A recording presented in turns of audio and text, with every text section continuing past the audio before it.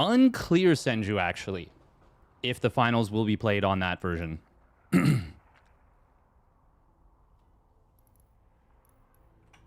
Not entirely clear. You saw 3, what happened in 2? That one seems like it was very spicy. Very spicy.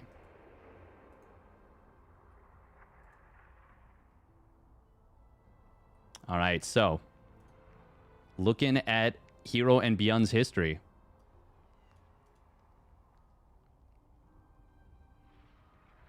It's, well, it's been definitely favored for herO, but ByuN has had his flowers. In fact, at one point, won 4 series in a row. Now, this is, and he got the double Jeopardy, where he got the GSL curse on herO. Lost the first one, won the second. Won the rematch, the more important one, the decider. ByuN's TVP has been the most impressive to me lately. Yeah, he is actually doing things that seem impossible more than I think anybody else. We're going to start things off here on Tourmaline. That should be a great deal of fun. Tourmaline, 10,000 feet, and White Rabbit if Game 3 is needed. This will be best of, pardon me, best of 3, best of 3, and then best of 5, best of 5, best of 5. And with that all being said, let's get right on into it.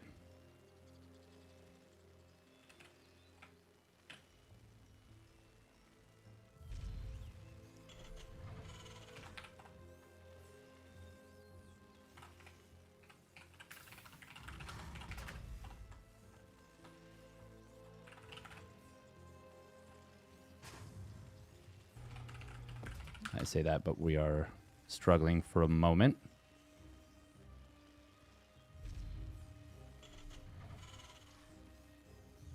Hip, hop, hip.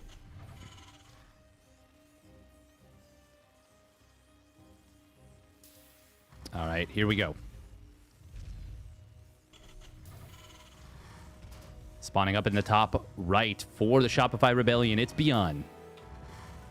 Open up with gas first. That was kind of cool. This like popped up into the view. And spawning down on the bottom left of Tourmaline, it is T1's herO.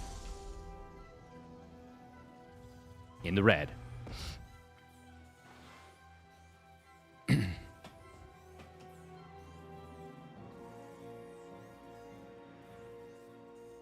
herO just finished winning another tournament earlier today. About 20 minutes ago. He just finished off Classic. And important to note as well, he actually beat Classic with his Terran in one of those maps. Just did a Marine tank push. Well, not a Marine tank push. It was a 3-rack stimmed bio tank push. Just kind of blasted Classic out, honestly.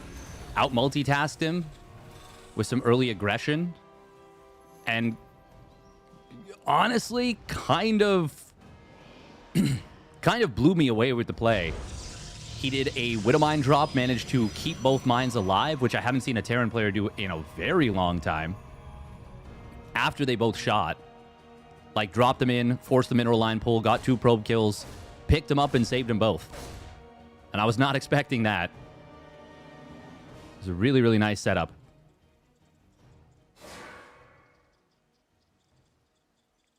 We are going to be seeing here from herO an Adept into a Sentry, which is pretty neat. herO, once again, one of the most flexible players in all of StarCraft 2. He has game plans, but I don't think he is the kind of player that is like, I must always do exactly what the build order dictates, or what I'm quote-unquote supposed to be doing. He mixes things up better than anyone. And it's really cool to see. Oh, Hallucinated Phoenix will get taken out. That's quite nice for ByuN. herO obviously saved that probe early on with a recall. Saw the double gas, but did get trapped. Ultimately made it out. Why spring the trap when you can break the trap? It's actually so nice for the Terran, though, to be able to deny the scouting. It is going to be a 3-mine drop, it looks like. Now, herO sees the 3rd mine. ByuN did not fix the rally on it. You can see he actually had it shift-clicked for some reason. Why, I wonder, actually. Oh, Adept did spot the medevac. That's going to allow these Stalkers to move out here. ByuN is tricky with his medevac movement. Now, he knows that the units are in position. He's going to try and juke to the left side. herO's got good vision, though, this pylon. Yeah, it sees it. That's going to let him get in position. He's already warped in an additional Stalker, and a 4th one is going to join up. First Widow Mine won't get burrowed. It actually gets killed. Oh, nice job from ByuN right there on the unburrow.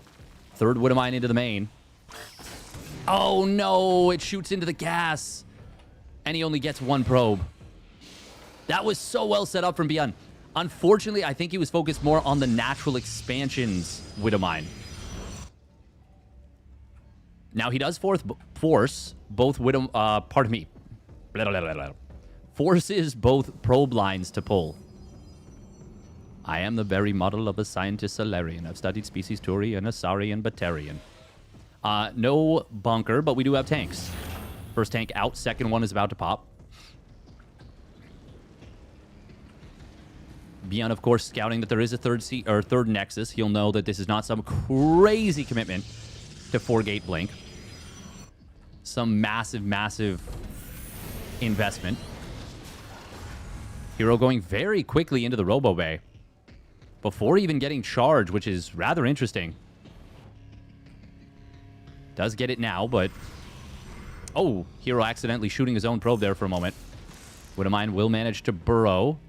Blink. Oh, it just barely wasn't off cooldown in time. But he... Oh my god, he blinked into the main. He just lost 4 Stalkers for a tank. That is bold. And not beautiful. ByuN looking fresh while herO is definitely a little bit tired.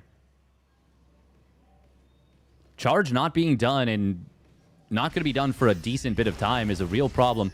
ByuN taking the opportunity with the Stalkers going down to move out across the map, and I think that's a good choice.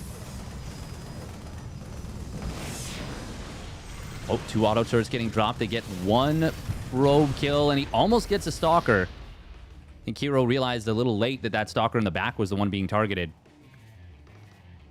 ByuN could set a little ambush in the middle of the map. Oh, and he is going to do exactly that. Stalker takes a lot of hits, and it does go down. herO having a pretty unpleasant early game. I would say wildly unpleasant, in fact. ByuN 3rd CC is on the way. He doesn't have what he needs to push the issue right now. And because it is mostly Marines against a very fast Colossus setup, I still actually am just fine with herO's position. Where is his Colossus? It is tucked in at the 3rd base. ByuN will see this. Medevac drop going to slip off to the left side. herO. Oh, does blink away this time. This is the leftover Widow Mine medevac. So it's got a lot of energy. herO going to try and run straight into the main. There is a couple of units on the walls. This is a big problem for ByuN. His main production may actually be camped. He might actually have to full commit right now with this army. Widow Mine will pop out. herO able to split against it. SCVs are going to pull. There's going to be so much damage. ByuN is... Oh, well, he is going to force this back. But the charge lots are now able to join the fight. Tanks get taken out very quickly. A really, really messy situation. A scramble situation for both players. But it is going to be, I think, herO coming out ahead on this one. Although, I mean, he lost 11 probes. No, what am I saying? herO's definitely not going to be happy about how this went. But it could have been so much worse. Now, if ByuN doesn't have the depot getting breached...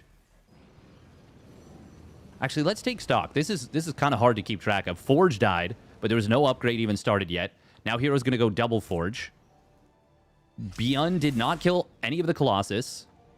He didn't get the Sentry either, so Guardian Shield is still available. Hero lost a lot of probes, but he also forced a lot of lost mining time himself. And ByuN is just now starting to land his third command center, while hero is getting a fourth Nexus, about halfway done. I think they both handled the situation once the chaos ensued. I mean, best case scenario for ByuN is he lifts the depot and the Zealots don't get into the main. Like, that would have been best case scenario, but that wasn't what happened. Once that happened, I think they both handled it very, very well. Hero was smart to recall when he did. He forced a lot of lost mining time, but that was only because ByuN was able to get a nice SCV pull. Some good positioning using his barracks to limit the damage of the Zealots. Not eliminate. Oh, those were some big mine shots. Holy crap. 5 kills between those 2 mines. And another couple Zealots very low on HP. Damn.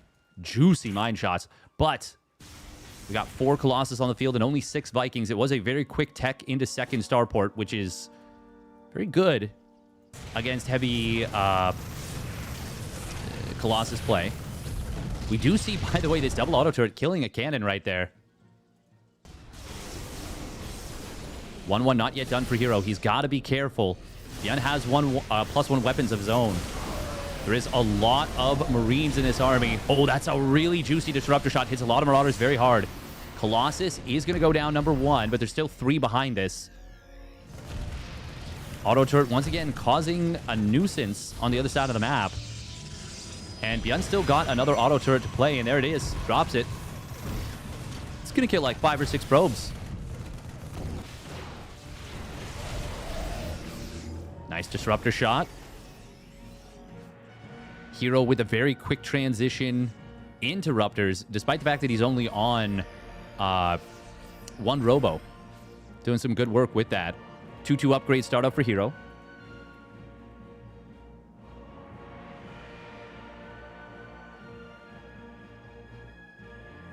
ByuN is going to land his 4th base. And that is Terran's big power spike moment. Once you get a 4th base up, your 2-2 completes. We're not there yet. 2-2 is actually a ways away, and it's quite far ahead for hero. Particularly the armor. The armor of ByuN is really late. He delayed that for a long time. I think prioritizing the second starport. Or possibly he did forget it. Hero puts a lot of pressure on his opponent. Just by nature of being hero. Oh, unfortunately, this auto turret is out of range of the probes on the gas. I like that he dropped it far-ish away from the shield battery. But unfortunately, he dropped it too far away, and I think the shield battery would have healed anyways. Ooh, disruptors in the middle are going to get jumped. 3 of them firing out their shots. 1 of them does connect. How many did he kill right there? He got 2. But the 3rd one got a pretty decent shot. Hero able to snipe down a Viking in the interim. And now he is double expanding behind this. He's already on 5 Nexus. He's going to start to take over macro-wise. Oh, that's a juicy shot there. 4 kills now. Actually, that one just got 4 kills straight up. Wonder if this counts as a different battle report or not. Looks like 4 Zealots did also get hit by the original Disruptor. Yeah, 3 Marines and a Marauder. Ooh, that's a lot of Zealot Stalker here. This will be a denial on this base, but ByuN's going to lose all of this army on the right. And there's no recourse for it either. It is just going down. That's end of discussion. He tries to hold his opponent in place. That will get him a sentry kill. 1 or 2 units on the back end. He positioned his army as best as he could. God, 4 Nexus on the production tab at once right there. Sheesh. Hero playing very in his opponent's face here. Caduceus Reactor very quickly out of ByuN. I would say it's fair to say he's rushing it. Rushing Caduceus Reactor. But we're also 13 minutes into the game, so can you call anything a rush at this point? Vikings will chase down all 3 of the Colossus likely. Disruptor, nice split from ByuN. Okay, it looks like that is enough to discourage a chase since the secondary army of herO shows up. The one that had the majority of the Blink Stalkers in it.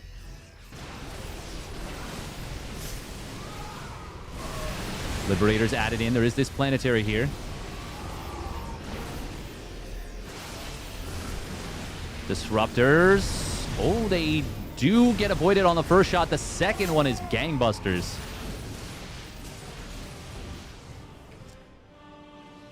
herO is now on double robo. He's also getting into additional gates. He's got his 3-3 half done. And ByuN is getting in towards his own 3-3. He does have +1 ship weapons, no +2 ship weapons just yet. He is maxed out, and he can certainly afford to start it. But obviously the army is here and putting a lot of pressure on him. Disruptors require a lot of focus to mitigate, to deal with. ByuN, though, now a 5th command center nearly set up here. At this point, herO is going to start to need something to break these bases, something like Blink DTs. These command centers will be quite good at funneling. Very good choice right there from ByuN to cancel the CC. I think it would have been sniped otherwise. This one does ultimately get sniped. Very quick moves from both players. herO gets a ghost killed. Liberators make it very difficult to approach the army, but herO's playing at the edge of the range very nicely. Oh, recall for a rotation. He's looking, I think, maybe for a kill on this base, or he spotted this army and he's trying to jump it. Oh, Disruptors in the middle get monster shots. Mega shots. ByuN still ahead in resources lost by 3,000. That is to be expected. The Terran is going to trade efficiently, generally speaking. Especially once they get their whole setup going. But it is going to be tough to break through. It's also going to be tough for ByuN to hold on indefinitely. We do have the transition to Sky Toss on the way from herO. Going to be going up to 3 Stargates and a Fleet Beacon. He's already got the +1 ship weapons, or +1 air weapons. Well on the way and nearly done, in fact. And even getting +1 shields. If it is going to be carriers, you need insane upgrades. You need ridiculously good upgrades. Oh, this is a big run at a lot of the Disruptors. They're not ready to fire. It's a really good concave from ByuN. That one Disruptor does get a big hit, but a lot of it is wounding. Only a couple of kills. Cannons and additional batteries being added on at the top side. Additional pylons for this top left base. ByuN is just going crazy with the CCs. +2 ship weapons is nearly done here for ByuN. That's going to bring these Liberators to their maximum potential versus ground. It is Tempest out of herO. God, he is really getting ready for a camp fest on this top left.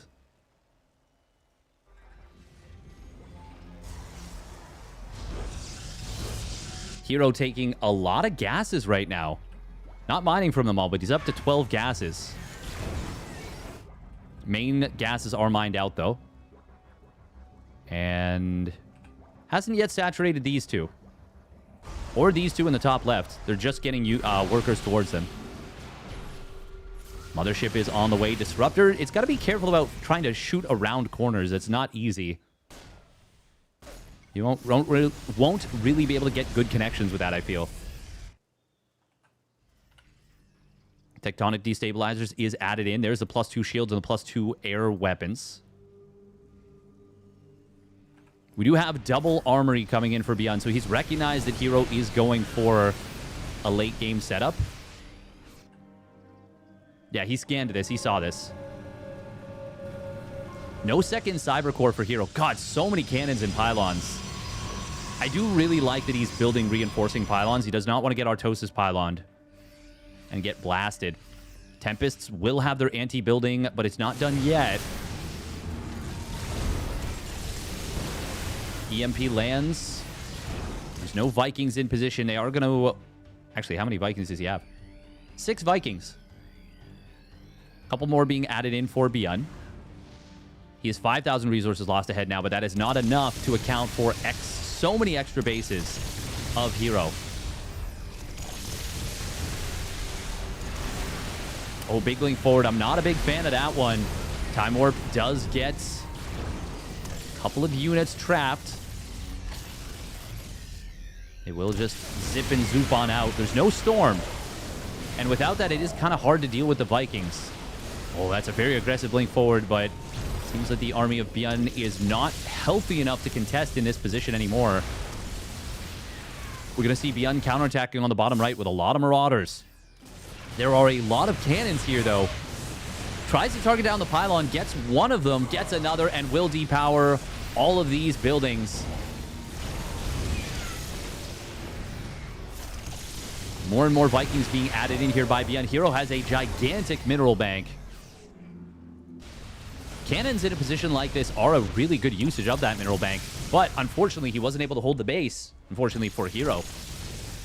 Great for ByuN, as he needed some counter damage. Especially if he ends up losing this base. Ooh, the Tempest getting low on HP. Marauders are not here. God, EMPs are really, really good. That's a nice Time Warp. Going to hit the Vikings hard. Zealots also getting on top of a couple of the Ghosts as a result. Planetary Fortress is getting repaired, but it is also getting clipped down. It won't fall, though. And more reinforcements show up. ByuN potentially could have flanked this army, but I think he's respecting the power of a big gateway reinforcement setup. 3 more Tempests going to come in from herO. ByuN is broke.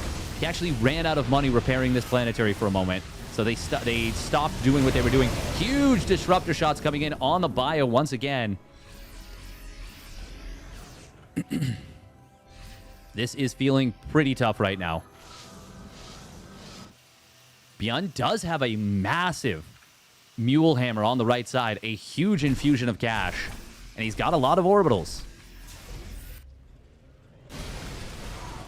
herO, though, wants to kill this base right here now. Good job from ByuN. He pulls the SCVs, not the Mules. The Mules need to keep mining. They won't add anything here. Unfortunately, he does still lose the base. Vikings, though, are going to be able to get some kills. Disruptor, I think there's only one in the army. It did fire its shot already. It was a good shot. ByuN may be able to run this down from herO, actually. This is not exactly a normal game like this. We're seeing a lot more expensive tech units from herO. Not a crazy amount more. Tempests are not super, super expensive in terms of gas, but they're not free either. And as a result, herO's bank is depleting a little bit faster than normal, but ByuN's is... well, ByuN's just in trouble. He really, really needs to keep this base up.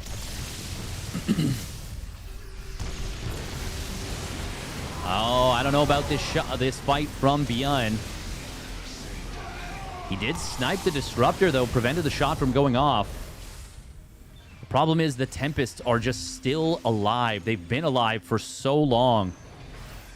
10 of them have fallen, but that's not enough. Where did the Oh, there was a mothership over here. He recalls to the top middle planetary. So many Mules are going to be forced to find a new home. Very nice tactical recall.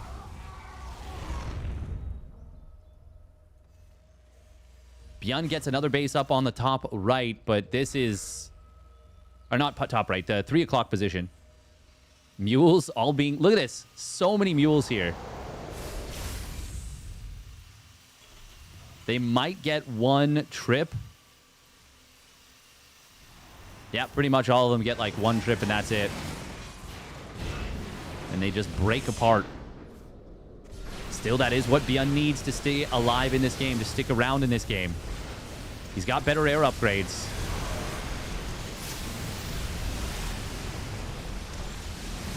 Especially when he lands EMPs and nullifies the shields. Mothership dropping a nice little Time Warp, but it's not going to be enough initially. herO does have Zealots on the top center. They will get this base very low. It is going to die. That is because ByuN is focused on the main fight. God, there's so many ghosts in this army, but not a whole hell of a lot else.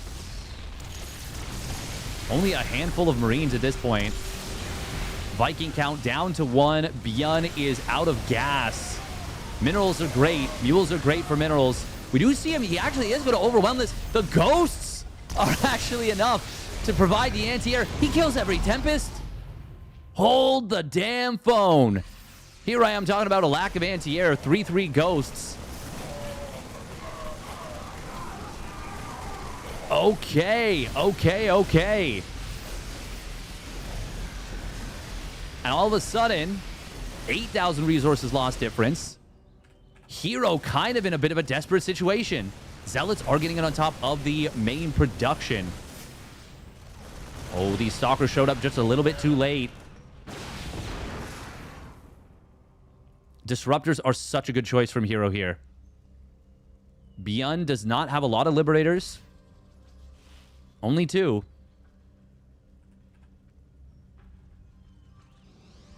Yes, Ghosts no longer one-shot, but they are still very strong. Okay, Scan comes in, sees some Tempests. Did see the Disruptors. He doesn't want to add Liberators, it seems. He is hunkering down on the setup he's got. herO, the thing is, ByuN now gets to freely mine from potentially both the 12 o'clock and the 3 o'clock base. ByuN's win condition, to me, feels like keeping these bases up and running. herO is actually going to start to get outmined a little bit if mules are active on both bases. That does mean, of course, the bases mine out very quickly. ByuN, though, now able to start actually mining gas from this newest base. herO building his 3rd mothership of the game.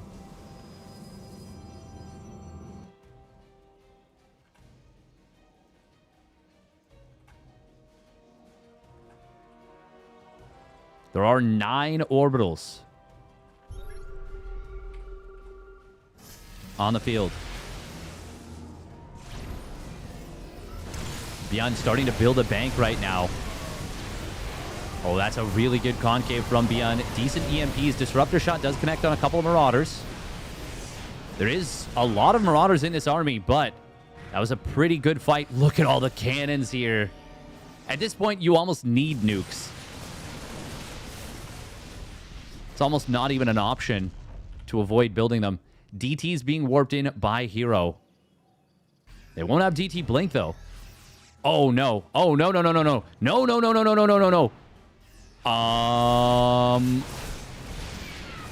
Okay, well, he just walked right past. Oh, the flank. He's trying to surround this army. herO getting 360 no-scoped.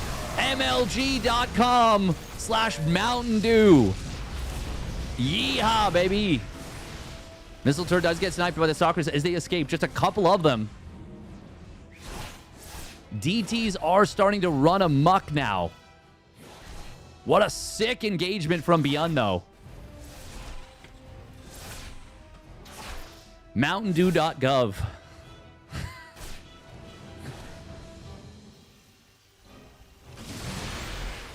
herO now outmining his opponent by a lot after killing 14 SCVs. Oh, he wants to kill on this base on the right side. I don't think he's going to get it, though. The repair is too good. And the Liberators providing a crazy amount of support.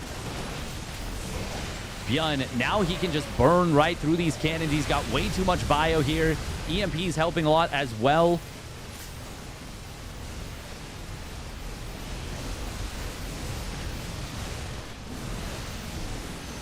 GG on this base. Recall into the fight, but the mothership dies instantly. Time warp is good. There's a lot of Zealots here. He actually keeps the Nexus alive for a little while, but I don't think it's going to... Is it? That actually went like way better for here than I expected, but this was his entire army, his entire bank. And he loses the base. And with that, GG is called. Holy moly. What the game. What the game. ByuN. Getting it done. Thank you, Monty. And for the tier 1 resub, it's 61 months. Absolutely wild stuff.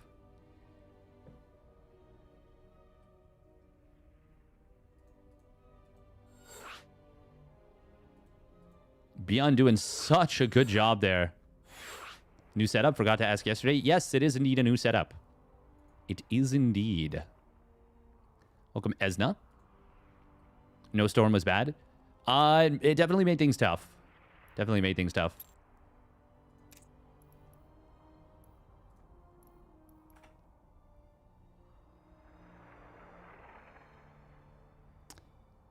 I think Tempests can be decent. I think they should act as an effort to... Well, either one, you have to pair them with Storm, I think, if you want to keep them alive. Or two, you've got to find a different way. Like, use them as kind of a bait. I am observing. I am observing. Is there a feed? Is there a clean feed?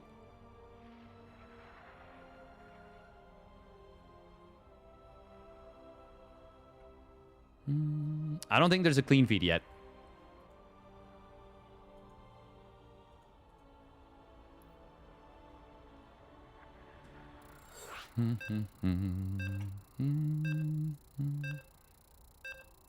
Feel like you can still transition to carriers, but keep like 3 Tempests for Liberators? No? That's the thing. I feel like you... Because the Tempests have tectonic destabilizers, it can kind of be bait to keep them...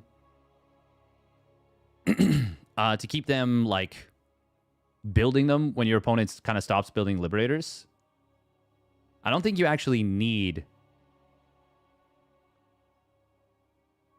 Tempest anymore. Like, I think Blink DTs are a more effective base sniper.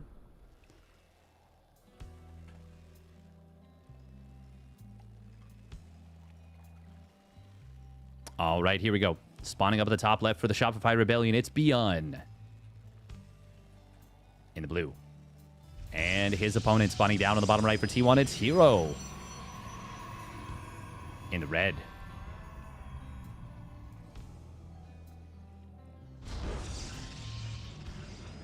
And he's going to be going for a gas first once again. Tempest R 4 supply, I believe, yes.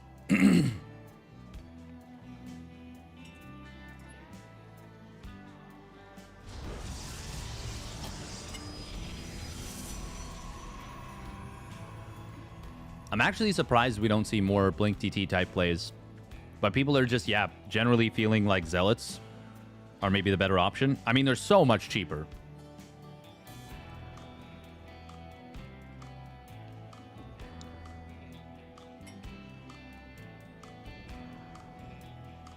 I personally think the Blink DT is just cooler. Because it is. But, yeah.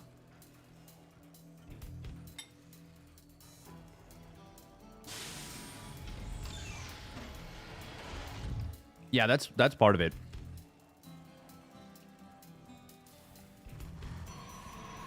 I feel like you do need an Oracle to revelate the Terran army if you're going to play Tempest. And it's kind of map dependent because, yeah, you do not want to get flanked. Like, ByuN was doing a really good job holding on, but it was that huge surround in the middle of the map that, like, put the game out of herO's reach, I think. And before that, I feel like it was an advantage for ByuN, but definitely not over.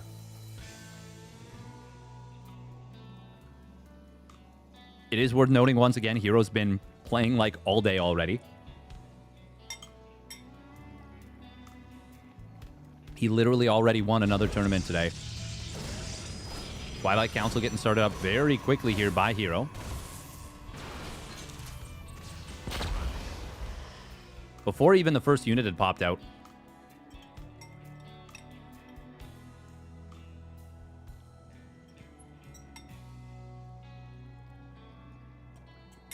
All in a day's work. Exactly, Ann likes to code. Exactly. I hope Ann enjoys coding. Oh, look at these Reapers. Bullying the Stalker.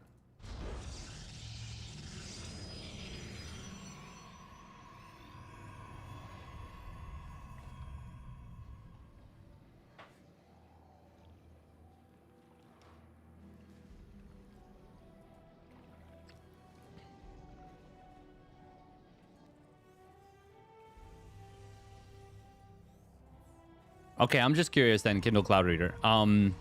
If you think Tempests are not a good unit in this matchup, what do you think is a good unit in the Zerg versus Terran matchup?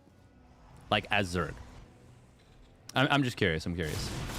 Oh, Widowmine actually does get a shot. Kills a Stalker here.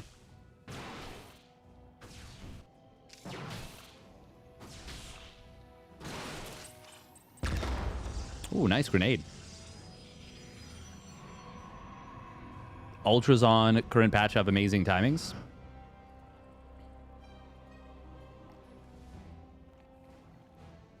In what context?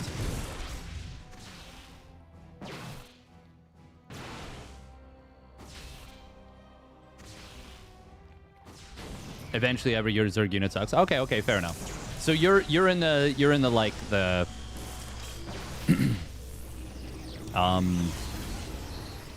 the camp of you think most units are kind of bad.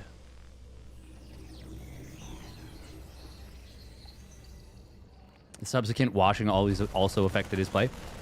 We got Fake Cloak. Looks like it's just going to be a single Banshee. Or he's going Banshee into Raven. And this is a very unique play. No, it's not. Widowmine is going to unburrow again in the main. Oh, Sentry just barely not able to get the kill. And that's a triple kill. 2 HP on that mine. 1 probe attack would have saved 3 probes. Oh, herO is hunting the Banshee.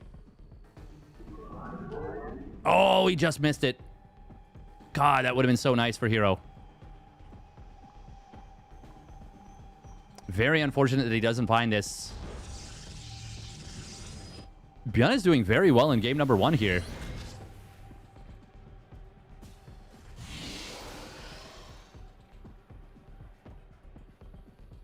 Beyond those, or sorry, in series number 1. I mean, he did very well in game number 1. He won it. Banshee showing up, grabs 2 probes. herO cannot be happy about the fact that that gave him the slip. But what he can be happy about is sniping combat shields, which is exactly what he's going to do. Shift-clicking Stim will get that as well. Well, that is not so bad at all. Does lose 6 probes on the other side of the map, though. Okay, with the damage ByuN's done, this is actually still fine for ByuN. herO needs to probe up like a madman, but the problem is, since this is a short rush distance map, wow, there's only 1 tank, so he can't actually push across it. Yeah, ByuN needs to just kind of build SCVs while rebuilding Stim in combat. I wouldn't even mind a double NG bay, actually. Yeah, I think that'd be a good choice. Oh, but the Stalkers of herO, they're going to be able to bully for a while. Never mind. Never mind. That's some good value right there. Gets it canceled on the 3rd CC. Kills a Widowmine, kills a Medevac, kills a couple of Marines. Does lose the Observer, loses a couple Stalkers. He's going to poke back in.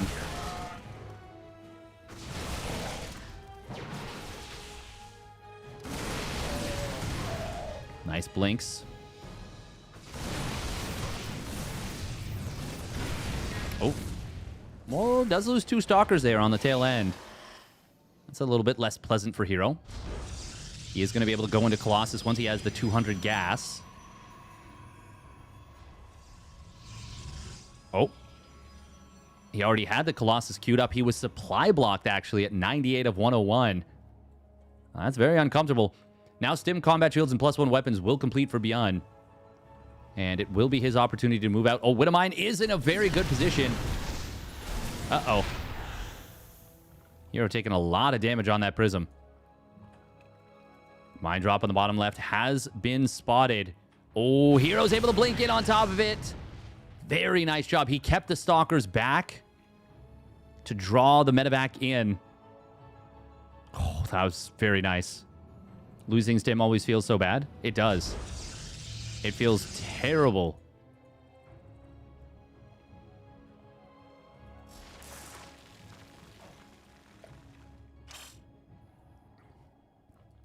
herO is dragging ByuN down into the mud with him. Here on 10,000 feet. Nobody does it better. No one's better and dragging their opponents down into the mud, making the game messy for both parties. ByuN will be able to mine from this third base momentarily. 61 SCVs, good worker count. But herO is coming in from the back. ByuN did not see this army even approach.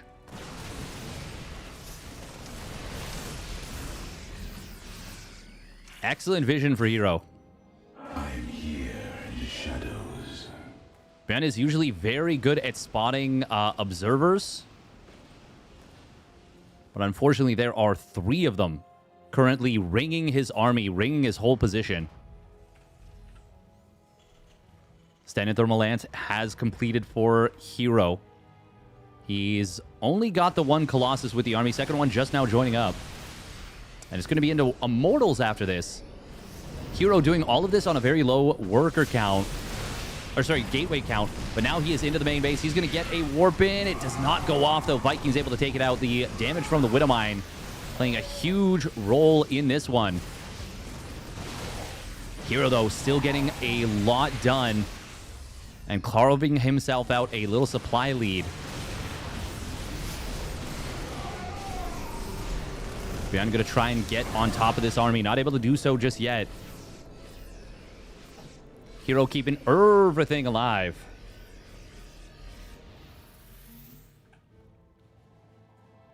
And now 2-1 upgrade is going to kick in for herO. He's going to have the 5th Nexus finishing in a moment. Attack, attack, attack. That is our mantra when we are herO. We go crazy with it. We get sick with it.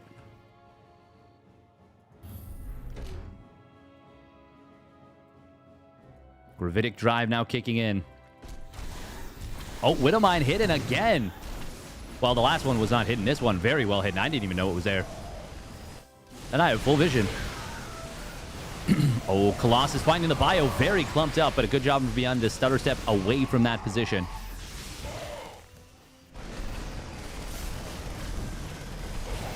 Zealots will get on top of the reinforcements here, and he's actually going to be able to clean up the ghost and everything. herO continuing to push at the front. He is going to force game number 3. GG. herO getting it done.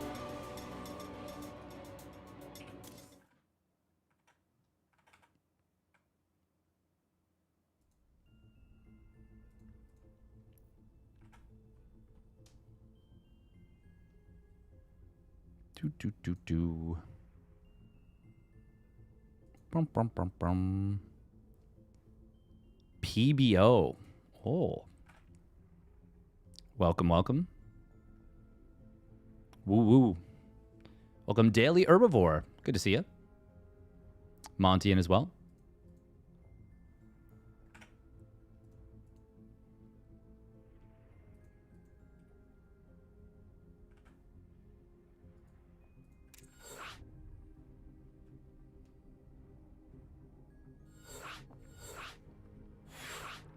Keep the puppies.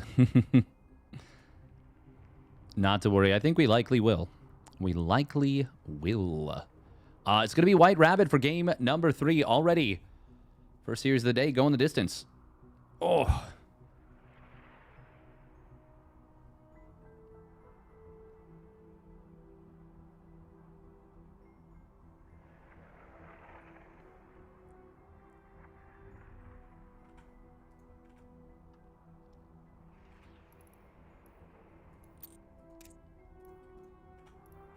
ByuN asking for 1 minute, please. And of course, happy to oblige. Mostly because it's not my tournament. All right, 2.5 minutes of ads here on Twitch. And we will get into another game.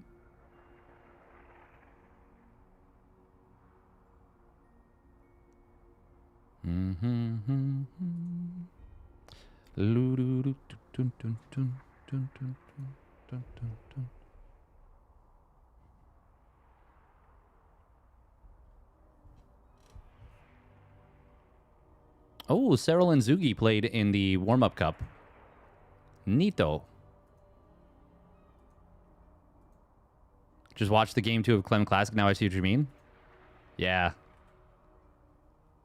Yeah, I didn't cast it myself, but pretty spicy, to say the very least.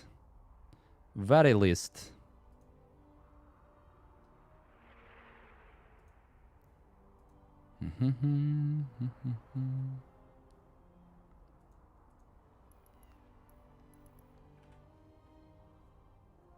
With ByuN's micro, in 1 minute, you can cook dinner, eat it, and get a shower. Damn. His micro bending the space-time continuum. Hell yeah.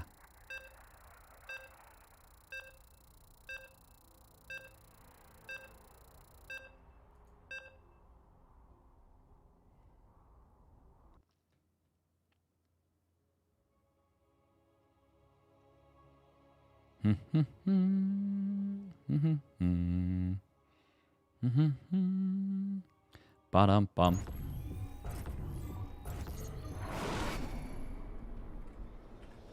All right, game number 3.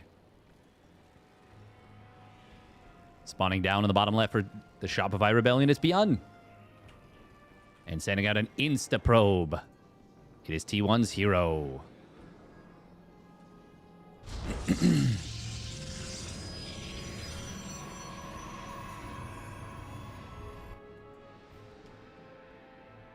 There's a lot of virtues of this. 1, basically any proxy gets spotted immediately. Many times, you catch the SCV on the map, and it's forced to return home. 2, you get to be just a jerk. You get to be an unpleasant jerk with your early probe. Force your opponent to pull an SCV. Create stress. You get a full scout.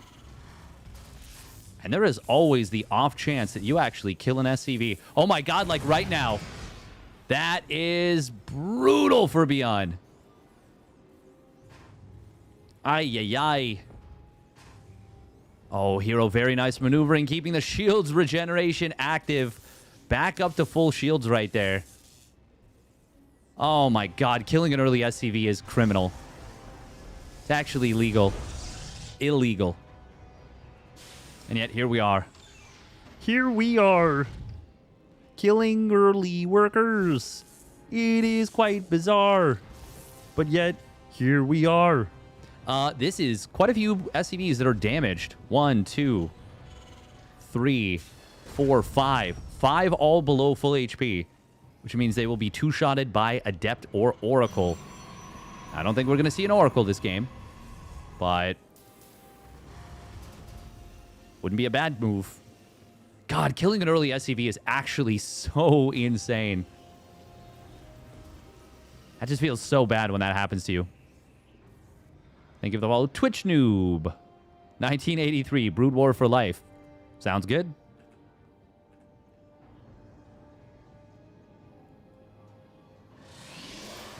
It's a good game.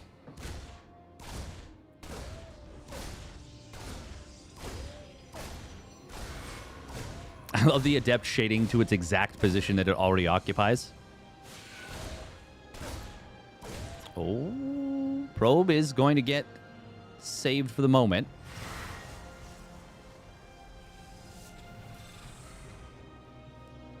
It is going to be Reaper into Widowmine, interestingly. So no 2 Reaper Hellion. ByuN definitely wants to kill at least a couple probes. Well, maybe not at least a couple, but at least one. Adepts, one of them shades away. Back into the main base. The other one canceling its shade. It is going to be just a retreat. Where'd the Reapers go? Oh, oh my god, they juked. Nice.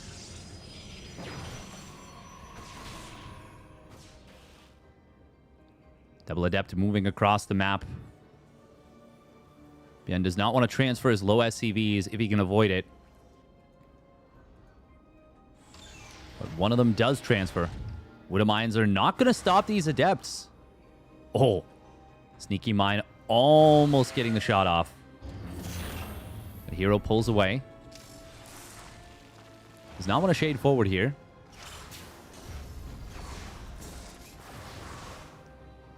God, that wood of mine is so close. Ooh, slick hot pickup right there. Dodging the adept shot. Oh, spotting the medevac move out is such good information for herO. He's actually going to shade forward with the adepts. Oh, he actually can get into the main now. Unfortunately, he lost one of the adepts, but he will be able to get at least... Oh, actually missed targets there.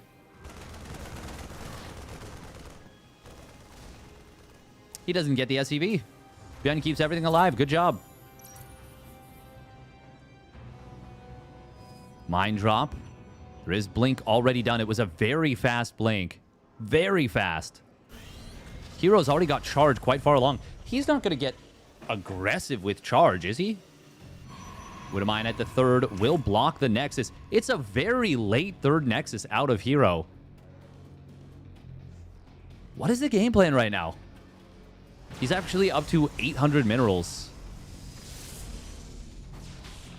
God, that is taking a while to kill that mine. No, no, herO. Oh, that was a little silly. That was a little silly from herO. That delays his Nexus even more, like an extra 10, 15 seconds. That was a little goofy. Oh, Widowmine drop has been spotted. There are a lot of stalkers that have been warped in. There's the blinket on top of it. He will get... Oh, does get all the mines. Oh, that medevac. Yeah. Not going to be able to get a lot. Stay alive till boost. ByuN did a third CC during all this. 3 CC opener. Double NG Bay. Interesting. This is really greedy out of ByuN. But if herO doesn't get something done with these blink stalkers, he is going to be in trouble. The interesting thing is he does have charge done.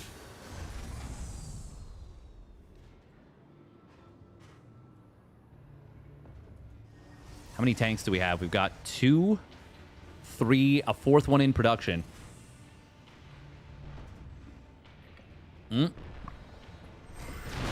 Snipe on Stim is going to be easy peasy here. There is a Raven that provides detection.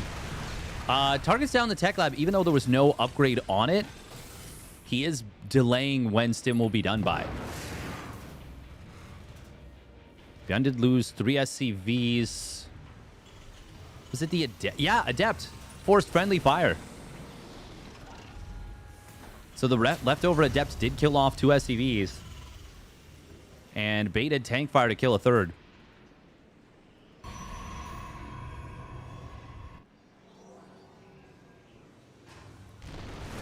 Oh. Yeah, tanks here make it so that you can't easily take this bunker down. herO going for Storm and +1. Now, with how late Stim is, if ByuN tries to move out without it, and herO hits him with Storm, it's going to be an absolute disaster for ByuN. If ByuN waits until Stim and combat shields are done, herO's economy is going to become a problem. It's already a bit of a problem. Oh, Raven. Oh, very cute. He actually doubled back to go after this. ByuN, though, knows herO's probably tracking this Raven. Now, this is going to be funny because Stim and combat shields are way later than 1-1. Unfortunately for ByuN, he doesn't yet have his armory. Nor is it on the way, nor can he easily afford 2-2. God, that is a big, hefty army. But no Stim and combat shields. Once again, these Zealots, even without Stim and combat shields, you still, I feel like, can't actually fight that. But, oh my God! We missed it. We missed it, but it was the storm drop of a lifetime. Okay, we are going to go back and take a look at that after the game, because this, well, I mean, this game will be concluding shortly. Make no mistake. Either ByuN wins, or he is dead. Oh no, the tanks are caught on siege. 2 of them go down instantly.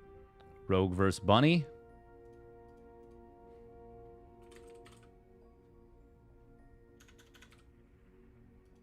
Rogue. Bunny.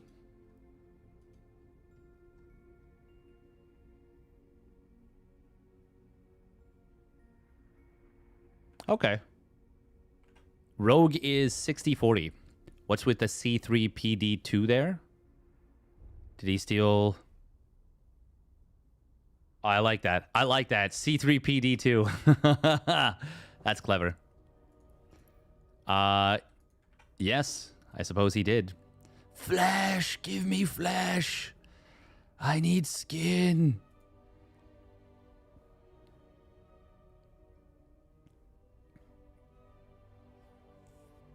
I wonder if the players don't want big breaks.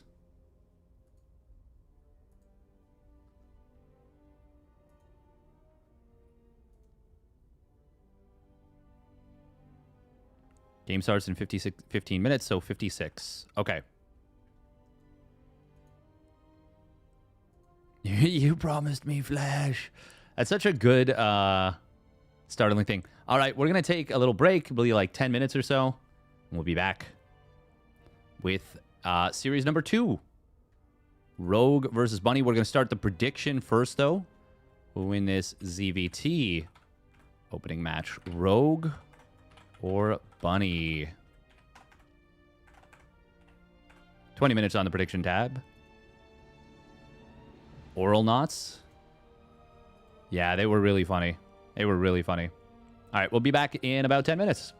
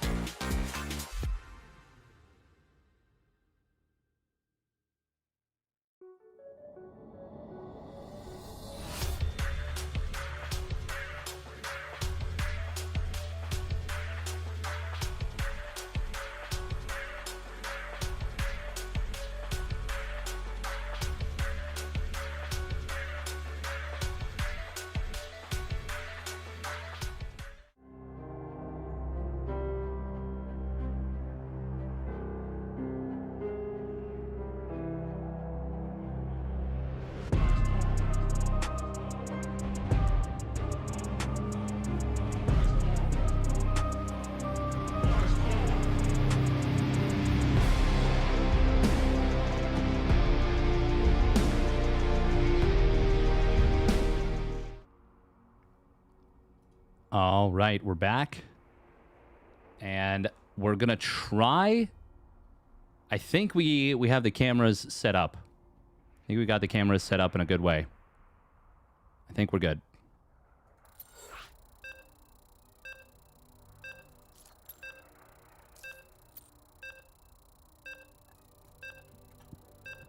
Tourmaline is going to be the map.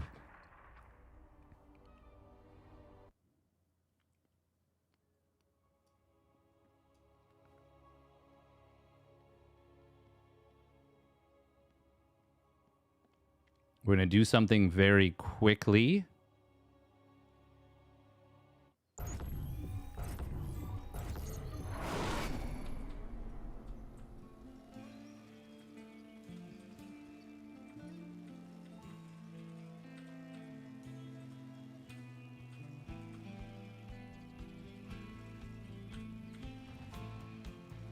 I think the alignment's good there. Oh, that looks good. That looks good. Whew, clean. All right. Here we go. Look at that. We've got... Oh, that's clean. That's very clean. Spawning down in the bottom left. It is Bunny. In the blue. And his opponent spawning up the top right. It is Rogue. In the red. Oh, that's nice. That's good. That's good. I'm proud of us. It is going to be a hatch pool. Gasless opener to start things off. Interesting. Interesting. All right. All right. Very, very intriguing.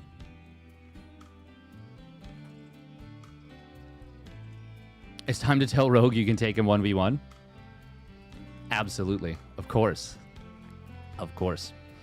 I do feel like Rogue is the favorite here. I won't say, you know, there's nothing Bunny can do, but I feel like definitely Rogue is a bit of the favorite. I believe he's wearing like a headband right there. Got a little bit of a sweep back going on. I can dig it. I can absolutely dig it. Know what I'm saying? Know what I'm saying? Mm-hmm. Now, I'll have to be mindful that this part underneath won't be as easy to see. I could also put that on the right side. What do you think? Is this better or right side?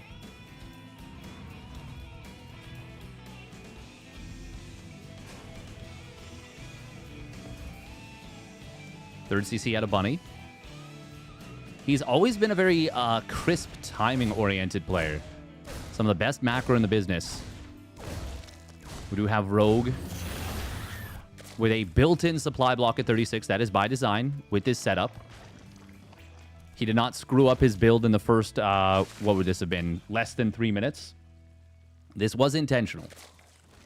He's not me. Wrecking his build in the first 3 minutes. When you're going for 4 queen, it just ends up working out such that you can get up to 36 supply. And you've spent all your larvae, so you build all of them all at once. Oh. Bunny is... Oh, not getting the kill, but he does get the block. It's still very nice getting the block.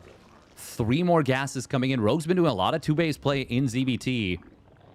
Into very quick mutas. Oh, Bunny gets the kill on the drone. Very nice snipe. Very good start with this Reaper, in fact.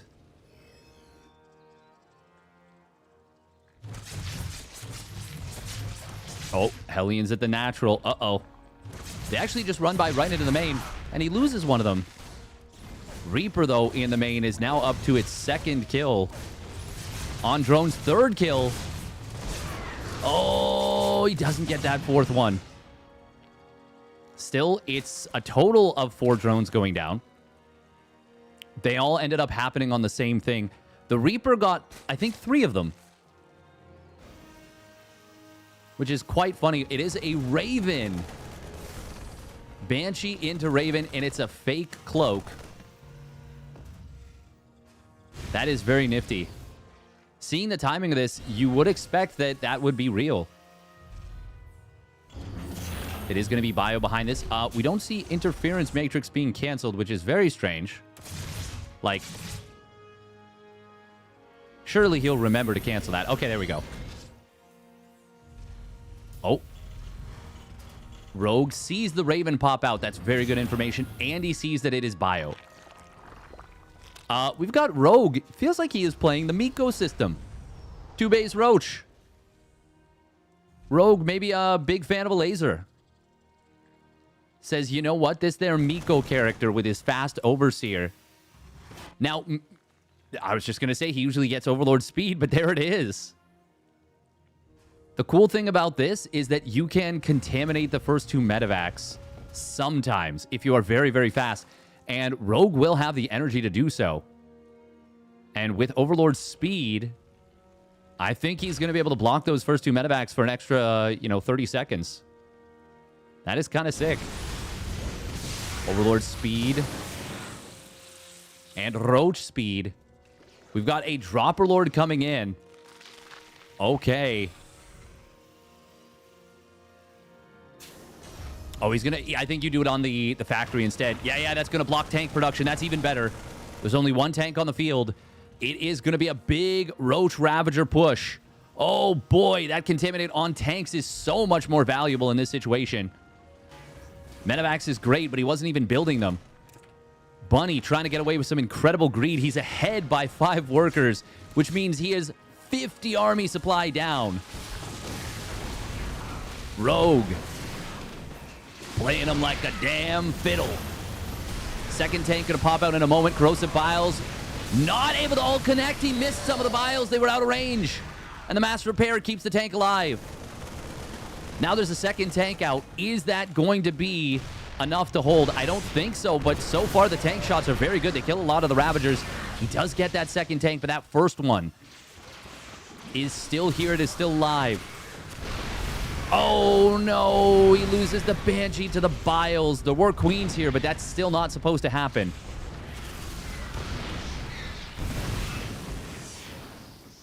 That is absolutely not supposed to happen. Bunny is about to have 1-1. Combat Shield's very close to completing, and now the first 2 medevacs are out. Rogue is still driving forward. He is down in upgrades. These tanks are unsieged. That allows them to avoid the Corrosive Biles, but the Biles now land on the SCVs because the SCVs were body blocked behind. Anti-armor missile not in time. Combat Shield's not in time. Bunny nowhere near enough in the end. But for just a moment, he made me believe. The repair on the tank made me wonder if there might have been a chance. But Rogue was a little too hot to handle. And he takes a sick, nasty game number 1.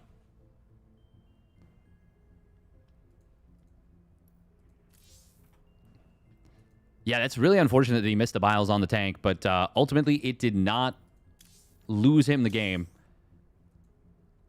And if anything, it almost feels like it gave Bunny a bit of false hope. Now, obviously, it's far better if you just don't miss the Biles, but the game is hard. And that tank was pretty far back. He was trying to hit it right at the edge, because obviously you don't want the Ravagers in the front. Even though tanks get bonus damage versus Ravagers, there's only the 1 tank. You're worried more about the survivability of everything else.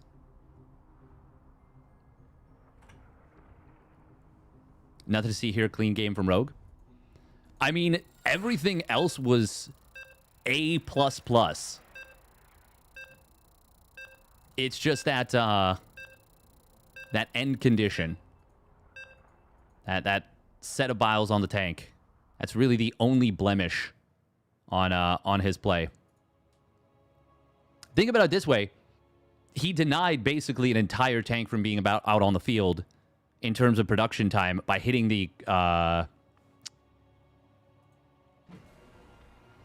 thing that he did. Contaminate. Wow. Great job, Steadfast. You remembered the word. Yay. All right, here we go. Spawning down in the bottom left. We've got player cams now. It is Rogue. In the red. And his opponent spawning up the top right. It is Bunny. The best player named after a small pet.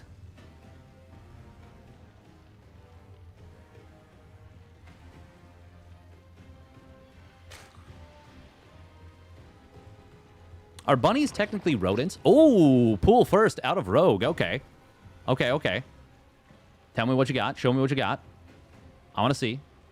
I want to check it out. I want to dance with somebody. I want to feel the heat with somebody. Ooh, I want to dance with somebody. Now, what is this looking to get done? Is this looking to counter a proxy 3 racks? Or is this like a blind counter against a proxy racks? Or is this looking to actually get something done? I mean, obviously, in a perfect world, your opponent loses the game somehow to 6 links. Now, that shouldn't happen. But if there's no scout, the Reaper gets avoided. This could get funky at minimum. And this can always go into a Roach Warren. It's not gonna, but it could have. Coulda, woulda, buddha. The TLMC, Team Liquid Mop Contest, brought to you by Monster Energy and Shopify Rebellion.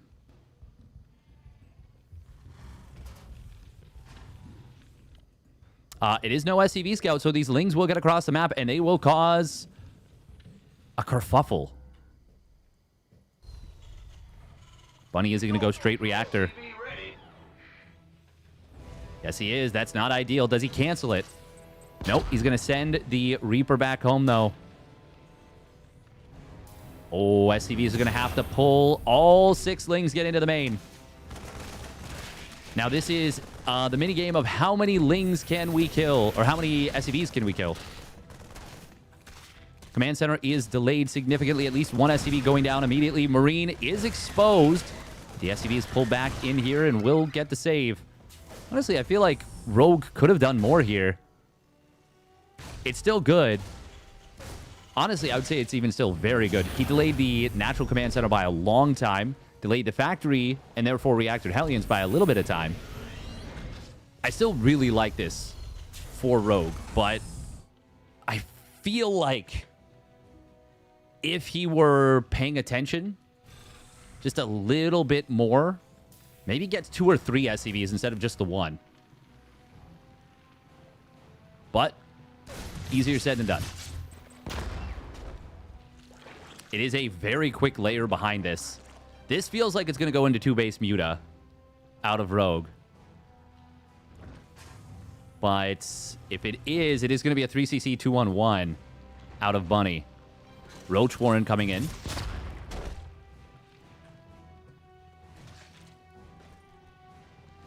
Would be fun to see what this turns into. Oh. Drone in the main is going to get sniped. Hello? Because there's a Hellion in the back. It picks up quite a few kills. 2 Hellions getting 5 drones. The Reaper up to 6 kills now. Oh, does it get away?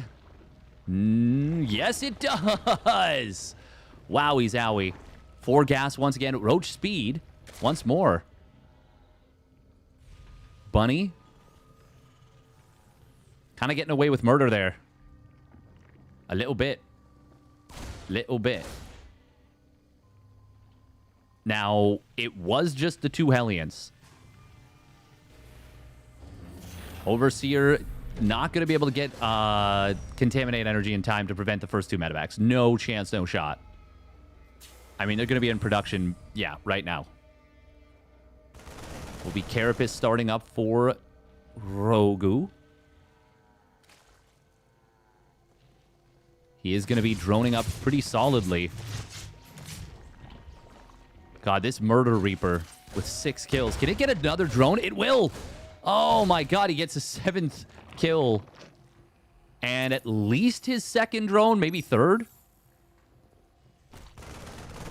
Overseer is going to get taken out here.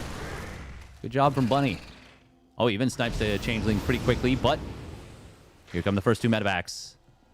Roach is in production. Mostly for safety, but he's... Hang on. Is he thinking aggression again? He is supply blocked at 90. He's got Roach speed done. This feels like Rogue really, really wants to hammer Bunny once again.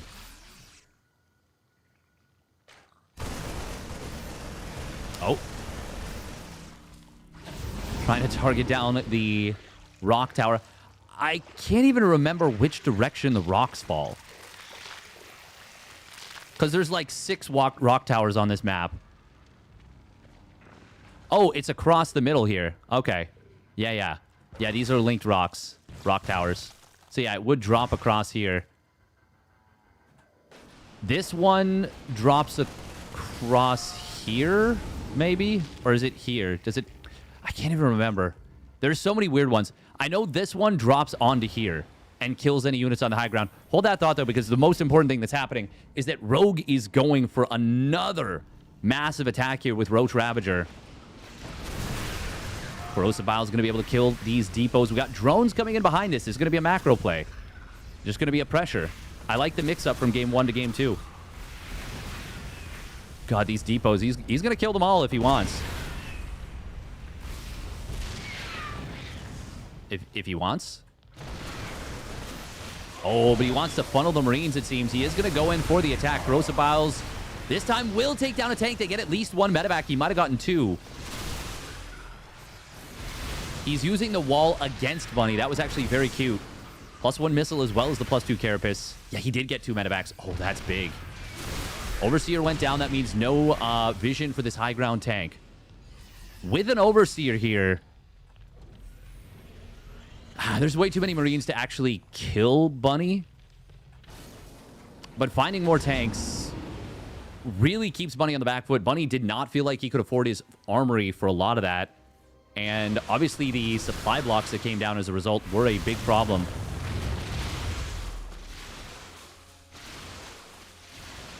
We're going to see a bunch of rock towers trying to be targeted, but look at this. A quad Doom drop.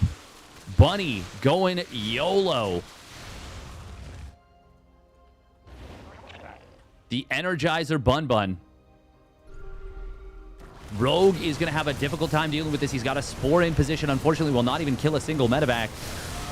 That is 32 men with guns.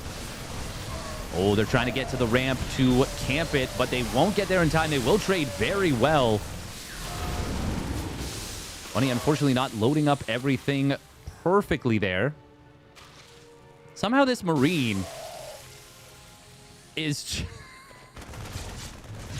completely ignored.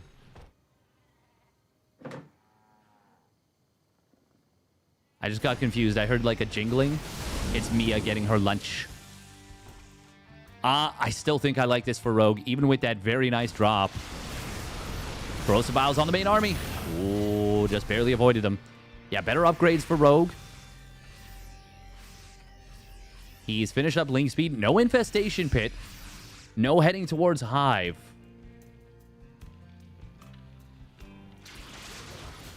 Two on the way for Bunny. But it is a long ways away from completing.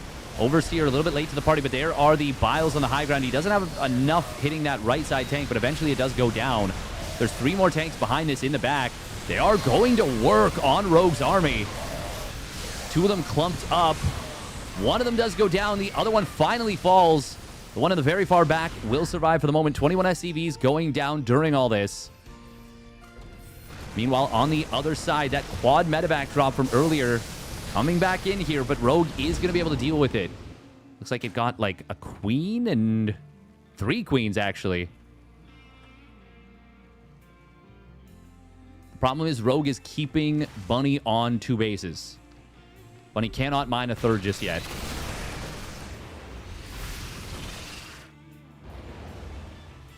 Time is... I feel like time is not on Bunny's side right now.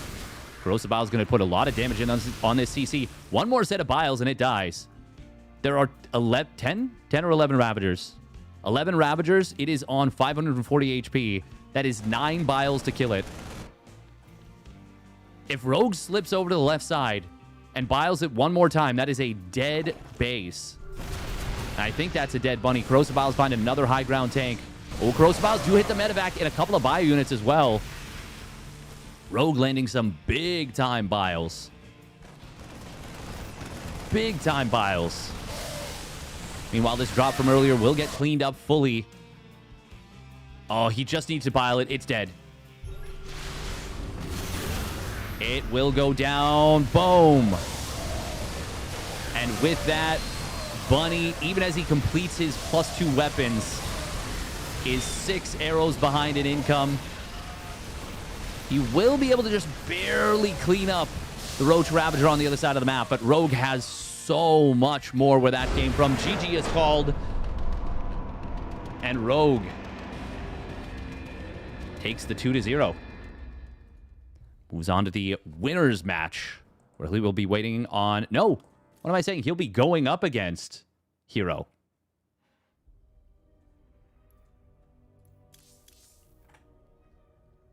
GG Rogue still strong? He sure is. He sure is. He sure is.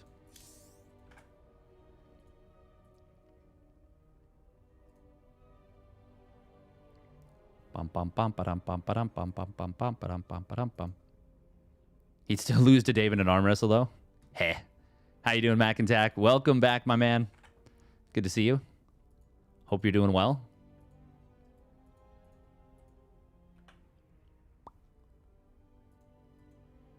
The Canadian Zerg extraordinaire turned bodybuilder. Not actually bodybuilding, but I know you've been hitting the gym hard.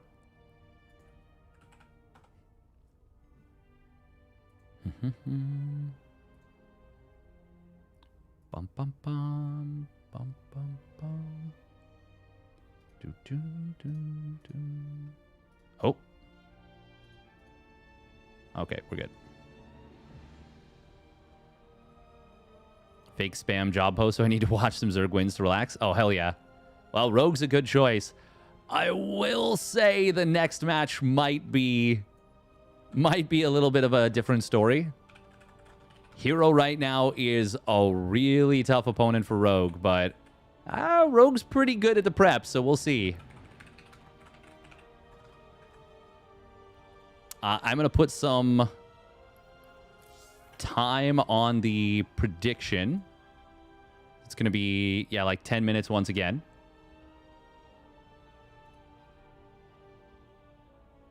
It's going to be herO versus Rogue.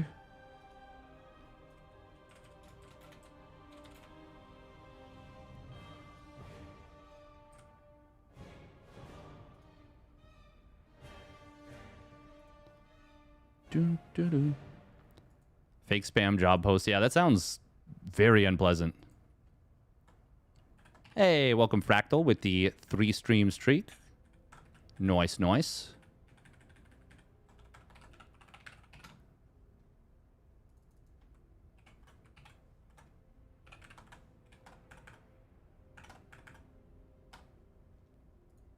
That sounds super cringe, honestly. Disappointed bunny doesn't look like a bunny. Would be amazing if he wore bunny ears for everything. Yeah, that is really frustrating. That is really frustrating. I hope that ceases. We will be back in, yeah, about 10 minutes, give or take. And we will see you shortly. I do have to run some ads. I do apologize for the ads, but that is the nature of Twitch at this point, unfortunately. We'll be back in, yeah, like 10, 15 minutes with the winners match of Group B, herO versus Rogue.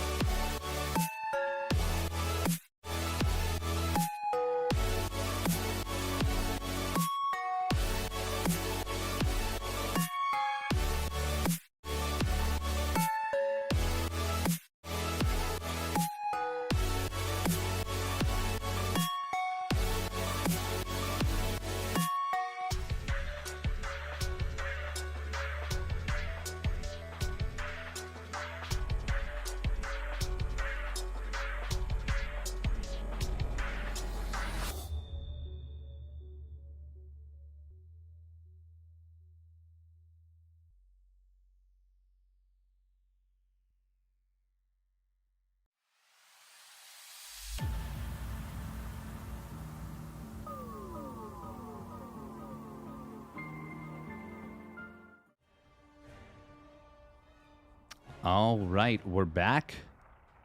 And it is herO, it is Rogue. Coming at you, we've got... Oh, there's cam links. Copy link.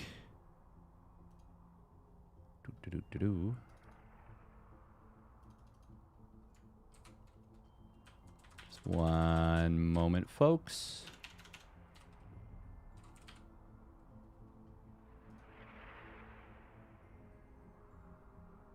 Nice.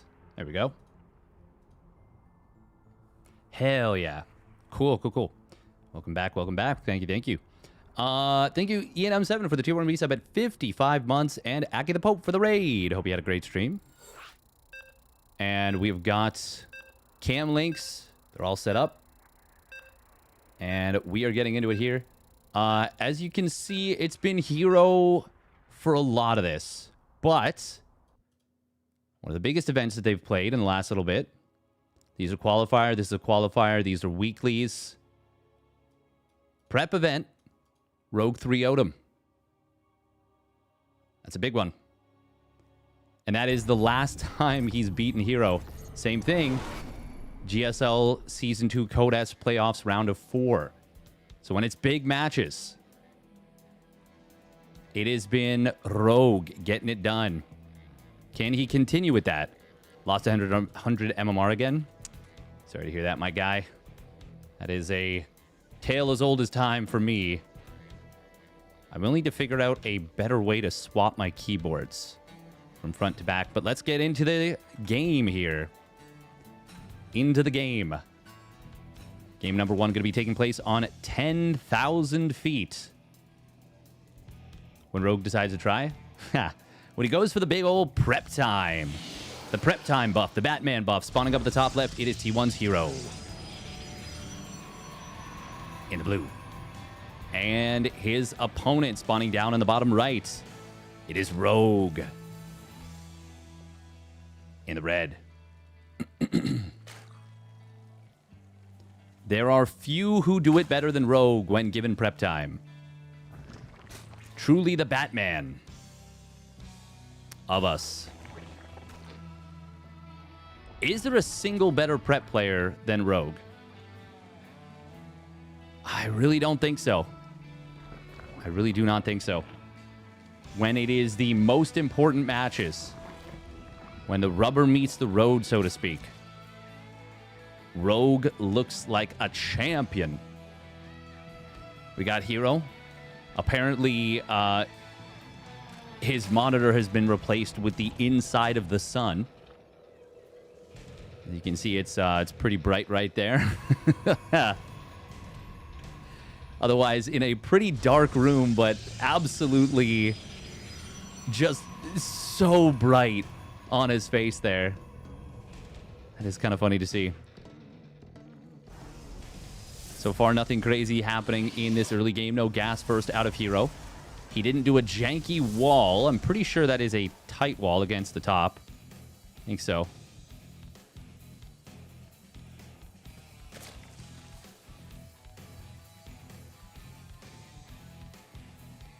Now, Rogue has been, at least a little bit, trying to get away with just building 2 lings. herO, no chrono. Rogue putting this drone. Look at it. It's like sitting on the edge of creep like a puppy. He's like ready to go for a big run. Borf, borf. Did want to go for the fast third queen, which is the new hotness, just in general. I think when your opponent doesn't chrono the adept, though, I think you can get away with the faster third hatch. Rogue is the kind of player that doesn't tend to make those little necessary, or not necessary, little micro adjustments necessarily. Little mini adjustments to his play. Oh, the adept wanted that creep tumor. Rogue's going to be able to zone this out, though. Good job. That adept, of course, will not be able to find the tumor. May seem not the biggest of deals, but creep spread, especially on 10,000 feet, is very important. This is a short rush distance map. And if you can set up creep outside of this potential third base or even fourth base of the Protoss, it becomes a lot more difficult to get things done. Rogue a little bit supply blocked, waiting for his hatchery to finish at the third. He's not floating a ton of larva. It is Void Ray first out of herO, and he wants multiple OVs. And he is going to find multiple OVs. Oh, that is so good for herO. He is going to get 3 Overlords as a result. Of course, this one on the other side, it is dead. There's no way it survives. God, this is the kind of stuff that Protoss players should be doing in the big matches. I love that he goes after a couple creep tumors as well. Rogue gets a scout. That's great. Fantastic. Awesome. He loses 3 Overlords to a Void Ray. That is the King Void Ray. It's him. It is Void Ray.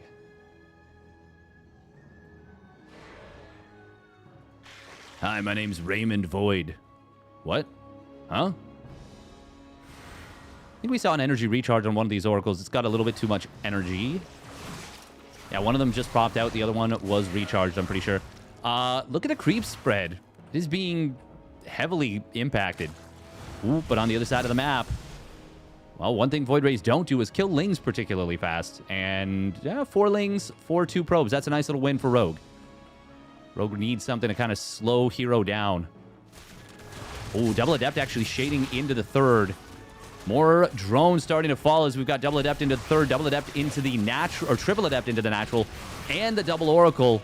Oh, baby, this early game from herO.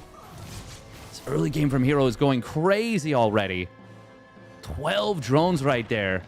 And with Blink and Fast +1 pretty decently far along, if herO elected to go for a big commitment to Blink Stalkers, it would be so difficult for Rogue to deal with. But he's going for a quick Templar Archives. Now, we have seen some Blink Stalker Archon play. It's insane to even suggest that as a concept, but I've seen it not a non-zero amount of times, and against a player like Rogue that does like to build a lot of Zerglings, it can theoretically be effective. I don't think that's what we're going to see, but he is going up to 8 gates. Could even be just Blink Stalker Storm. Also not a bad move. Rogue wanting to knock down these destructible Zerg rocks a little prematurely here.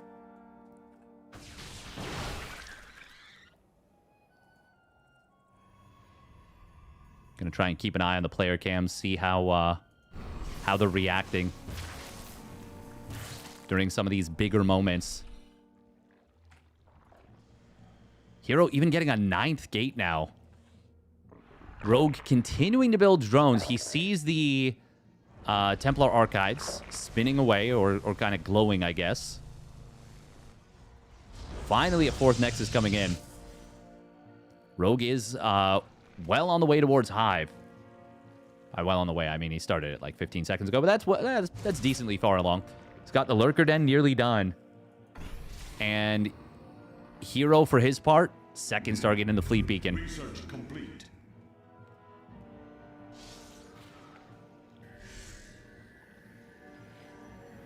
The Revelation symbol is so nice and visually clear. They've got this weird demonic triple-pronged crown head. +1 Carapace starts up. +2 attack can also start up.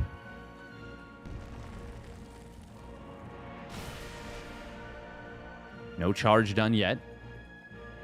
Here we're going to move out, though, with some Blink Stalkers, some Zealots, a lot of Storm, and it looks like just 1 Archon.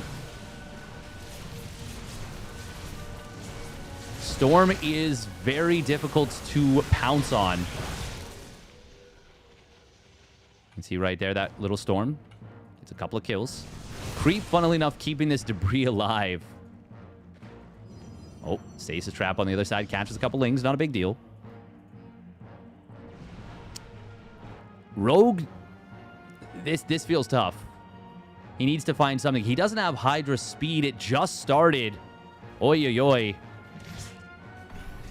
He and I realized at exactly the same moment as his stupidly slow Hydras waddle up towards this base. Lurkers get into a really good spot, but they don't have range. What they do have is an incredibly good position against an opponent that the Oracles were out of position. Now Revelation comes through.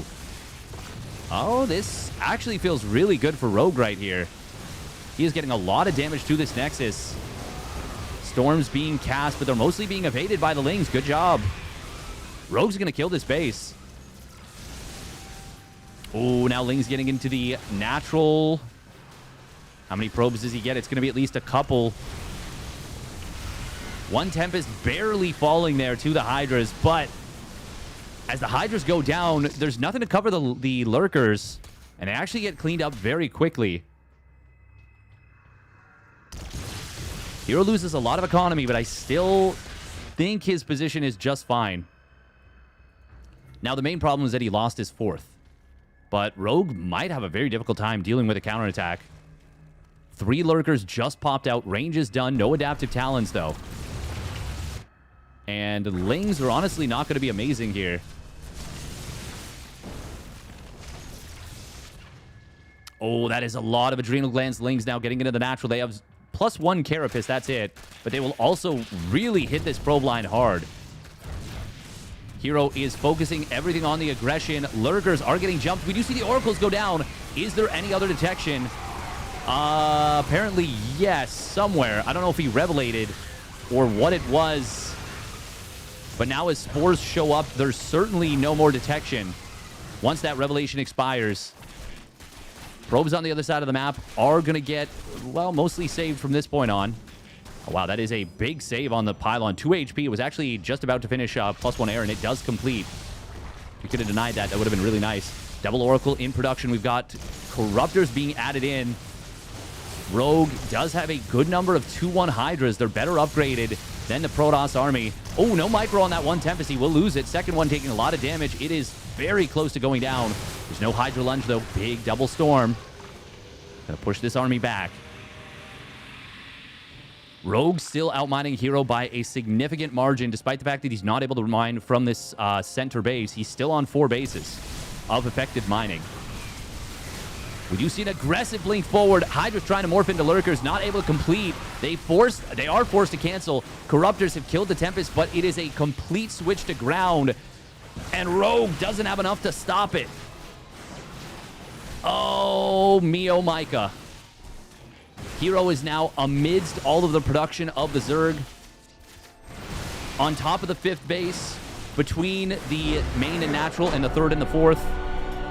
And with that, Rogue will have no choice but to tap out. herO takes game number 1.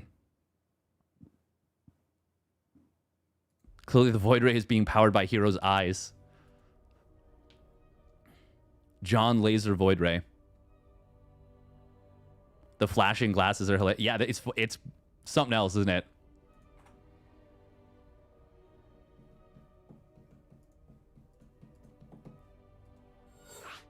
All right, game number 2 is going to be on Missing You Today. One of the memeiest map names we've got.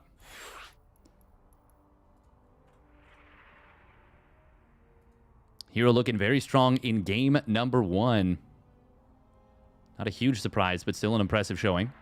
Quick minute of ads as we get into game 2. Fractal Cactal.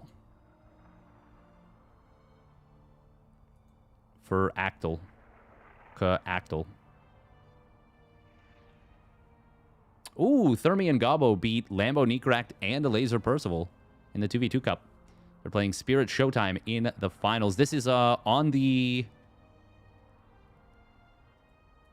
PTR, evidently.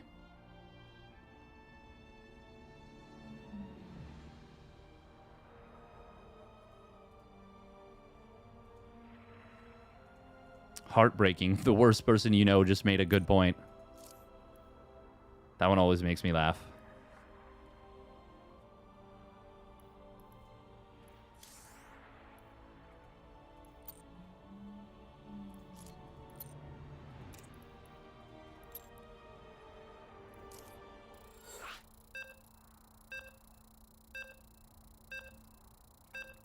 Bum bum bum ba bum. Bum bum bum ba bum. Bum bum bum bum ba dum. Ba da dum bum ba dum. Bum. All right, here we go. This is an interesting map because it's got a very weird little bottom left. It's actually a face on the minimap, isn't it? Huh. This is so strange.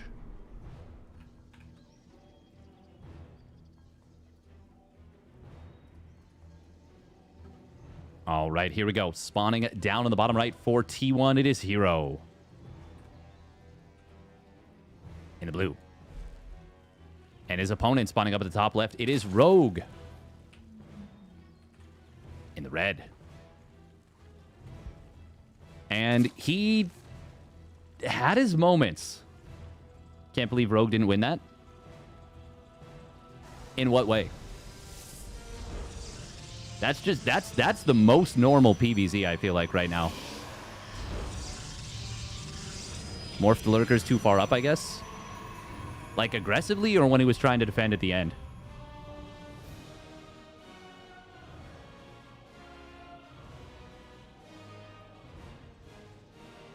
Defensively, I don't think there was ever an opportunity to actually morph the lurkers realistically. I think he had already lost the game at that point.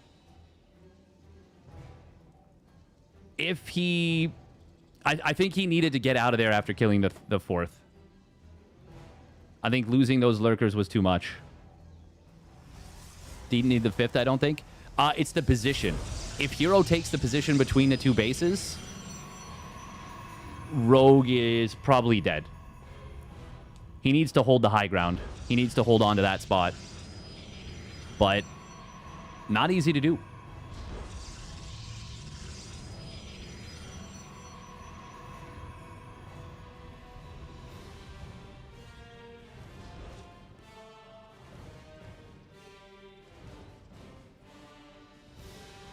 He could have been further back, yeah. But it's...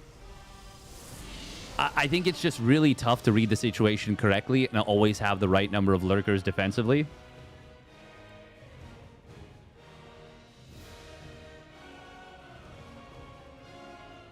By the way, high ground wall from herO. What?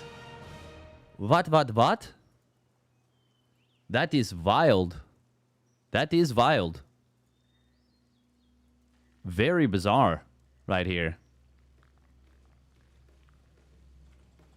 herO is super freaking cool, though. Oh, juke. Juke with the drone. Rogue with the double juke. But I don't think he can actually get the hatch down. I don't think he's got enough distance. Did he shift get? Oh, he did. Okay, he shift stop command. Whew. Or not shift stop command, but shift like built. Stalker Sentry hallucination to kill the Ovi into Twilight. Oh, there is a sick build herO did once upon a time where he skipped Robo and went for a proxied fourth gate. He's not going to be doing that. That wall is a bait. Maybe. 2-base blink or DT? I would assume Glaives. My money would be on Glaives, but it could be DT. In fact, it's going to be DT. Yeah. 2-base blink, that's more of a trigger type thing to do. Or a creator, actually. Players that are really, really, really focused on winning with the tightness of execution.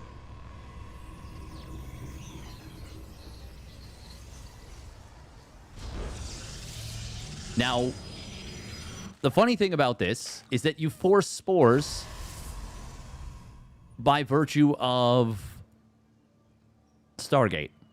But seeing a Stalker and a Sentry... So this is really funny. The fact that this is a fake Oracle may actually lead to a cancel on the Spore. Does it? No, it doesn't. Okay. Well, then these DTs are gonna have a... They're gonna have a grand old time, potentially. Yeah, Rogue's figured this out. Or at the very least, he is prepared for it. He did get a double gas opener because it could have been... Still could be Glaives. Now, the move out would be happening right now, but... This feels very good for Rogue. herO's got to be careful with the DTs that they don't get themselves caught. And they won't. How many lings was that? That was like 4 or 5?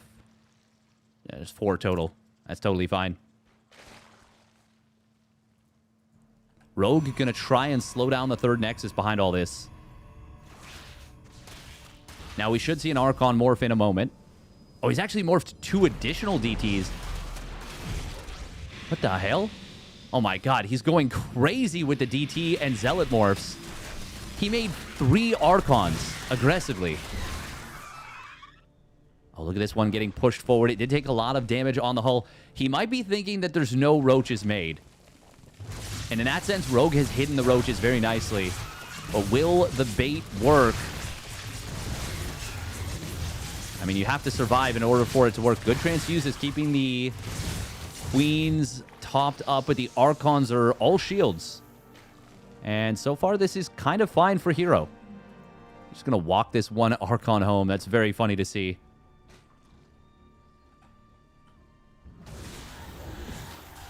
Oh. Drones taking some big hits.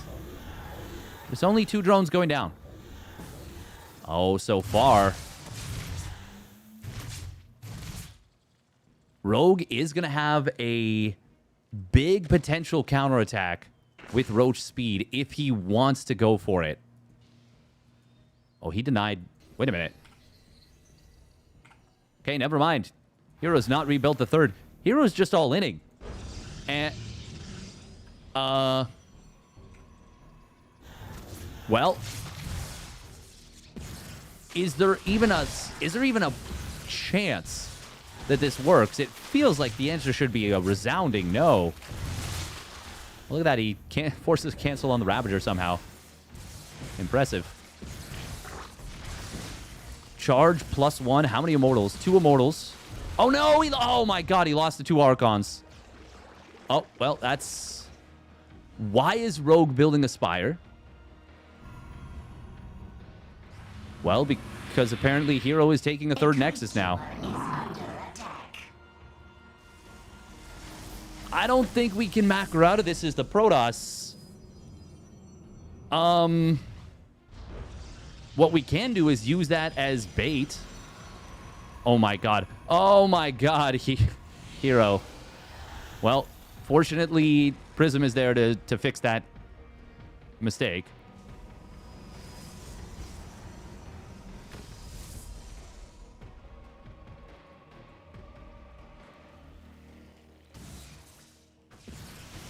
Rogue got a good chuckle. Yeah.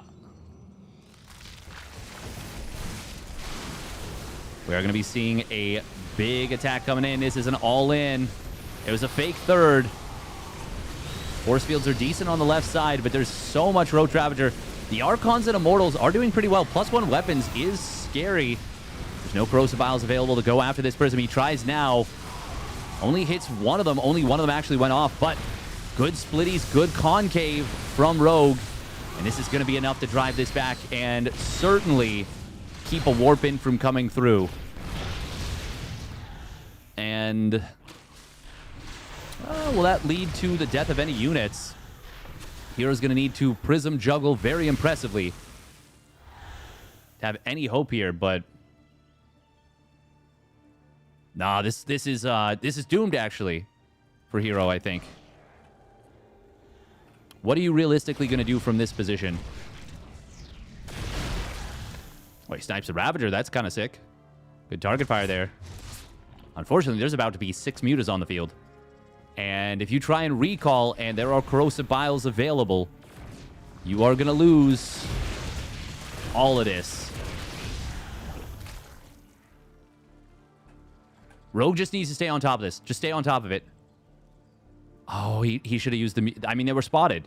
He should have just used the Mutas to go after this Prism. Could have secured the kill. And then there's, I think, 0 chance of holding a counterattack. Because there's no potential of the greatest Prism Micro you've ever seen when you don't have a War Prism. I still think this is going to be nigh on impossible. But we've seen herO perform more miracles before. Can he do it here? +2 weapons is done. That's really good on Archons and Immortals. It's good positioning with the Force Fields. Decent Sentry Force Fields to start off. The Corrosive Vials, oh, they will get avoided on that set of sentries. The Concave for Rogue looks very good. And he is going to be able to depower the cannon. Probes in the main are getting hit hard. And Rogue will content himself with killing the 3rd Nexus and a bunch of workers. He actually is going to back away. hero's got Blink done, but, I mean, yeah. 6 arrows mineral, 6 arrows gas. Gigantic income advantage. And I don't think there's any world where herO possibly does anything in this game. So the best case is you just go across the map, hope for the best. I think, in fact, even these Stalkers, you're not going to earn as much. You're not going to get enough money from saving your probes to get more Stalkers out as you would by keeping these at home. So just send them across the map. Immortals going to get caught here. All 4 of them having their barriers triggered very early. Juggling coming through, but yeah, it's 130 supply advantage. herO is...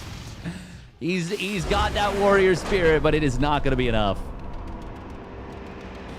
GG. Well done. Rogue evening the series at 1 apiece. Ayah. Well done. Well done to Rogue.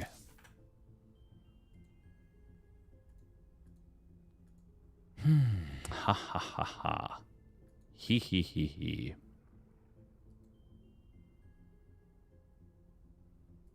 Is this PTR? No, this is a live game currently. This is the live version of the game. PTR is... It's going to need some time to cook. I am quite certain it's going to need some time to cook.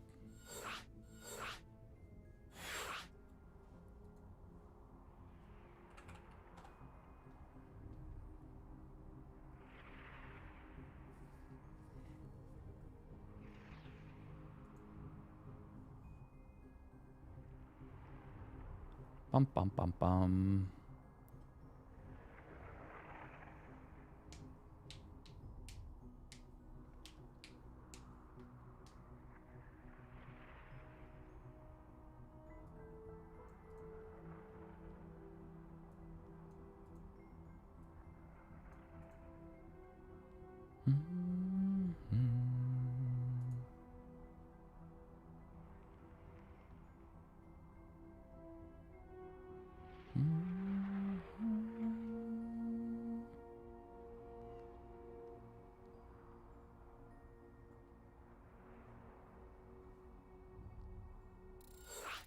Bum, bum, bum.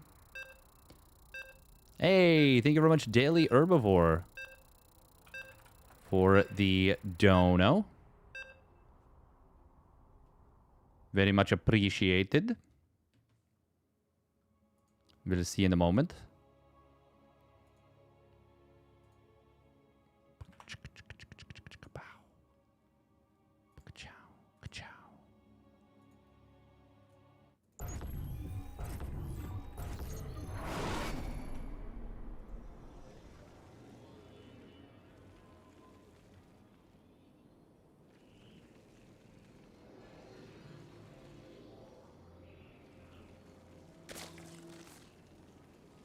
All right, here we go. Spawning up at the top right. It is Rogue. Putting one on the board. No Sweeperino in this winner's match. And for T1, it is herO. In the blue. Yeah. The bright white light on herO's glasses is... I mean, it's top tier. Thank you for the 100 buckies from Daily Herbivore. Oh my goodness, thank you very much. Massively appreciated.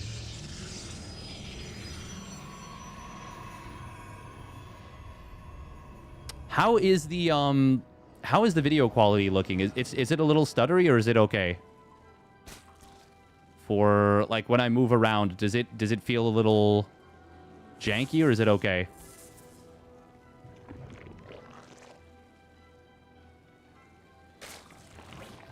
Thank you very, very much, Daily Herbivore. That is massively appreciated.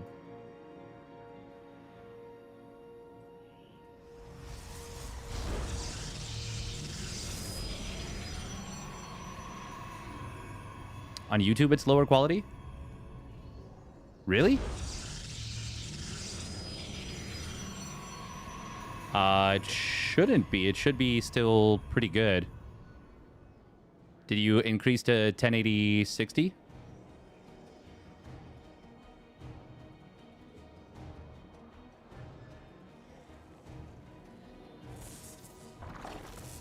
Oh. Probe being a bit of a nuisance here, but it did mine the minerals. And so it's kind of relegated to zaps. A little bit of a hero wall coming in here. I mean, you can technically put a pylon here, but a gateway here would probably be... Oh, actually, no, this is a very unattractive wall. This is a very unpleasant wall.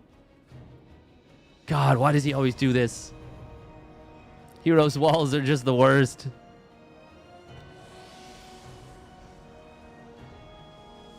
Still looks lower bitrate quality than Twitch. Oh, okay. I mean, it shouldn't, but... Watching on YouTube 1080p, it's smooth. It looks great for me on YouTube. Okay. Mr. Gorbachev, tear down this wall. Tear it down. Reagan smash. Reagan smash. Reagan sleepy. We're going to see the first Adept getting defended very well here by Rogue. A lot of damage on that Adept. That doesn't feel good when your opponent get all that kind of damage on your Adept like that. Second Adept will show up. herO doesn't mind microing 2 Adepts at once in different places. It's kind of cool. As a heads up, YouTube has always looked low quality in your stream and Twitch high quality. Interesting. Interesting.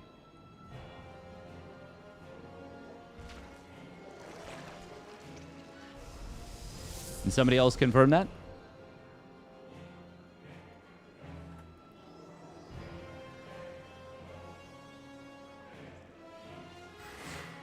Ideally, multiple other people. Oh, Double Adept does manage to sneak into the natural. Gonna be able to grab 3 drones. Wants a 4th, but a good transfer back to the natural will prevent that from happening. Ling's on the other side of the map. They got bamboozled into going across the map. herO got the sneaky. Pulled one over the wool of Rogue's eyes, but... Was herO supply blocked? He was not building probes, it feels like, for a little bit. Kind of feels like that is the case. Rogue is going to be getting supply blocked a little bit here with the loss of this Overlord, but he's got another... Actually, no, this might not even block him. He's got another couple of Overlords finishing up. Oracle in main base taking a lot of damage from the Spore and Queens. herO's got to be really careful with this Ovi, or with this Oracle. Oracle at the 3rd will move in. There's no Spore. And that's going to be 2 drones getting picked off. Not bad. Much better there than the first Oracle, that's for sure. Charge and +1. Okay. But +1 melee and Baneling Nest coming in from Rogue. If you can get away with this, it is obviously very nice. Skip the Roach Warren, go straight into Hydras.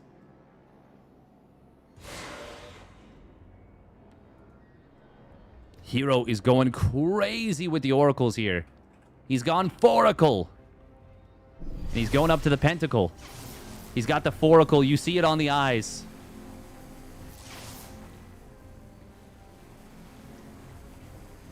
And that's going to be a cancel on the 4th, isn't it?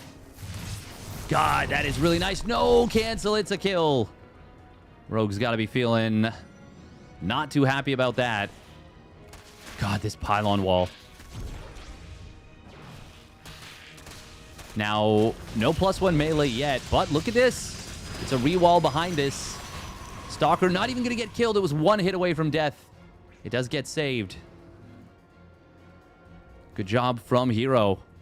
Rogue rebuilding this base on the right side. This queen wandering out into the middle of nowhere, unfortunately. She lost.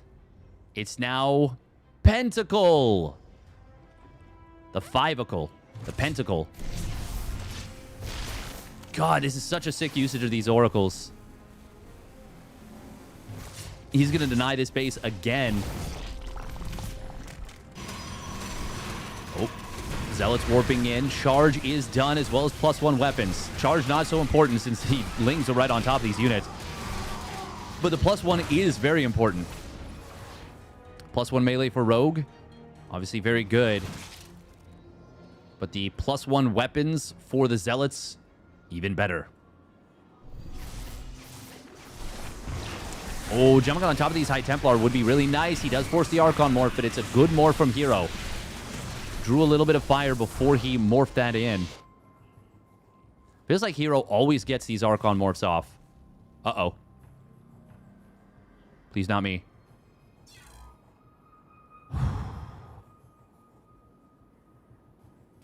Oh, I'm sorry, Rex.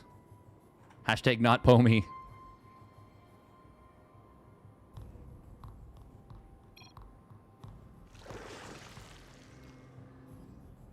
Game paused.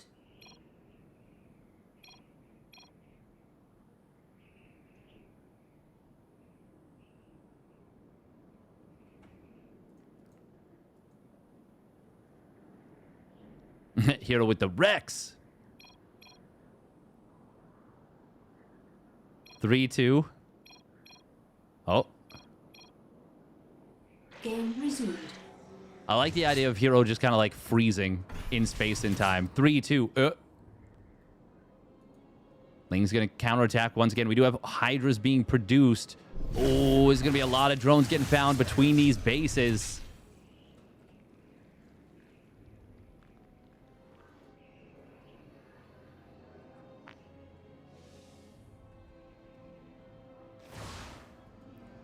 Good job right there from herO, making sure the Adept was on hold position. He gets a lot of crap for not having units in his wall, but it's not always. He's actually pretty good about it. And he is far from the only Protoss to make the oopsie of no unit in the wall. Charge Lot's going to kill this base again. Fortunately, at least Rogue is now on 4 bases and is actually mining from 4 bases. Ling's going to intercept. They will find 2 Archons. That's actually really, really nice. It's going to be expensive for them, though. Oh my god, if he doesn't get that Archon, that would be tragic.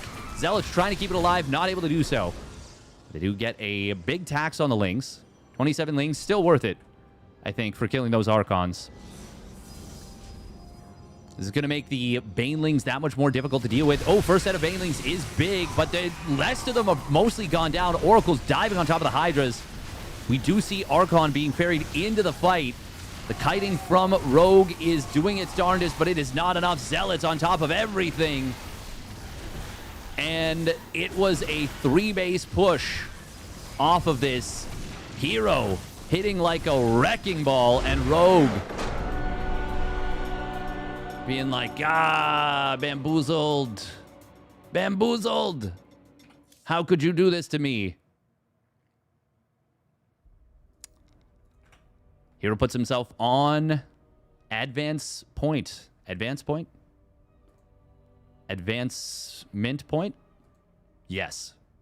Yeah. Yeah, say it with confidence. Yeah. Advancement point.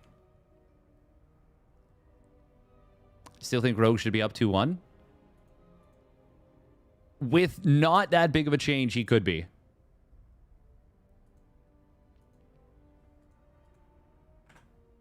But I don't think it was the moment that you're thinking of. I think it was overstaying at the 4th base and trying to dive the Tempest with like 8 or 9 Hydras. The only things that were kind of protecting the lurkers there.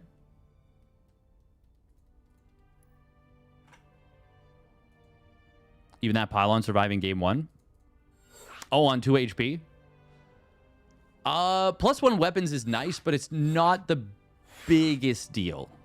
It's not a game deciding factor, I think, since it was Tempests, not carriers.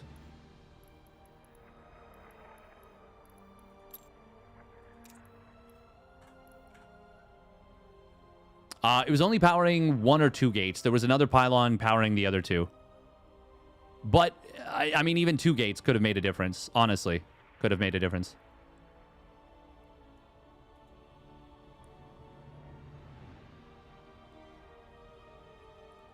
The 8K30.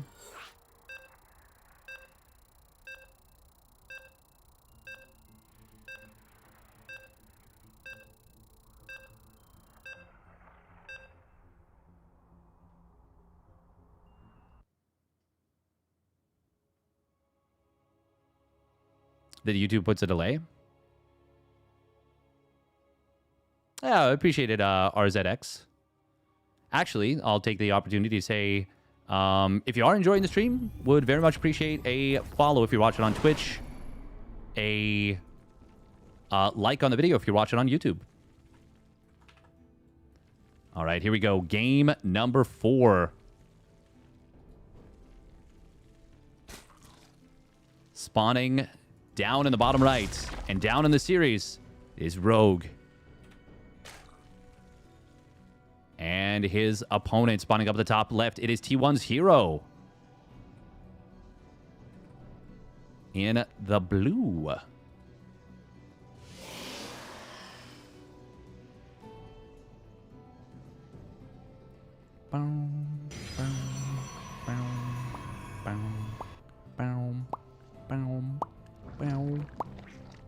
Rogue was ready to take a 15 hatch if need be, but herO did not go for the block.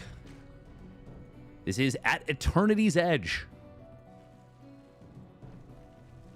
PvZ is just, it's really tough to figure out these days. There's so many ways to lose, it feels like, as Zerg, but if you do everything right, if you read every situation correctly, always know, hey, this army can fight that army. If I have this, then you will be like Darker Serral, and you will look so freaking good in the matchup. But if you can't do that, if you're not able to keep up with your opponent's movement, shenanigans, whatever, then you will look like the rest of us. A little bit lost.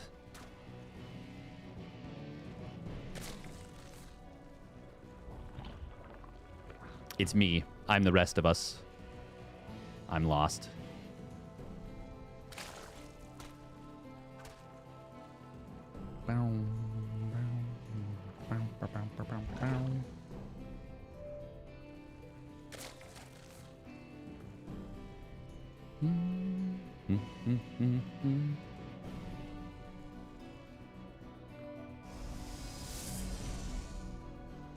Oh. Real? Fake? Fake. Real. We don't see much fake warp gate anymore. But it's cute. I still like it. I like... The less you see it, the better it is. As funny as that is to say. Now, it was only fired up for like 1.5 seconds at most. Like, that was such a short amount of time. But if you happen to catch the Zerg looking at that exact moment, it can just create this, like... It's very good for gaslighting, you know? Like, if you've ever gaslit someone, then you know what I'm talking about. Heh. No, it's a very effective tool for the Zerg player looks at it, and then they're like... And then it stops spinning, and you're like, wait, what? Is it? It's not as good as it used to be because just about everyone opens up Stargate all the time. herO is a player that every so often doesn't.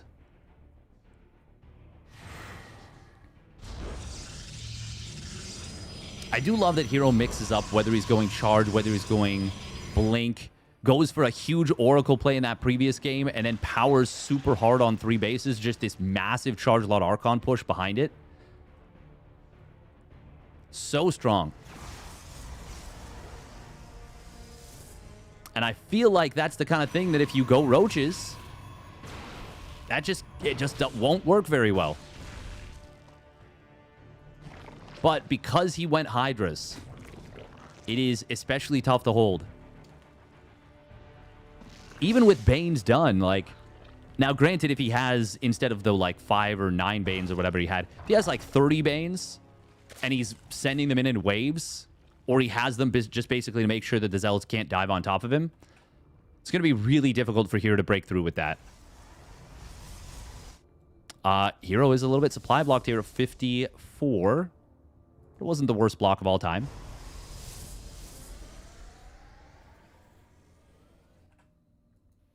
Blink charge. What's it going to be? Blink. All right, all right, all right. herO getting a relatively quick Roach Warren. No layer just yet. A lot of damage on these Oracles, but they do find 2 drones. Oh, Stasis Trappy. Oh, that actually catches 3 of the drones that thought they might have been out of range. Oracles are going to be able to dance their way out of harm's way.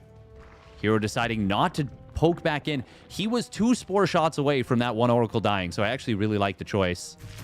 It was on 39 HP. Rogue is powering creep very hard this game. Trying to perhaps muscle his way through this one.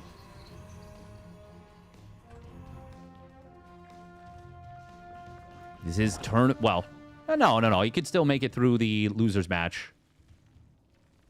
And in fact, it would be against a Terran player. Loser of this will face off against the winner of ByuN and Bunny. ByuN.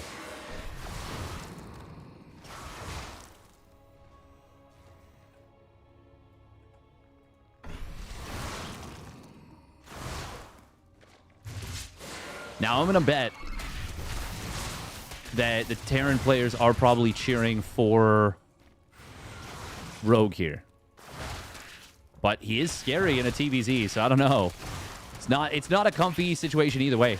Good adept movement right here. God, he gets it pinned into this one position. 3 drones. Decent bit of lost mining time, but not a crazy amount. Blink completes and immediately fires up charge. herO going up to 8 gates. No gases at the 3rd. Fires 1 up now, but this definitely feels like he might be getting very aggressive. Yep, there's the probe on the left side. Hydralisk Den is done. 70 true drones. That is a lot of drones. But there's no Hydras yet on the field. Just 4 now starting up. No +1 armor from herO. He is a big fan of that. Ooh, Ling's going to try and wrap around on this from the back. Stasis Trap won't go off. He actually denied it because he killed the Oracle. And this is now very uncomfortable for herO. He's out of Oracle energy. Ton of Hydras in production. Rogue giving up this base because he's got another one ready to go. He can go back down to 4 bases, no problem. herO, though, will be able to find a couple of Hydras as they pop out. Rogue, obviously, in hindsight, should be canceling these units. But unfortunately, is not going to do so. He loses 450 resources there. In addition to the hatch. 300 minerals, 150 gas. Easier said than done, but you gotta make those little adjustments. We could see another 2 Hydras going down for free as well. That is exactly what happens, unfortunately, for Rogue. You're defending the Ling counterattack on the other side of the map. It is... I mean, this is looking just really, really uncomfortable right now for Rogue. After... It could have been not so bad for him. Look at the resources lost.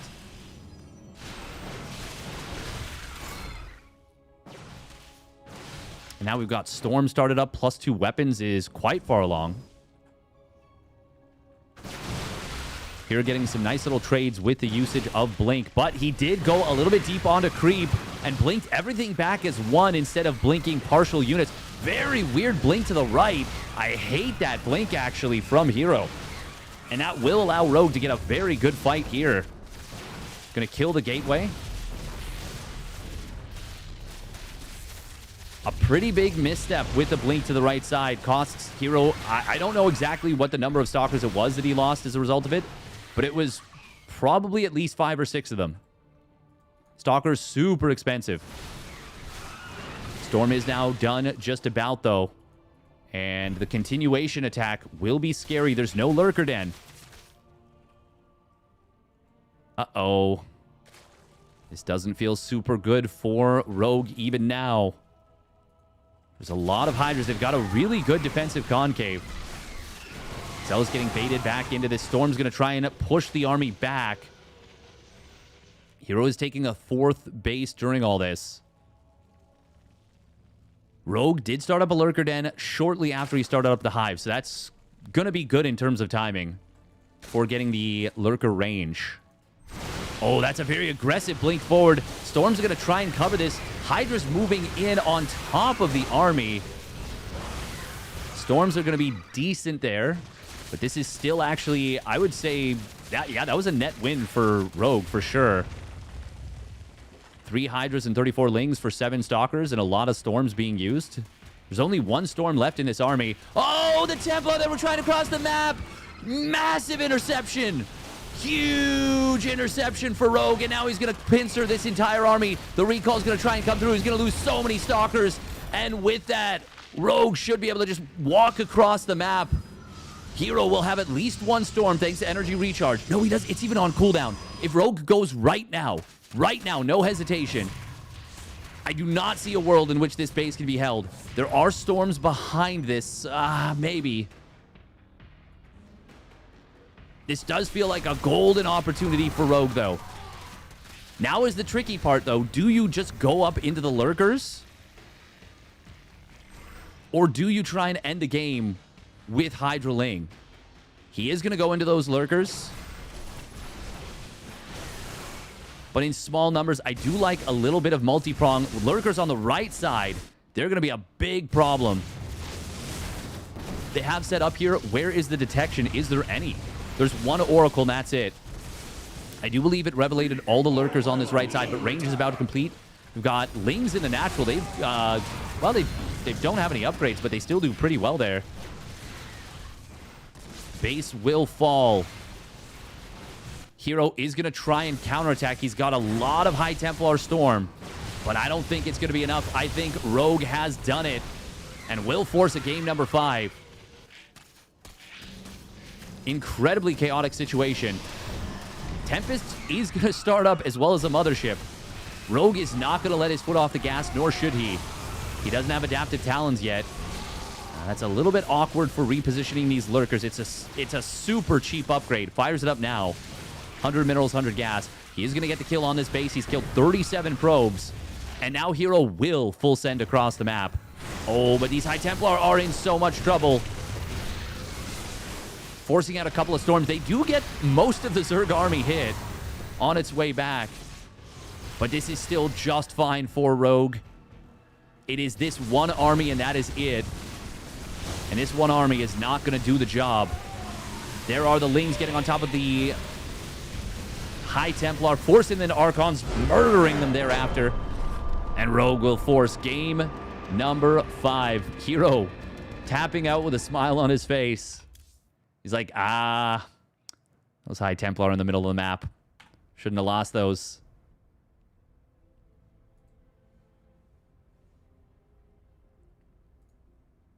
Is this live? This is live. This is live. This is game number 5. We are live with game number 5. We are live with game number 5. I wonder if the players will ask for a break. Probably not. It is late in Korea. Thank you, Vedi Presh, for the Prime sub, and Noi for the Tier 1 resub at 47 months. RZX3457 for the gifted subby as well. Who did that go to? I am so sorry that I missed that, but that was happening during the game, I think. Went to Yonkos. Yonkos, not to be confused with Yunkai. Good sport herO. GG back to Void Ray opening. Maybe. The map is going to be Verdant Temple. Now, this would be so sick if Rogue busted out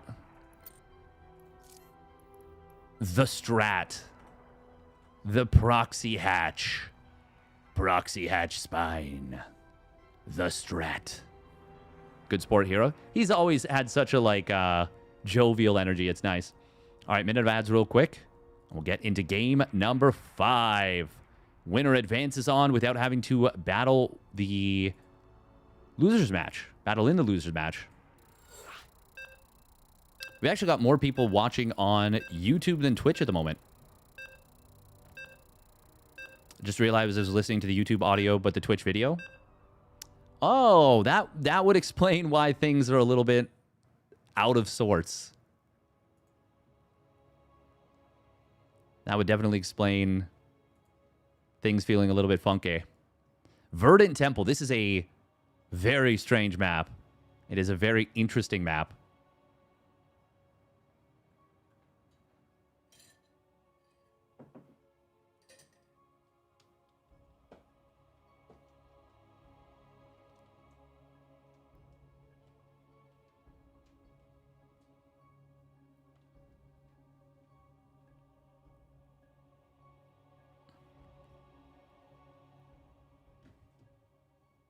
Oh, did somebody crash?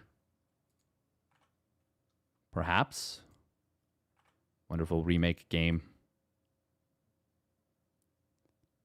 Both players.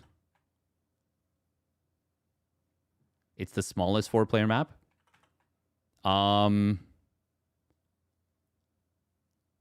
It's not actually a 4-player map, but it does look like it. It does weirdly look like it.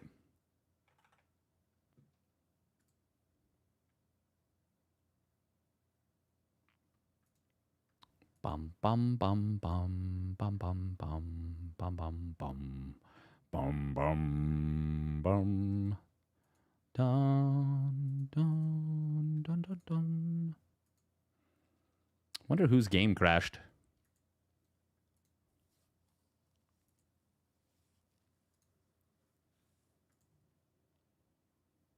Man, that was a pretty cool game. Huge interception. Massive interception on the army. On I like Old Sun Temple. I actually that might get my vote for TLMC. I think that's a cool map. Yeah, very... Oh, look at that. We can put the cursor... Oh, neat. Cool. Very nice interception on the High Templar. That's got to be a really good feeling. Really good vibes for herO going into this next one. Is this live? This is indeed live. Zenda Fung. On YouTubia. For proof, here is mouse on head. Wow, that was loud. It's loud for me, but it's barely picked up by the mic. So it takes 2 minutes for the game to finish crashing, basically, or for StarCraft 2 to realize, like, oh, one of the people crashed. I do wonder if... Oh. Okay, well. Everybody's leaving the game. The players had already Alt F4'd, it looks like.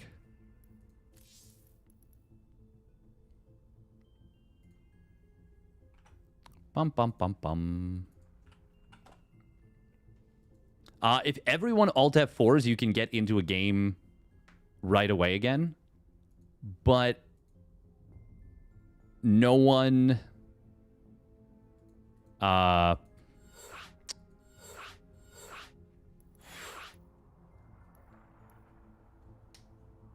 am I trying to say? I don't even know. I don't even know. Yeehaw, hurdy-burr.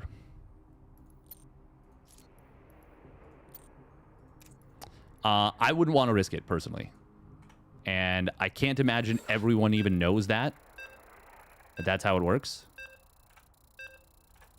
All right, Verdant Temple, take 2. Game 5, take 2. Gateway Heavy Styles. They are pretty interesting. The problem is it's pretty tough to deal with them.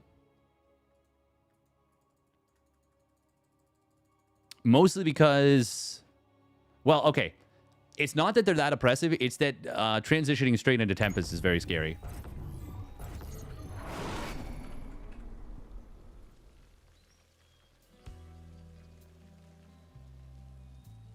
They are a little bit fragile, though. Make no mistake of that. All right, here we go. Spawning down on the bottom left. It is herO. No, it's Rogue. What am I saying? It's Rogue. God, we're already in a great start. Spawning up the top right. For T1, it's herO. Here he actually is. You passed the test, chat. Good work. 13 pylon from herO. It's herO and Hogue. There is a very decent chance we'll get to the Delirious stage. herO and Zerg swapped races. Yep. Wah, wah, wah, wah, wah. That would be pretty baller, actually. Game 5, they swap races.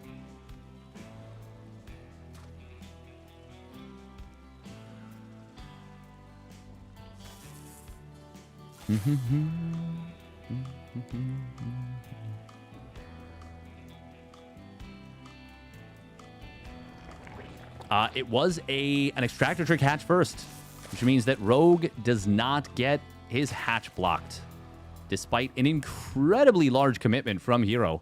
He cut a probe to get a 13 pylon for a decent bit of time. He cut a probe and went very early across the map. As far as build order choices go, this is best case scenario for Rogue.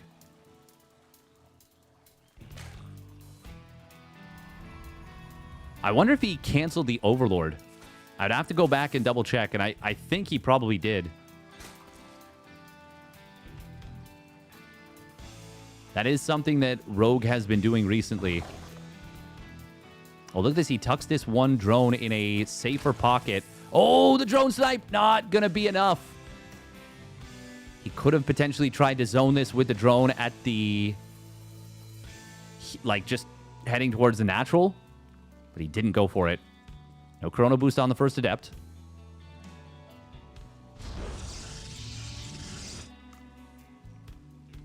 Now, Verdant Temple. First of all, this base. Weird AF.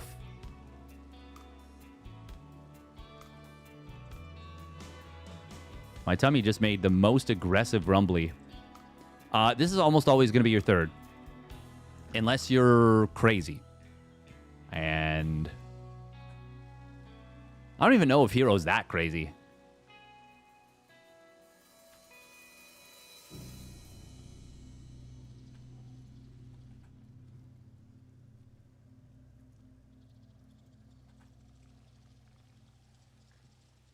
Maestros of a game. Maestros of the game 2. It's going to be back to the Void Ray. Okay. Game number 1. Was it game number 1? Or game 2? It was game 1. Damn it.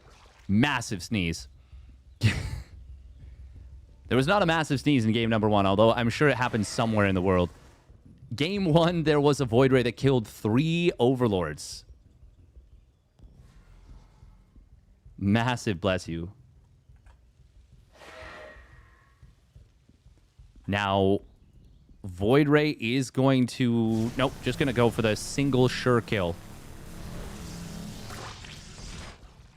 And to be fair, this time the Overlords are a lot closer. There is one that's very exposed on the right. If herO manages to kind of skirt the base, he will find that. Good creep spread already. Oh. Void Ray going to head to the left side instead of the right. Rogue is sending this Overlord very far. Where is this going? Is he going to drop a proxy spire? That feels like the only thing you would do with this.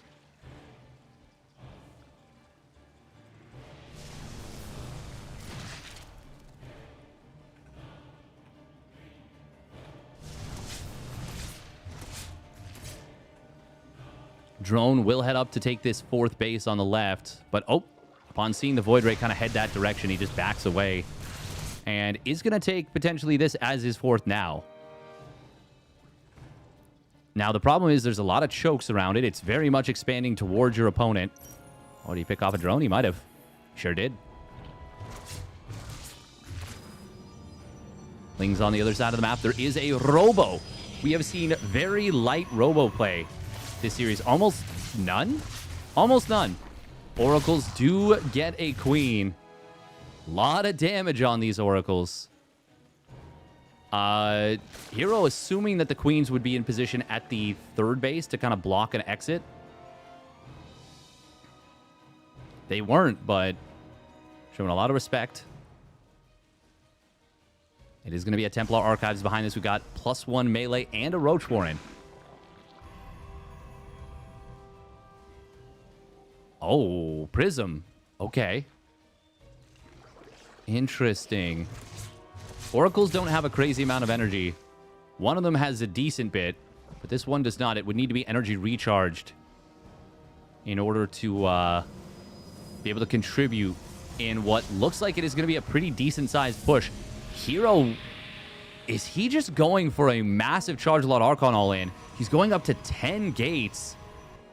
Putting it all on the line, perhaps, in this game number 5 after herO has found Rogue basically almost not building roaches at all.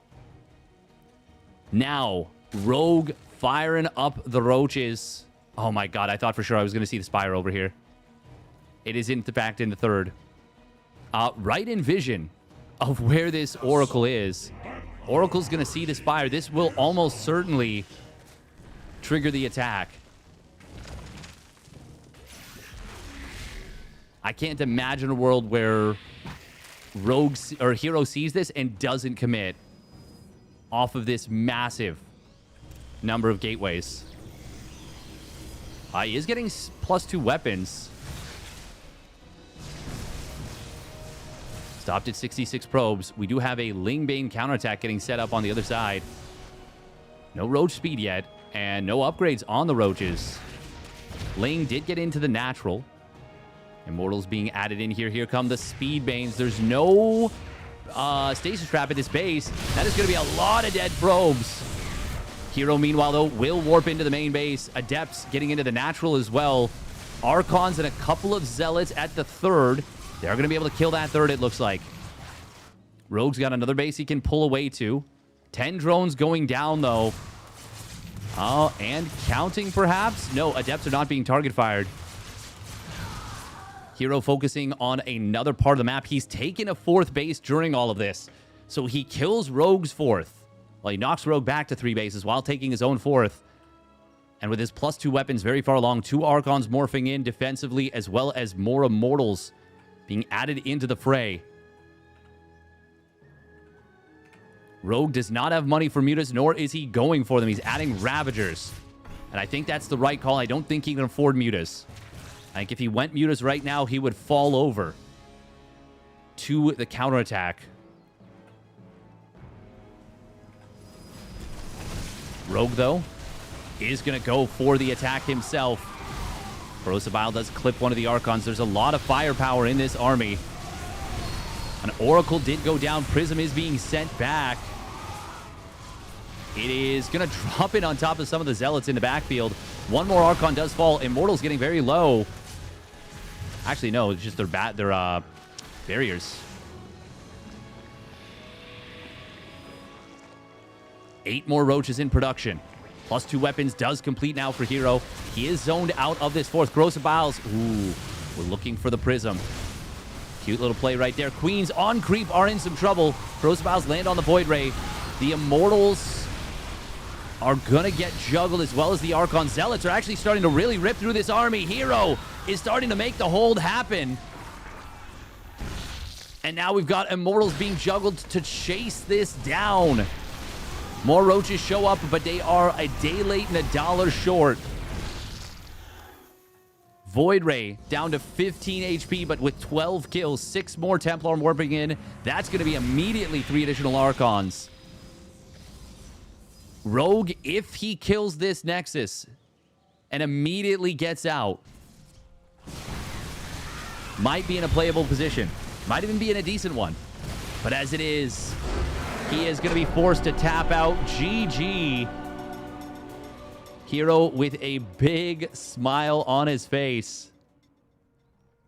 And will take the game and the series and advance in first place. Rogue made him work for it. But herO got the job done. Damn. That looked really dicey for herO. But he just always seems to find a way. Always seems to find a way.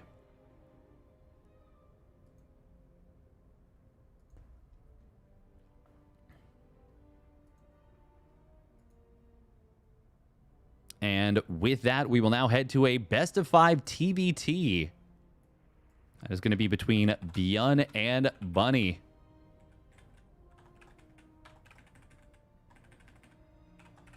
Fortunately, the one of the players was swapped out of here, Maru. Otherwise, we would have had TBT.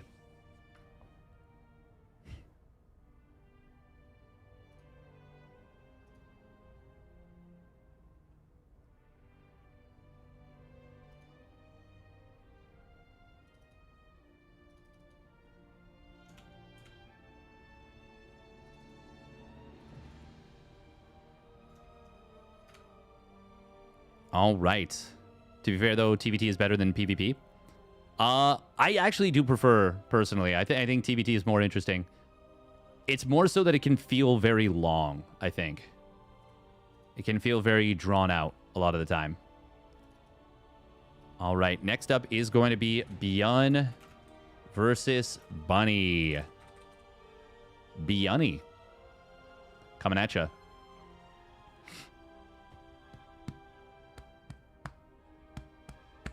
All right, we'll put up like 12 minutes once again, and we will be right back. When is the offline stage? I'm not 100% sure. I think towards the end of the month. I think June 27th is when it's going to be.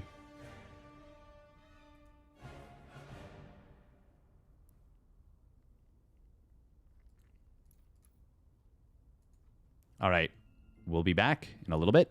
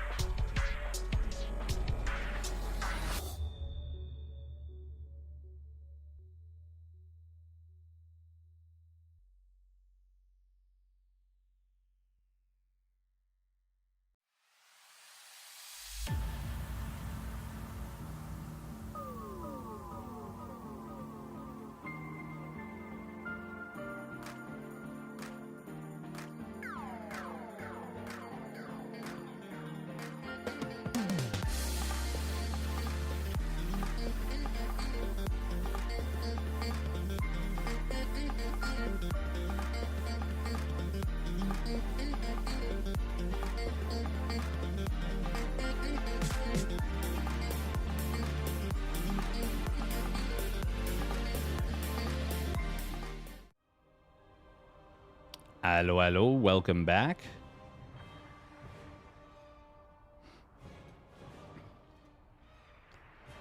It is ByuN Bunny coming up. After not playing for a while, they played 3 times in 10 days. And ByuN won them all. ByuN winning their last 5 meetings. And overall, pretty heavy favorite.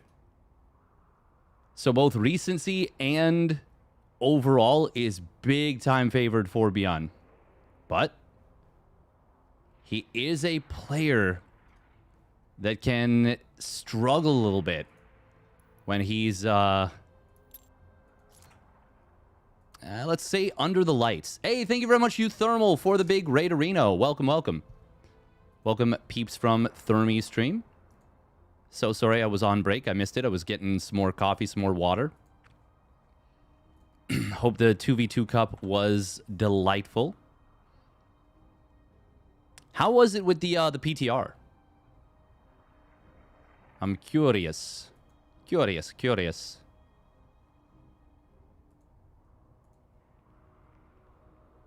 I'm very curious.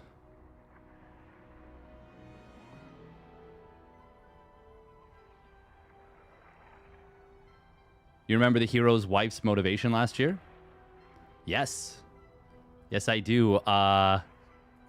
He said, I think he said, I want to make my wife cry more by winning more tournaments, because the last time I won a tournament, she cried.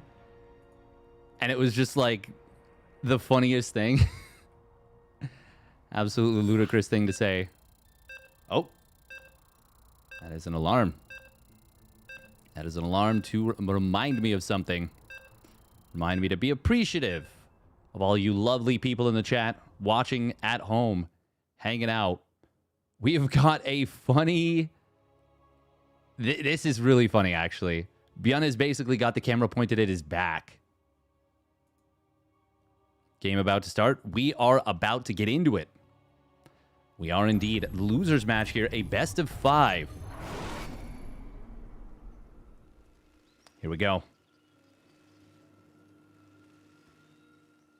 Spawning down in the bottom left.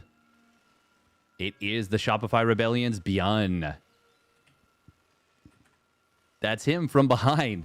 It's so funny that you can see his screen. And his opponent spawning up at the top right. It is Bunny. In the blue.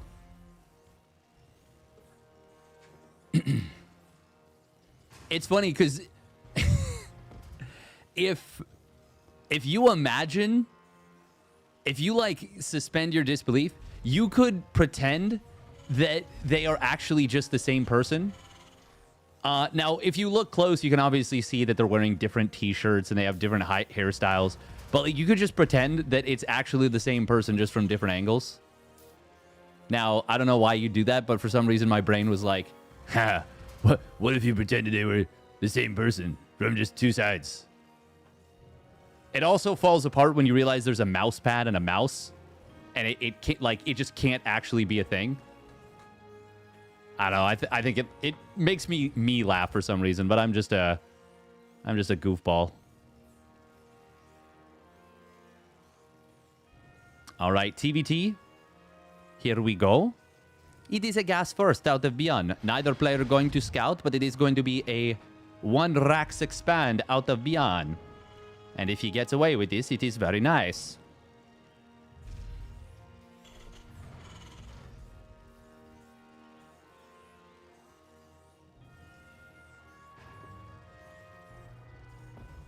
It is a very nice.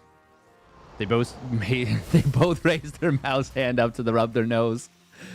Hey, Vex, you might be onto something. The funny thing is right as I started reading that, before I even processed it fully, my nose got itchy. I guess the ping to Korea is a little bit more than we thought. It's got to be something in the area of, 5 to 6, maybe 7 seconds.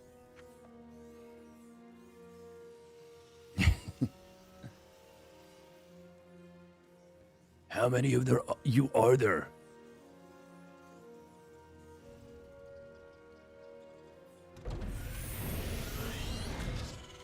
Turn your camera on right now. Right now. It's just me from the side. But like there's like white curtains on the side. We do see a Hellion opener coming in from ByuN. Got a black wig on. You'll never figure out it's me.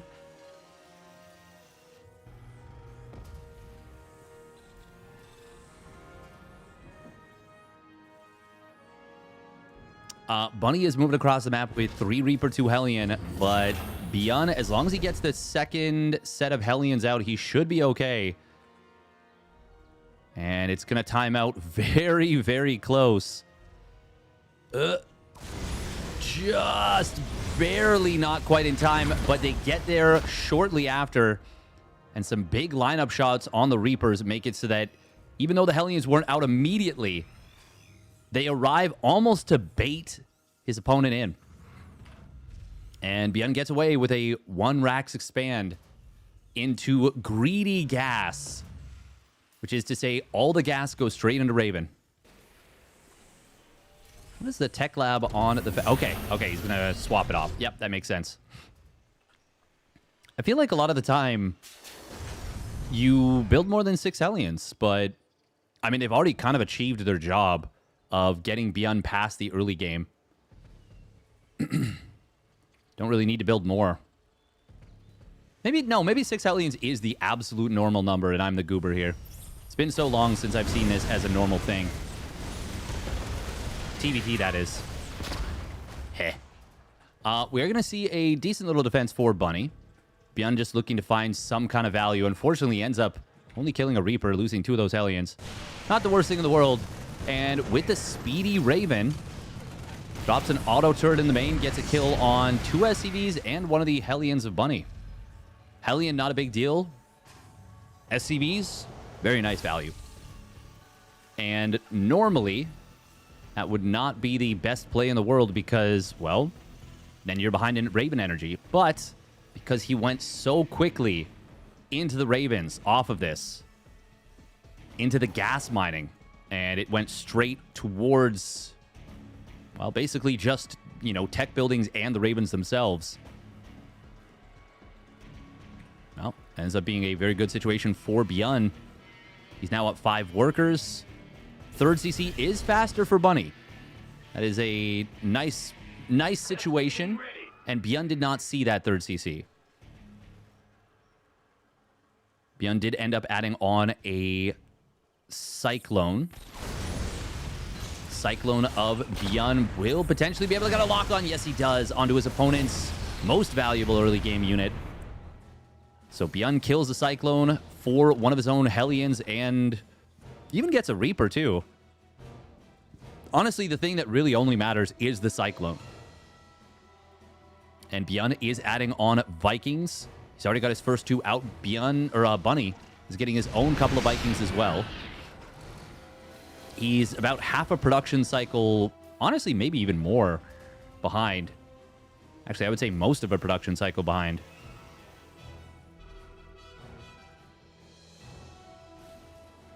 Now, it is equal numbers of Ravens, since they both went up to 3. Oh, we're going to see auto turrets dropped into the natural. How many does he go for here? You do not want to lose all of these to your opponent's Vikings. He'll kill a tank.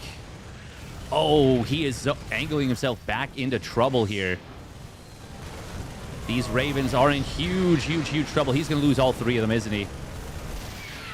This was a wild move from ByuN.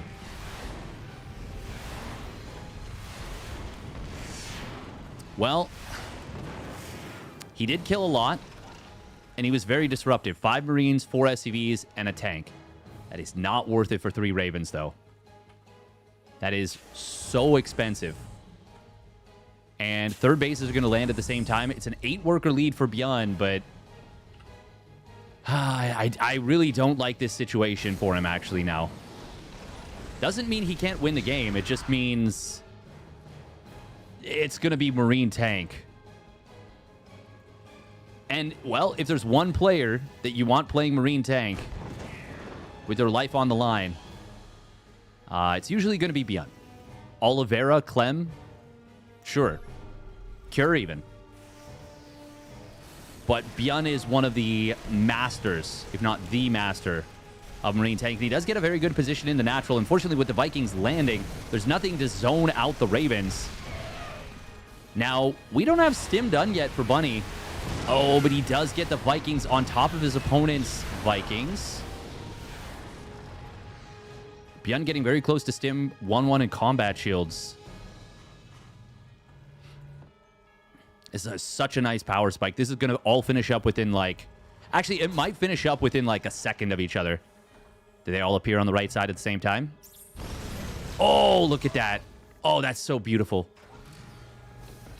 That's the most beautiful thing.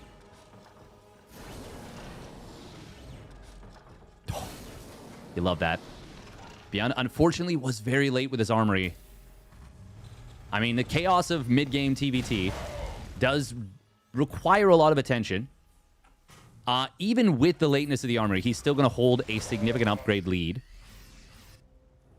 Significant might be too strong of a word. A solid upgrade timing lead, assuming you go straight into 2-2. It could have been, like, close to a minute. Could have been probably 45, 50 seconds. Still going to be solid, though. Oh, Marines are stimming forward in the middle of the map. ByuN doesn't want to lose these tanks, and he won't. I mean, at this point, Bunny is down 1-1 and combat shields. Like, those Marines do not want to tussle with ByuN's Marines on anything close to even numbers, even with a medevac advantage versus medevacs of ByuN that were kind of retreating. There is the 2-2 fired up for ByuN. Bunny didn't start his armory right away either, so he is going to end up still not gaining as much ground as he could have on the upgrade timing. I know I fixate a lot on the upgrades in mid-game TBT, but it's because they're so freaking important. Like, 2-2 versus 1-1 can be a game-deciding factor. Oh, Depot on the left side is going to see this drop. That's really good for ByuN. Losing the Depot, yeah, that's a nuisance, but it's not going to lose you the game. 2 full medevacs getting into your natural completely undetected, that might lose you the game. Oh, ByuN, no, no, no, no, no, no, no, no, no, no, no, no, no. Oh, my God. Ah, da.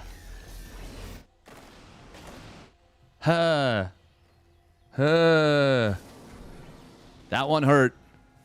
That one hurt. You could tell he didn't even realize those Marines were moving because he backed them away and then sent them forward again. Oh, God, that was... Well, if you're a Bunny fan, that was a really good situation. If you're a ByuN fan, you're very worried about what just happened. We are going to see 2 more starports added in and a bunch of additional reactors. He did go up to the 8-rack setup, which is... Oh, tanks are unsieged right here for Bunny. 3 tanks, 4 tanks in the middle, but they do siege up now. This does not feel like a good fight for ByuN, though. Before the tanks are sieged, it's fine. Afterwards, you got to get the hell out of there. Oh, Cyclone does run a little bit too far. It got a lock on. How many Ravens are there left? There's still 1. Bunny is actually the one with way more Marines right now. ByuN trying to really massively win the air war. Oh, this will be a good siege up for ByuN. Oh, he actually... Vision got lost for Bunny, so he only gets 1 tank shot off. And it just loses everything there. Well, I say everything. Loses the tank. Interference Matrix, only 1 of them going off. There's way too many tanks here for Bunny to break through. This is a crazy fight, and it was a brutal one. That was with a 2-2 versus 1-1 disadvantage. I don't know why Bunny just forced the issue right there. That was not it.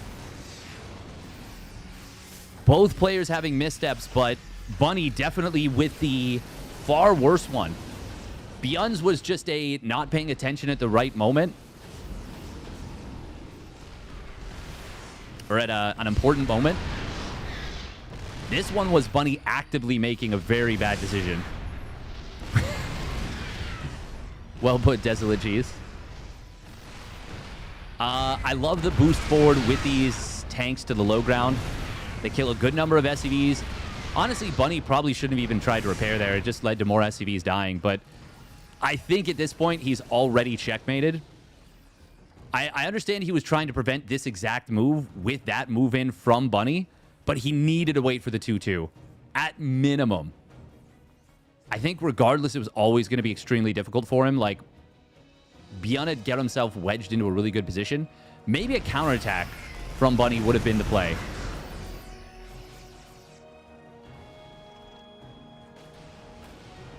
Regardless, ByuN is so far ahead right now. He's got a planetary at the 5th about to complete. 3 base to 5. Bunny is going to try and clean up this army. There's a lot of tanks here, even with an overwhelming amount of firepower. There's so many tanks on the low ground, and they actually obliterate the Marines on the high ground before finally getting cleaned up. ByuN instantly remaxing, basically. 1 round of Marines, 1 round of tanks, a couple of Liberators. He's also getting into a ton of command centers. He's already on 3 orbitals, 3 more about to complete, and 4 more command centers in production. ByuN with a lot of Marines on the right side. This could turn into a Doom drop very quickly. There are a couple of missile turrets in the main, but not a ton. ByuN may look to just run in here once his 3-3 completes.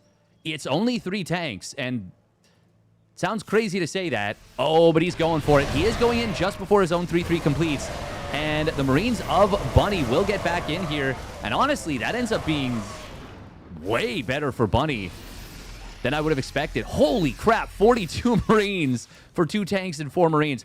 He hit just before his 3-3 actually completed, and Bunny, upon seeing that the tanks were scanned, immediately beelined it back. I mean, obviously the sensor tower helps, but yeah, that's what it was. The sensor tower. I gave him the heads up. Maybe caused him to look at the minimap upon seeing the scan, though. I'm not sure.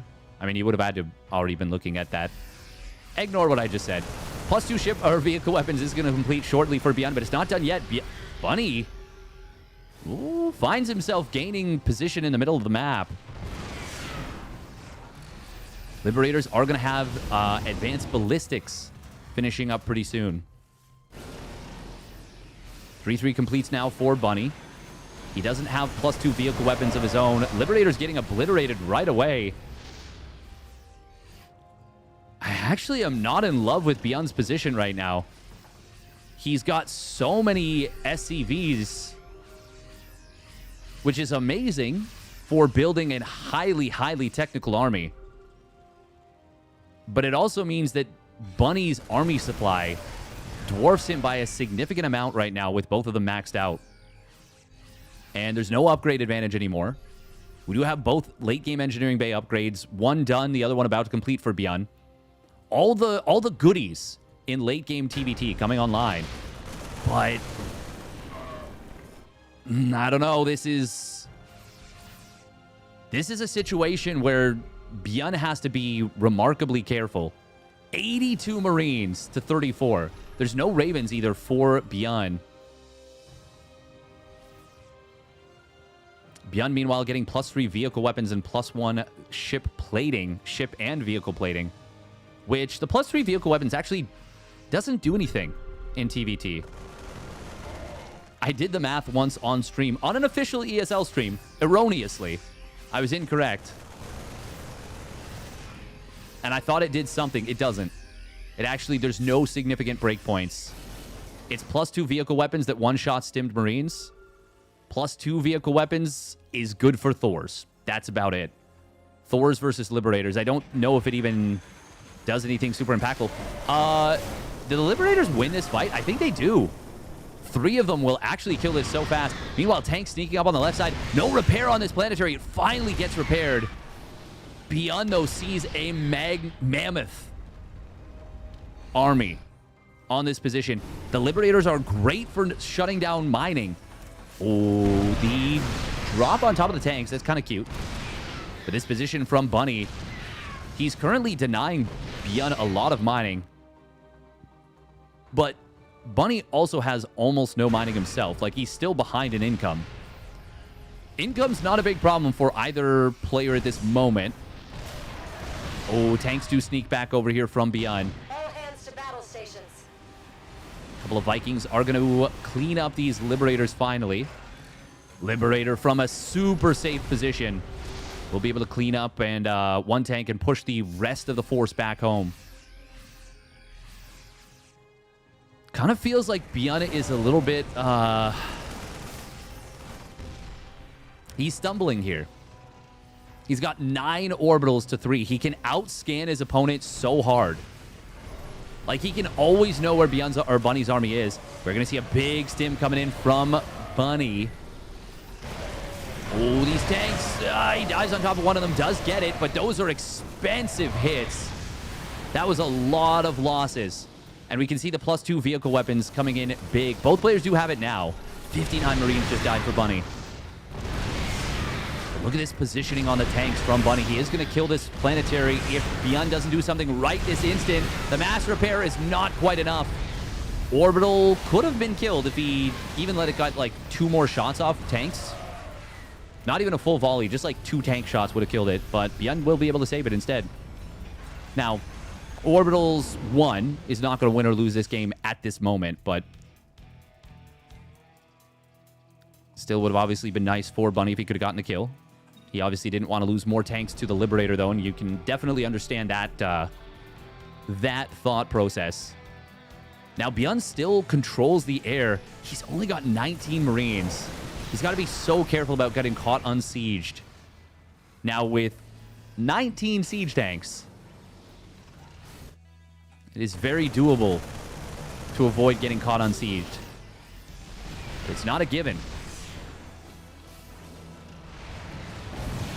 Oh, missile turret gets a kill there. You do see a base denied on the bottom side. Scan comes in and sees what Bunny's reinforcements are. God, that planetary got absolutely obliterated by these +2 siege tanks.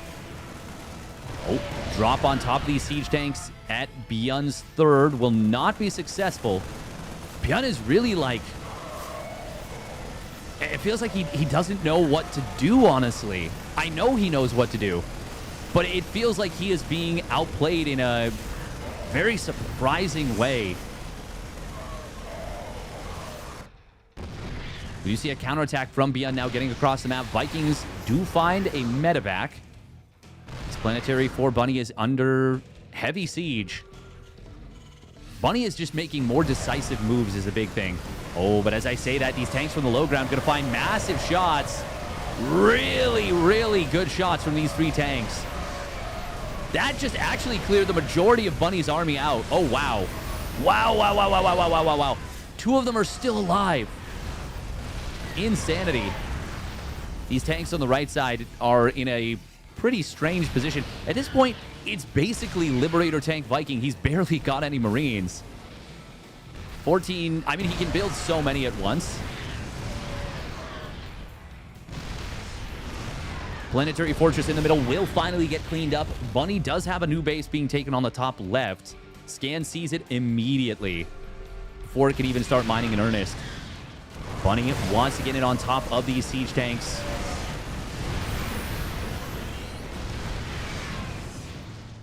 Won't be able to do so without heavy, heavy losses. Oh, and as the tanks all unsiege from the Liberators, Marines surge forward. That should be enough now for ByuN to close this one out. Well, tanks behind a planetary is scary. Counterattack once again denying this right side base. No, look at the supplies. Look at the supplies. Surely ByuN has this one locked up at this point. TBT is such a chess match, a chessy match. I really, really love TBT.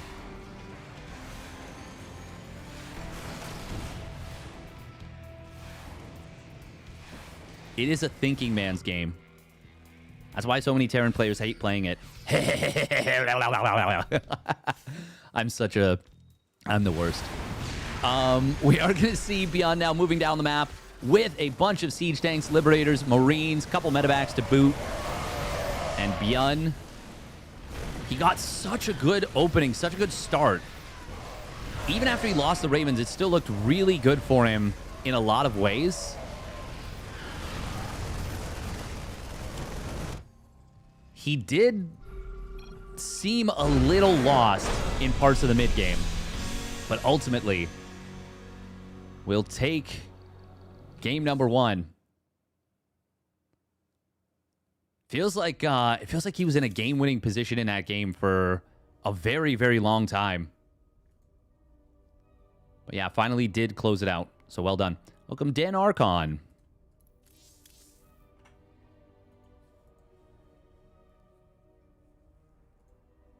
Can confirm your new setup makes you look crisp as chips. Well, thank you. Thank you, thank you.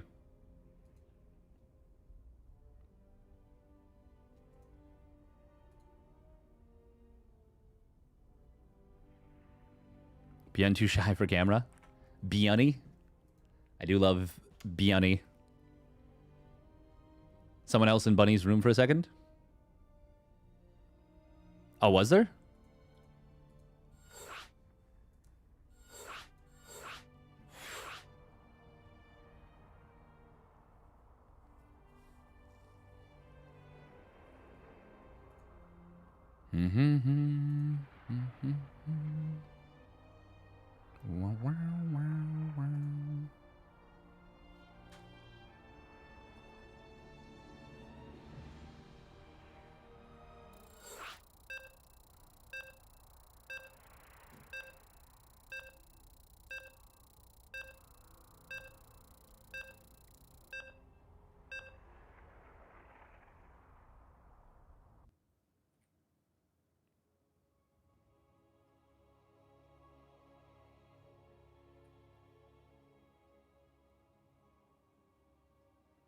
Bum ba-dum bum bum. Bum ba-dum bum bum.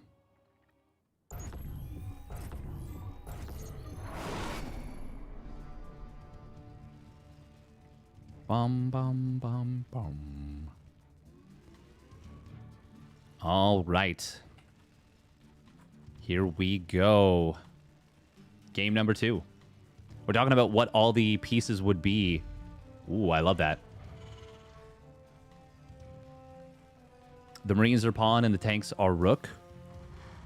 Are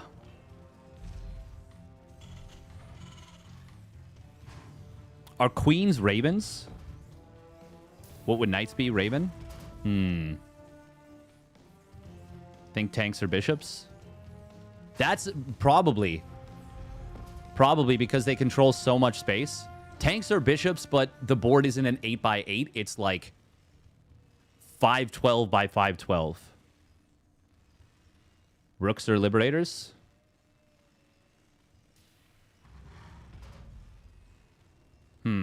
Spawning up the top left, it is the Shopify Rebellion's ByuN. In the red. And his opponent spawning down on the bottom right, it is Bunny. In the blue. ByuN's going 1 Rex expand again. I honestly think Ravens would be queens, but if they can only move, let's say, 5 squares around them, but in any direction, basically. Reapers might be knights. Reapers, yeah, they might be knights. Or they're Marines that can always on-pass on. Or, sorry, pawns that can always on-pass on.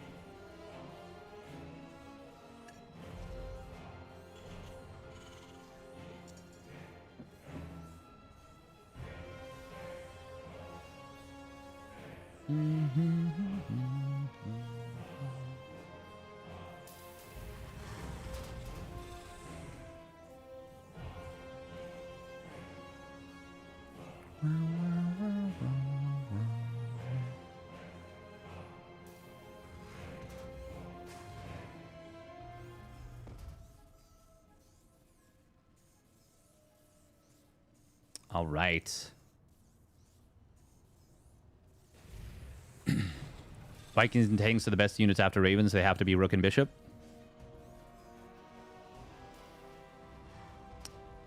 Then what is the Liberator?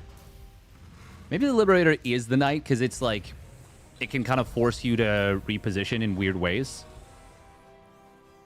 I don't know. I don't know. I honestly don't even know enough about chess, realistically. It's just that Knights are... they feel more powerful in early game. And Liberators don't really.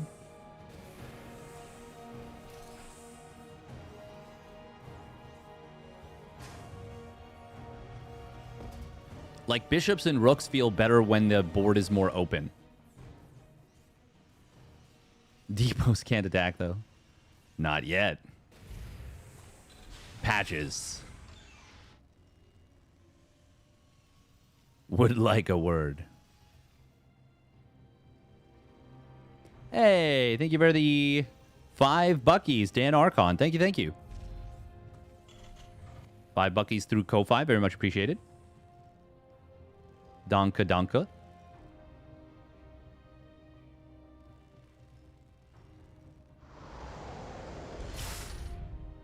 Heard Knights and thought you were talking about Warcraft 3. Ah. That makes sense. That does make sense. Welcome, Xanthir.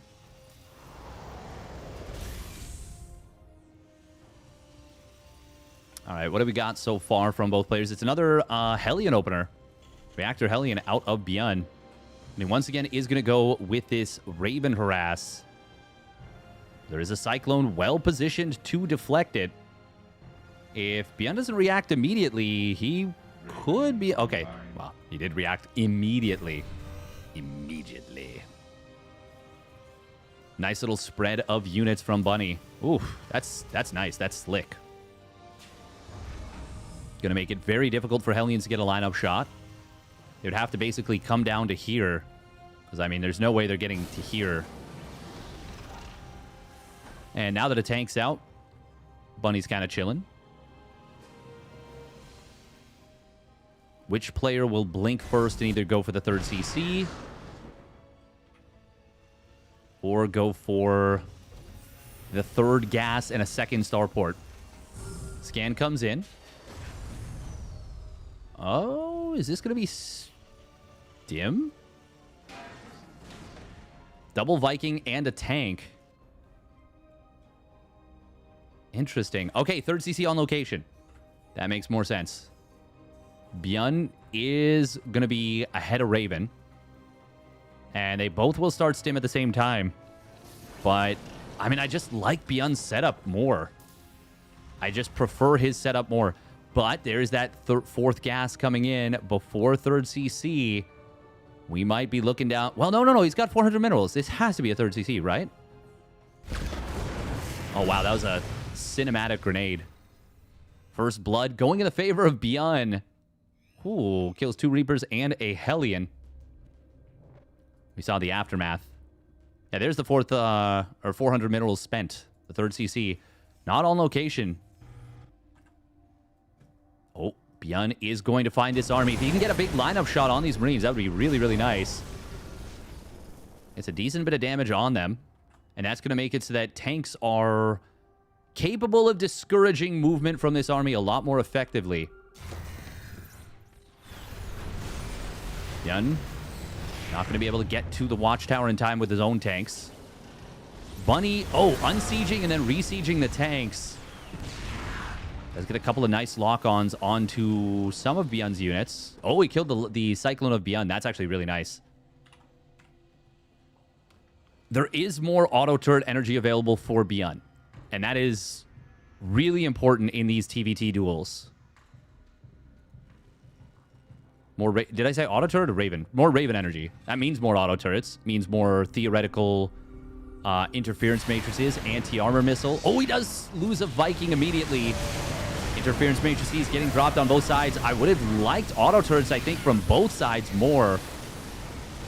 Tanks are going to siege up behind this. He actually interference matrix the Viking. ByuN's tanks will wake back up, and he will be able to clean this up. That was a bloodbath. Both sides losing all the Ravens.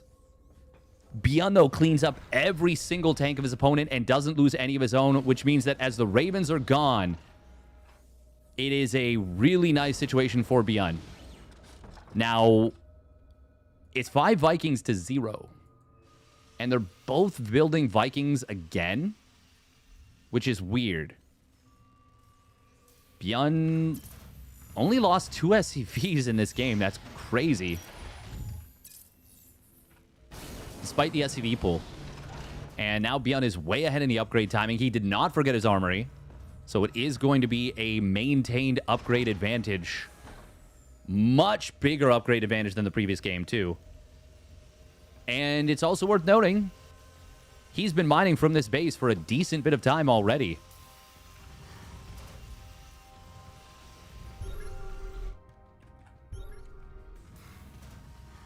Oh, tank sieging up right here would be pretty nasty. Can you hit... I'm assuming you can hit at least one gas. Scan comes in, sees that there's 2 well-placed tanks. 1-1 finishes up for ByuN. Combat shields moments away. Missile turret going to get immediately obliterated. Oh, he actually lost vision of it. But it's burning down anyways. Liberators will... Liberator individual will force this back. I was going to say, very important to get a repair on this gas. You do not want to lose gas mining in TVT. Gas units are pivotal in this matchup.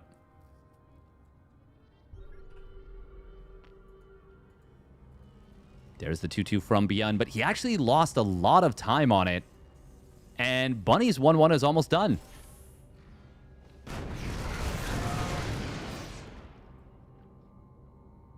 I wonder if this was a choice or if he just forgot it. Like, I'm looking at it and he's been spending his money pretty well.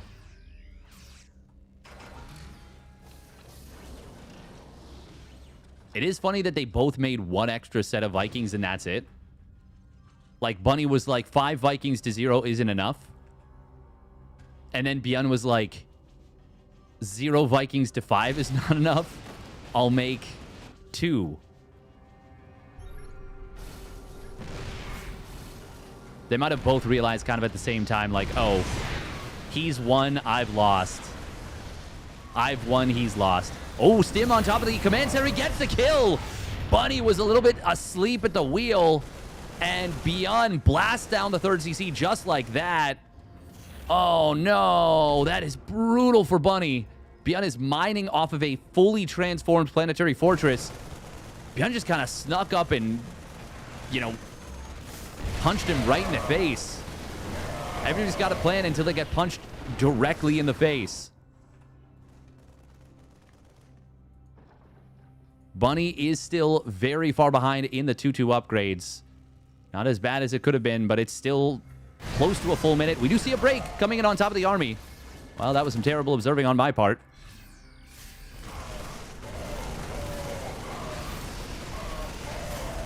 Tank's going to siege up for Bunny. They're a little bit late to siege, but ByuN continue to commit and ends up losing a lot of Marines there. A lot.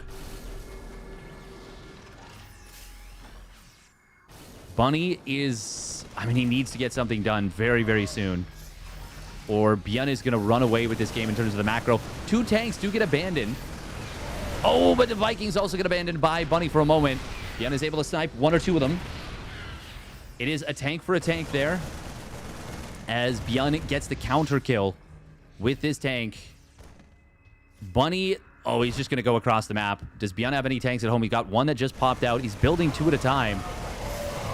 These Marines are 2-2 versus 1-1, and that means ByuN wins this fight very hard. SCV is going to pull against this, and that's going to be enough to clear up the Marines.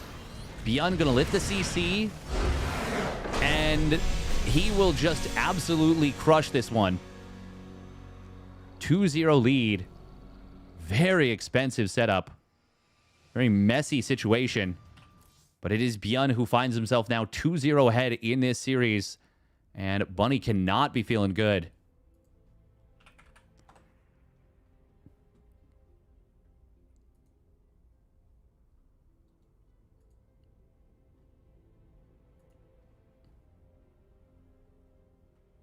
Dig the new background. Thank you. Thank you.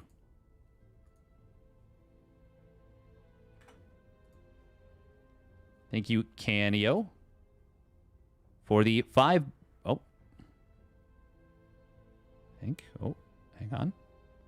See, it takes a little while for sometimes stuff to process, but appreciate the support nonetheless very much. Hey, thank you for the 5 buckies. Canio, very much appreciated. Thank you. 07's in the chat.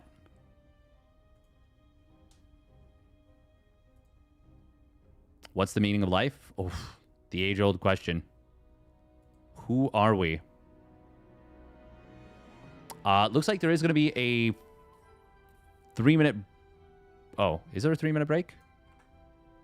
I am not sure. I do have to run a minute and a half of ads, unfortunately. We are ByuN. We are indeed.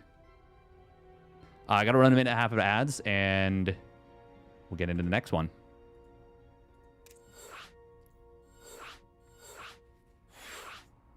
Looks like ByuN did ask for a little break, so you're not going to miss anything. You have to kill both your opponent's econ and his army. Yeah, the win condition in TVT is, like, very weird. I honestly feel like in some cases, it's... The queen is obviously the BC. Oh. I feel like the queen is... Or the BC is the queen that you turn into a... Actually, no, I guess you're kind of right, because you technically can rush a queen in Russia BC and TVT. It's the same thing as kind of like putting your queen on the board early, in the sense that it's a huge investment, and if you lose it, you're in huge trouble. But if you keep it alive, there's a lot of potential to find value early on. I guess less so in high-level chess, probably. I don't know. I'm actually just guessing. Legitimately, like, I have no idea. But you also just don't see BC rushes in high level. Similar to how you don't see it in high level TVT, really. Oh, Bunny's cam did switch off for a moment. We'll see if that can get fixed.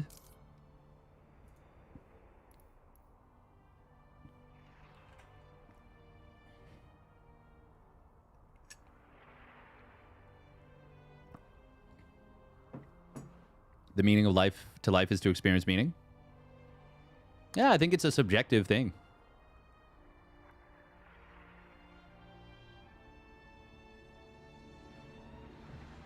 No break. Mad. Honestly, unironically, I think the meaning of life is to... Yeah, pretty much to... Something to that effect, to find meaning. You know? And that sounds so, like, corny and cop-out, but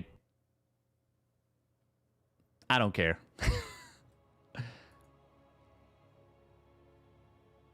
The meaning of life is realistically to find your joy.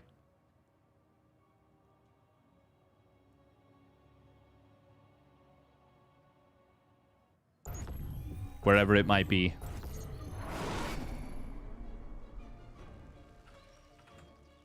Now that's corny. All right, here we go. Game numero 3. He is in some trouble in this one. Down 2-0 in the series. It is Bunny. And his opponent. It's late at night in Korea. There's still another opponent ahead of this one. A potential additional best of 5.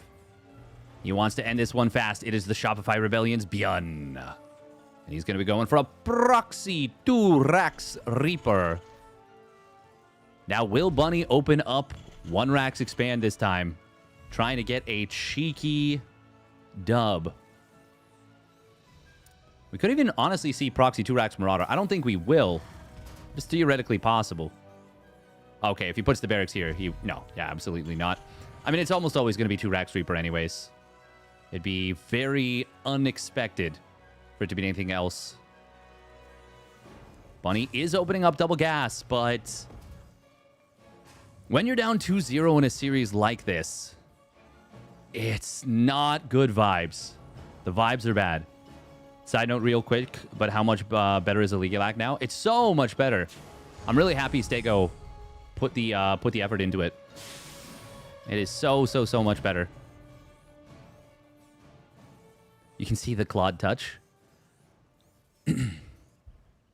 I know almost nothing about AI. And I feel okay with that. I feel more than... I would say I feel happy with that.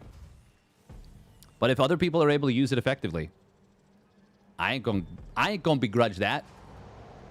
Why would I begrudge that? I should have got that.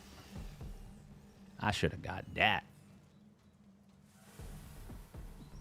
All right.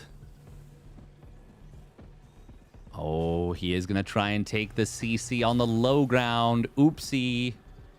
ByuN is waiting until it's 2 Reapers. CC will start up. It should be an insta-cancel on that. He may actually let it stick around for a little while, but nope. He's going to cancel it now. First Reaper is on the other side of the map.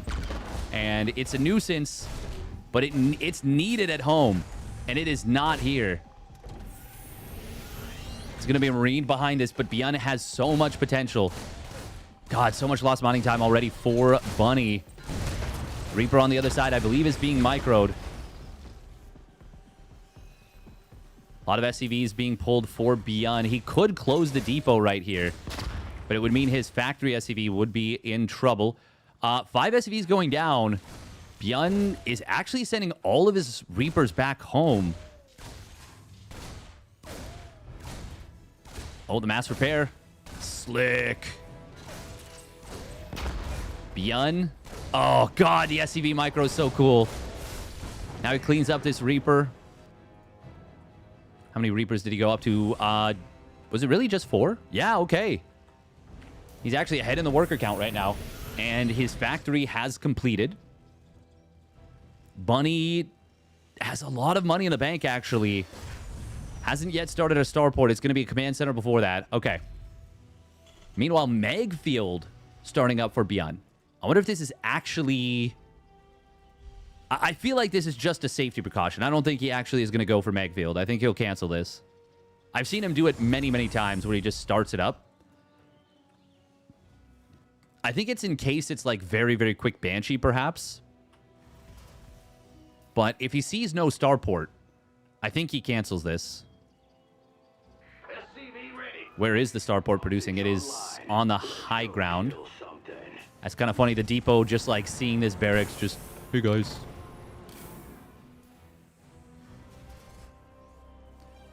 Even though Bunny's command center is faster, ByuN's is on the low ground. And by the time you factor in travel time, well, it's going to be basically equivalent timings, I would say. Faster Mule, though, is pretty nice. Does he actually let this Magfield finish? I mean, hey, I'm on board for it. I would love to see it. I think it's cool. I think it's cool as hell. I would like it with a medevac, though. I don't think it's super powerful without that. Oh, since he is lifting the command center first, it will definitely be okay for ByuN because he is going to be able to build his orbital command at more or less the same time as Bunny. It's actually going to be ever so slightly faster if he starts it right away, and there it is. Bop-a-da-boopy.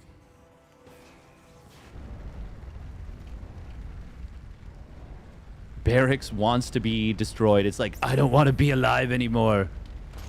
Kill me. Life is pain when you're flying and on fire. God, what a sick explosion animation. It actually looks so cool.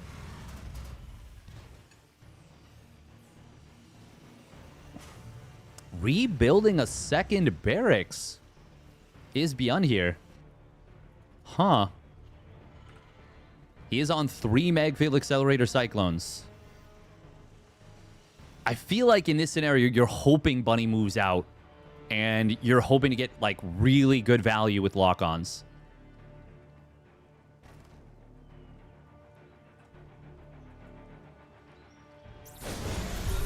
Scans come in. Ooh, nice hot pickup there from Bunny. It ends up being a Reaper for a Hellion. Oh, another lock-on broken. I mean, you got to use scans a lot of the time to get value. This is why I would have really liked a medevac. That tank is pretty cute here, but Liberator in the back. Okay. Okay, now the...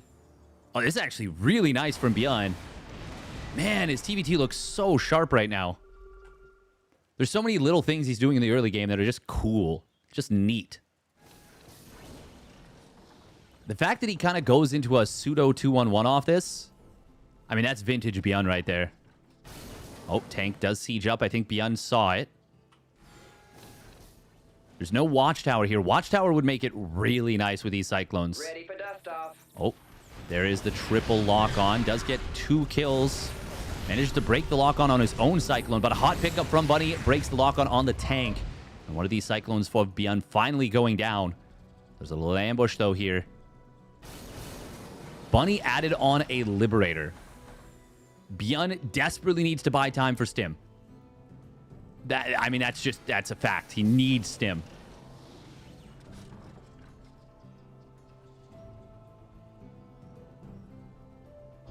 Double engineering bay. Am I missing a third CC? There isn't one. He's actually going up to 3 engineering bays. That's an oopsie. That is most definitely an oopsie poopsie right there. Or he wants the, late game engineering bay upgrades on 2 bases at 7.5 or 8 minutes in. Spoiler alert, it's not that. He is going for a 2-base double upgrade setup. Oh, this is a nice ambush. ByuN catches Bunny unsieged. Kills all 3 tanks. The tanks of ByuN got huge shots. Liberator gets 1 counter kill. That ain't gonna cut it. And even the second tank getting saved by the Cyclone. It's a drop into the main base. There's 3 landed Vikings, 4 Bunny, and a Cyclone. But already the Cyclone's gone down. Lock on onto the medevac. It does get saved by dropping the Vikings back out. If he gets the lock on, no, he's not able to. It's on cooldown. Still, that was so good for ByuN. Bunny built a 3rd CC during all this. ByuN, though, close to combat shields. 1-1, very far along. Halfway done. Just needs a minute for it to cook still. Bunny cannot be moving out. He does not realize that this is a 2-base play out of ByuN. Bunny doesn't have Stim. Now, hang on. They're going to miss each other. Ships passing in the night. One of these newish maps. Ooh. Well, not newish. This is very new. Scan comes in from ByuN. He is coming back home. He sieges a tank defensively. He's got this Cyclone still alive. It insta-kills a Viking. Very nice find. ByuN is hesitating and now crosses the map again. Man, there's so many Vikings for Bunny. It almost feels like he's on 2 starport, even though I know for a fact he's not. Oh, this 1 tank. That's unfortunate. Combat shields is done. Good splitties here from ByuN, and he's going to be able to get in on top of the 2nd tank. SCV is going to try and deconstruct these siege tanks. Oh, why are we sieging that tank? Well, it actually kind of worked out. Liberators pop out. One of them actually died. Vikings land on top of this. They both get obliterated immediately. So many SCVs have fallen for Bunny. ByuN is now 32 SCVs ahead. Make it 33. He is able to almost full pull a mineral line to long distance mine that 3rd base. And armory is on the way. There's no combat shields for Bunny. He is going to be forced back. This 1 siege tank will get taken out. The other 2 going to try and siege. Oh, ByuN actually miscalculated a little bit. He stopped killing the 1 tank, and it got an extra shot that it didn't need to get. ByuN just needs to deal with this army, and it's over. He is up 2-0. Wants to go up against Rogue in the decider match. There's a single drop on the other side of the map. That's going to kill a tank before it can siege. More and more SCVs falling. We're going to see ByuN knocking Bunny down to just 14 workers. A 50-worker lead. Genuinely bonkers to see that. ByuN going to pull the boys. Going to pull the SCVs and the Marines. And he's going to waltz his way into that qualifying match between him and Rogue.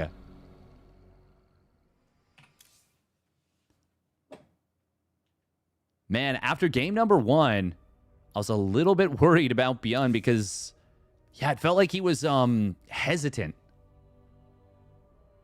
He definitely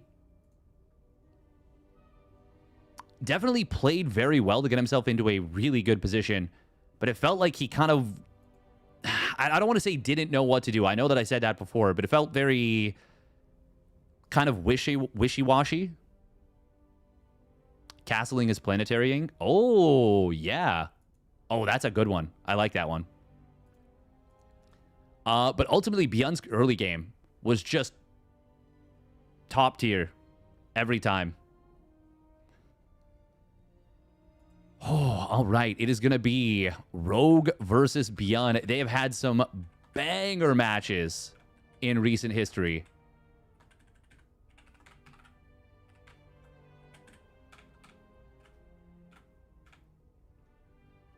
ZVT best of 5 decider match. We're going to put a little bit of time on the timer.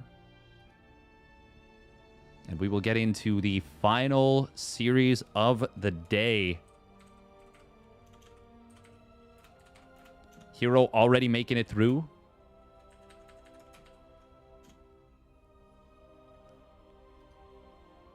Bunny eliminated, and now it is Rogue versus ByuN for the final spot in the round of 8.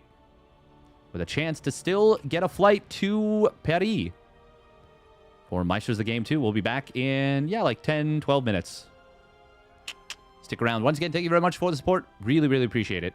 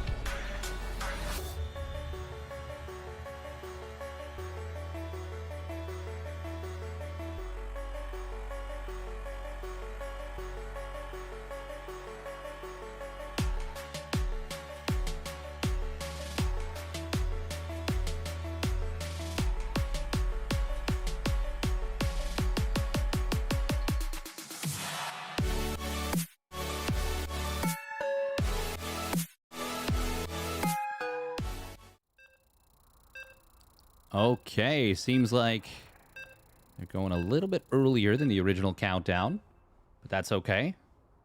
Trigger can't seem to catch a break. Feel like you could have made it through. Yeah, feels like a lot like Astrea in that regard.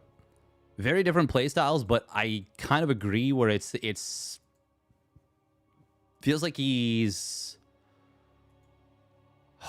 got tough draws.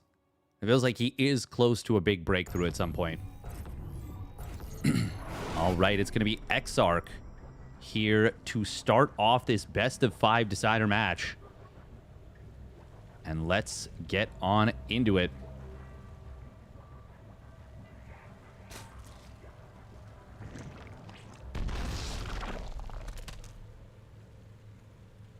Spawning down in the bottom right, it is Rogue.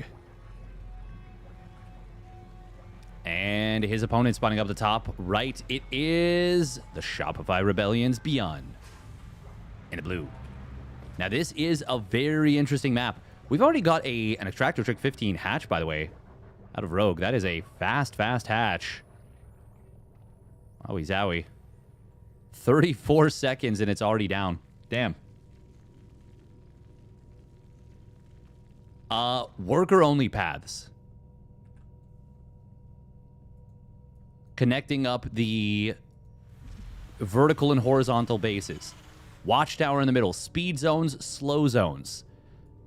Chained debris with vision blockers. It's a 4-player map. We've also got a mineral-only path here, where there is, once again, chained debris. This is just one of the most interesting baller maps. Now, one cool thing for Trigger, even though his group didn't turn out the way he was hoping, for the first time in his career, he took a competitive map off of Maru. Literally the first time ever.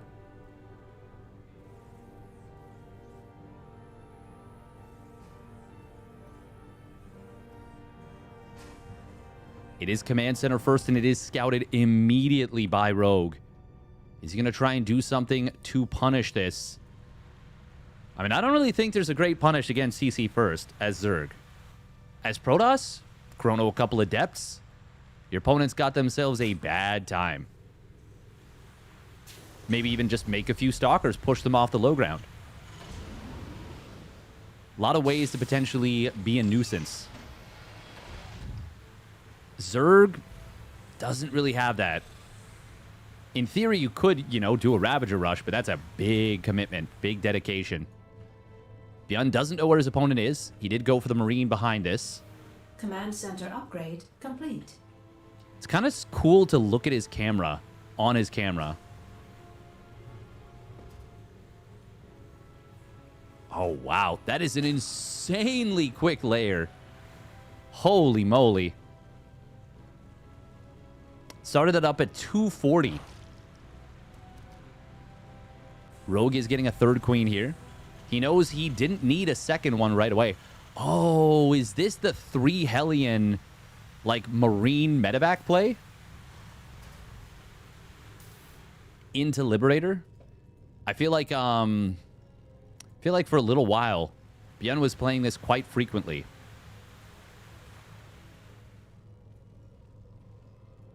Roach Warren coming in. We do have Rogue mining out these mineral patches. And of course, since it's a mineral only, he can just go right through. Or sorry, worker only. He can go right through.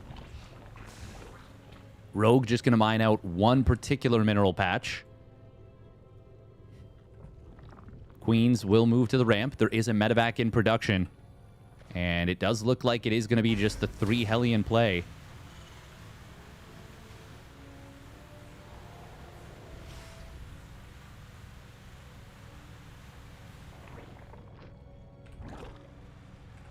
Roach speed fired up. Rogue, interestingly, stopped after mining this one patch down to just 5. Overseer on the right side is going to try and get chased down. And he will get it. Nice job. Nowhere to put it. Oh, wait. No. It's dead. It's dead. Yeah. There was a Viking in production. Even if he gets away for the moment, Changeling does get hunted down.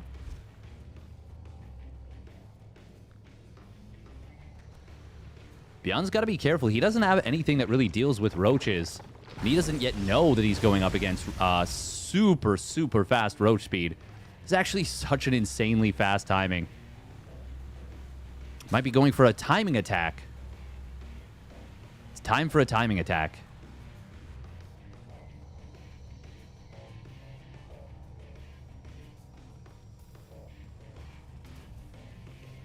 (1-1). There's no third CC. ByuN. Wait, does ByuN just fall apart? Like, is he just dead? He's just going to be able to start a tank in a moment. SCVs are going to try and pull here. This feels like an unstoppable push with what ByuN's got. Corrosive Biles will kind of force the SCVs back. There's no stim, no combat shields, and no bunker, no siege tank, no Banshee, and no hope. Rogue is just going to absolutely kill ByuN in game number 1. This is insane. What a sick push out of Rogue. Even with tanks, this would not have been an easy defense. Stim will complete in a moment. Can he maybe make a stand with that? Tank. Oh, no, he doesn't even get the save. Rogue calmly eviscerates ByuN in game number 1.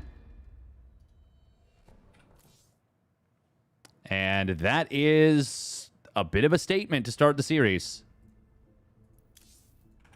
You want to try this tricky stuff? This weird stuff? You're going to pay the price. This is cool because in recent games, Rogue has been going crazy greedy and rushing mutas. Like, really, really, really crazy. But not this game. Not this game. He's been doing so much, like skipping Baneling Nest. We're talking like 62 drones on one map. He did it. And it was a short rush distance map. What map was it? It was 10,000 feet. ByuN did this very interesting stim, no combat shields, no medevacs, 2 marine tank push. 2 tank marine push, I should say. And kind of blasted. Killed so many drones. It's kind of troll to not make a safety Banshee against Rogue. It feels pretty rough. It feels pretty rough. If you get away with it, I mean, that can sometimes unlock some crazy sick timings. That was such a fast roach speed. Like, that was genuinely insane. And now that the vetoes have gone through and Verdant Temple is the second map, and I'm pretty scared for ByuN. Like, this, yeah, Rogue has been going roach quite a bit today in ZVT. The new aesthetics of Verdant Temple. Oh, there's updated aesthetics. Nice. I do like this map appearance-wise. I think it looks very, very pretty. Spawning up at the top right, it is the Shopify Rebellion's ByuN. And his opponent spawning down in the bottom left. It is Rogue. You helped the patches touch this map up a lot. Nice. Oh, shit. Oh, my God. Ho, ho, ho, ho. Rogue, my man. It's command center first. Oh, no. Oh, no, no, no, no, no, no, no, no. ByuN needs to see this so bad. He's putting the command center on the high ground. That means he is not even going to have a chance of seeing this for a while.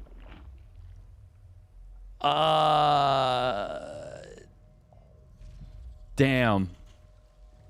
Well, Lorimbo, Harstum. Harstum's been making videos about Lorimbo's proxy hatches. Oh, it's not even a wall. Oh, no. ByuN is going to open up 2 racks.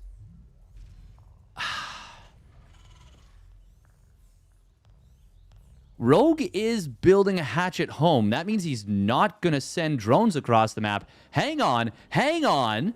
If he doesn't build spines, this is actually nowhere near as scary. And Creep reveals what this is like very quickly. Lings are great and all, but it's the spines that really do the damage. ByuN immediately fires up a reactor.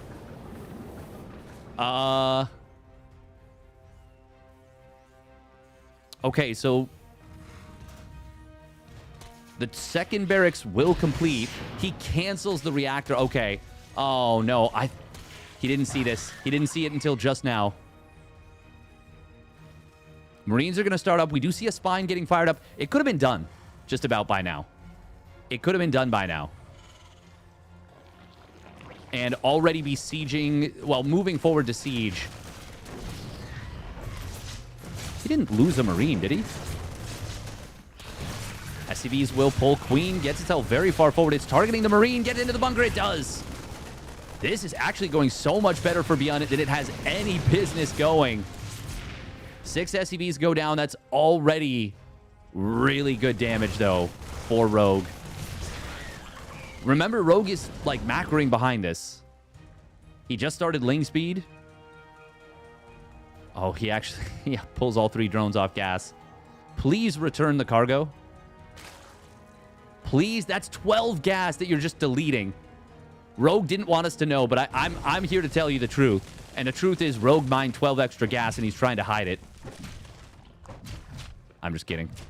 I'm not actually kidding. Don't do that, Rogue. Siege tank is wall. I was going to say, you can move the spines up to the high ground, and it will outrange the bunker. Going for double add-on now. ByuN still doesn't have an add-on for his command center. He just now starts the orbital. First spine is pounding this bunker. Oh, he actually... Oh.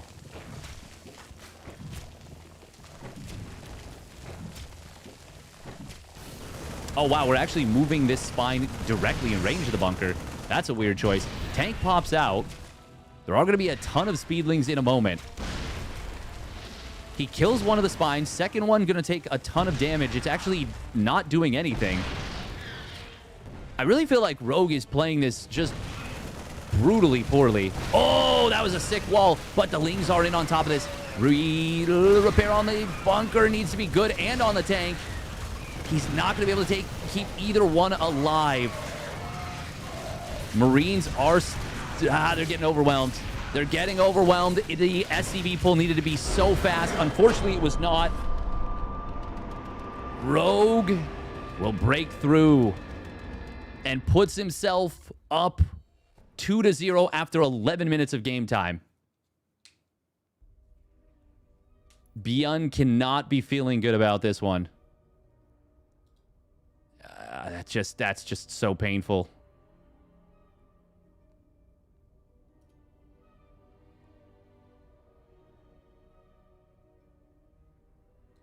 He just kind of looks dejected, honestly. It's hard not to. He's going to ask for a little break. And that's completely reasonable. I wouldn't have destroyed that gas that past 2026. Oh, man. That was almost a sick hold from ByuN. Wonder why he doesn't even scout? Yeah. The interesting thing about that is... like, everything went kind of wrong for ByuN at the beginning.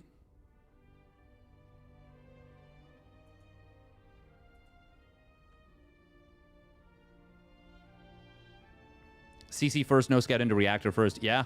And then he canceled the reactor after it was building for a while. I think at that point, you just build the reactor. I think you just let it finish. It was a panic move. No doubt about it.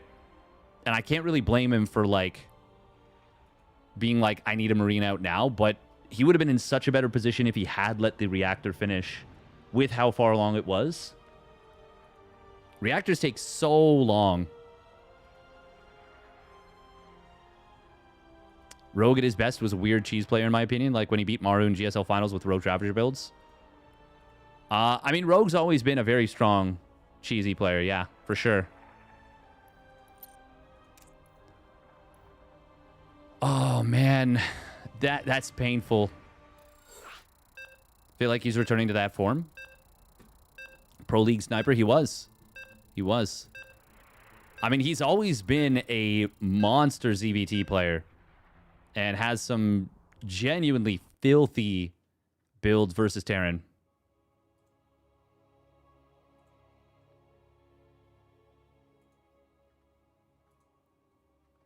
You can see right here in their match history, they're close.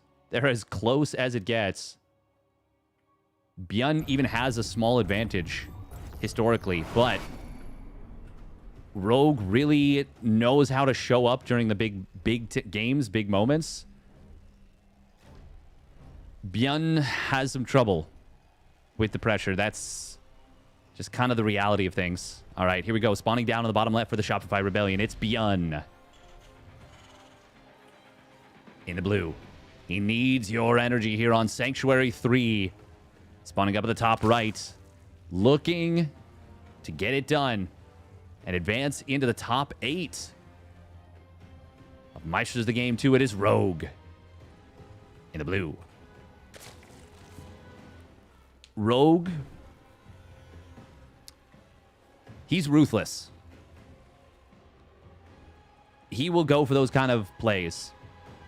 Now,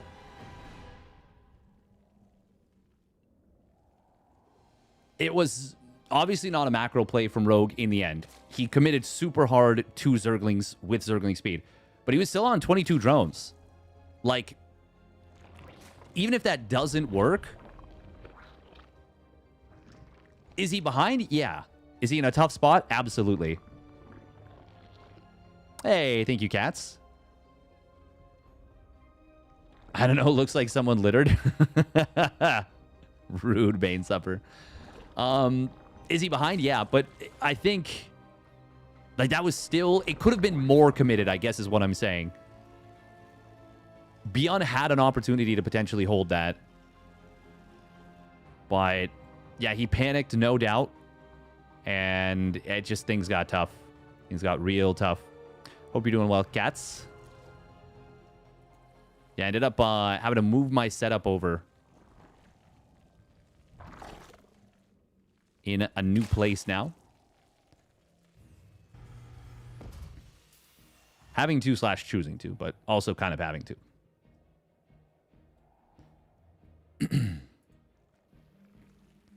Now, what are we going to see from Rogue here? He has, I mean, all the initiative. He has the opportunity to try and throw ByuN off his game once again. I wouldn't mind, like, 22 Ling Flood. Just pop out a bunch of Zerglings as Zergling speed completes. Try and get something done here. ByuN is already in an uncomfortable spot in this series. Now, on the other side of the coin, ByuN's strength has always been his micro. And the precision of his macro, but this might be the kind of situation where you don't want to give him the opportunity to, you know, micro really well and get back into the game and into the series from a mindset perspective. I mean, I've got a PhD in overthinking things, but Rogue is not going to go for this. He actually is the one who's supply blocking himself at 36. That was not an intentional supply block. That was an oopsie supply block. I said earlier in the broadcast that there was a moment where he went 2 base, 4 queen, and was building 2 overlords at once at 36. That was intentional. He had no larva. This time he was sitting on 7 larva for a little bit there. Not the worst thing in the world, but certainly not what you want to be doing in the early game. ByuN. He's able to find a creep tumor. He did lose the Reaper, though. How did I miss that? I don't even know.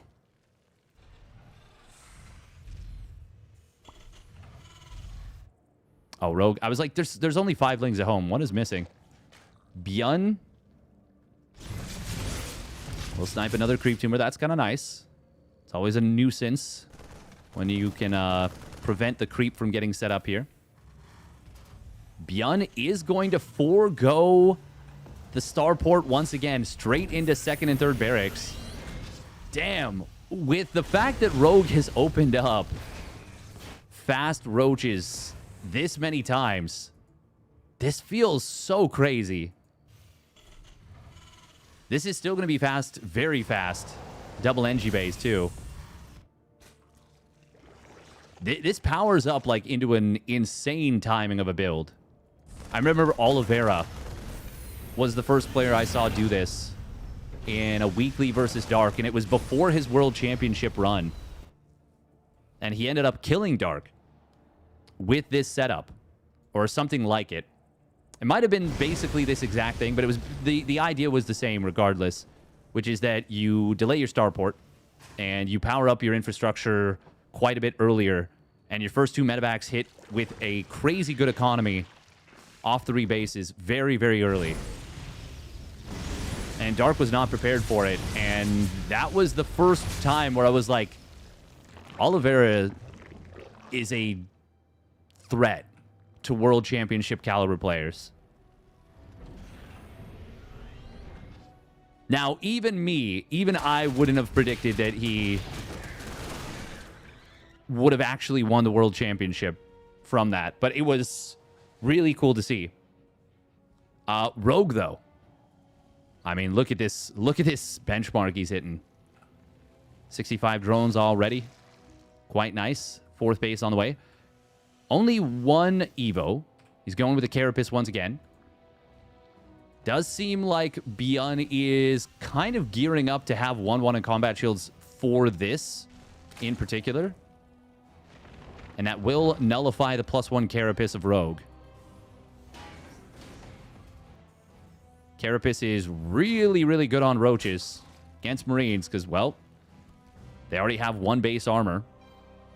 The more you can reduce the damage output of the Marines, the better that is. Kind of funny that we see combat shields and roach speed finishing up at the same moment. Rogue is most definitely planning to get aggressive. Oh, ByuN's going pure mine. He's going straight mine. That is not what you want against Roach. And the fact that Rogue has been playing so much fast Spire is really, really going to work out well for him. We do see 2 queens getting taken out immediately. 1-1 is done for ByuN. The +1 Carapace was not right away done. Hold the phone. This is a very nice little startup. But on the other side, a lot of roaches and a decent number of Ravagers. ByuN's roaches are not, or Marines are not getting cleaned up. They are like roaches. They are staying alive forever. Target fire on the queens, going to town on these units. Meanwhile, other side of the map, ByuN does need to hold. He's using the high ground pretty nicely. Widowmine's actually going to be quite handy on the ramp. 18 SCVs go down for ByuN, and he does not yet kill the 4th base of Rogue. Rogue is still winning the balance of power war. And now an Overseer shows up. Oh, Roach! Yeah. Oh, no, he actually kind of dragged it into his own Ravager. Ravager. Overseer tanks the Widowmine shot, but now it is gone. Oh, that was a big bile. Killed 2 or 3 Marines right there. Yeah, 1 Ravager has 8 kills. On the other side, though, drop into the main base is going off. There's no queens left. There's also no energy on these medevacs. ByuN going to be able to find a couple of drones. He's finally got a tank out. 2-2 is getting close to completing for ByuN. If he gets 2-2 out with a decent number of Marines, Rogue is in trouble. Make no mistake. Oh.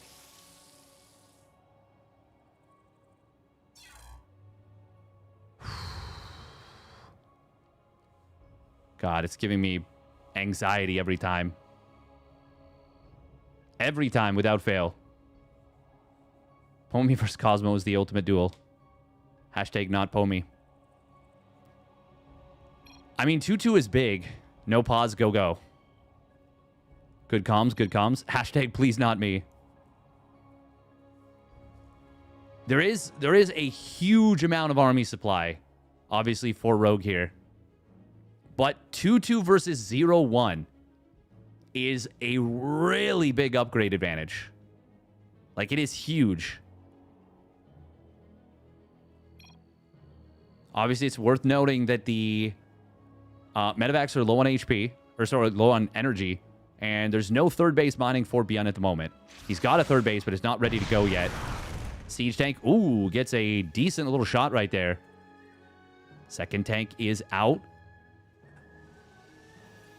He's got to tuck it into a good position. ByuN needs to move out and secure the base once his 2-2 completes.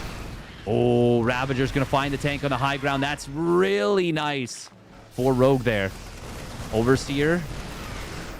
Oh, he's in a position that could have been sniped. He's actually still able to be hit by a single Marine. He can see a lot with this. ByuN wanted the snipe there. 2-2 has now completed. Oh, does this really not... Oh, he saw the medevac for a split second somehow. I don't even know how. Rogue getting in towards 1-2 upgrades. Here comes the bust out attempt. Corrosive Vials do get avoided. 2-2 is going to go so hard on this, but there's so much Roach Ravager. Is there enough firepower with the Marines with their upgrades? The answer is barely no. ByuN not able to break out. Rogue was mining too much more for too much longer.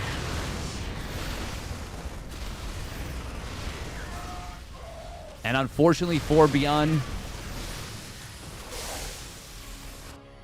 he's going to try and come back home with these units. Tank will pop out. The Biles miss again. Hang on, can ByuN get the cleanup now? The answer should be yes, but at what cost? The age-old casterism. At what cost? We're now down to just, air quotes, just a 40 army supply disadvantage for ByuN. But it came at the cost of so much of his eco. Now Marines running into more and more roaches out of Rogue.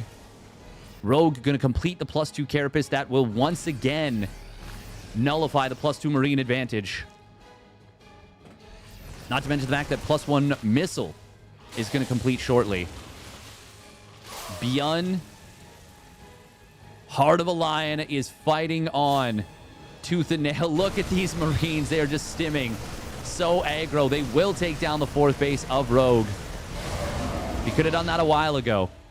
Would have been great. I think he... Oh, no. He loaded up into a medevac as it was dying. Oh, God. 8 more Marines hitting the deck. Headed down to hell.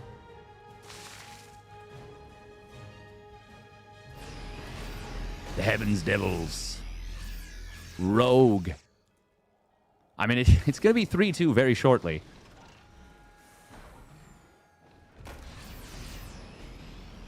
Even a changeling in on top of this army. Oh, ByuN, did he just shoot his own Marines? I don't think so. But maybe. God, look at this surround from Rogue. 1-2 upgrades done. Maxed out. Zerg. So many roaches. And Rogue will take the 3-0.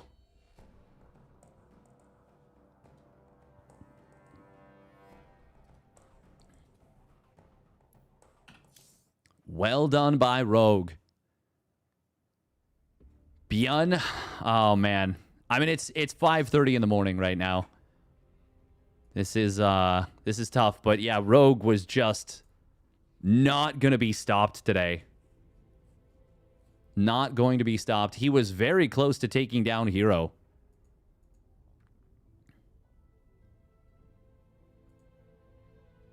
Well deserved, yeah. Yeah. That was like just violent. No quarter given. And that is going to bring things to a close for Group B of Maestros the Game. Where are you? I am in my new place. I'm in my new place, the Simp Gatsby. Saturday morning supervillains need to at least make a decent showing. Heh.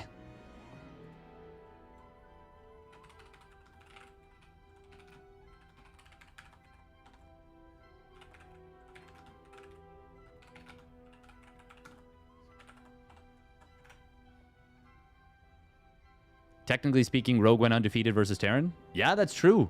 2-0 versus Bunny. 3-0 versus ByuN. New digs, congrats. Thank you. Thank you, thank you.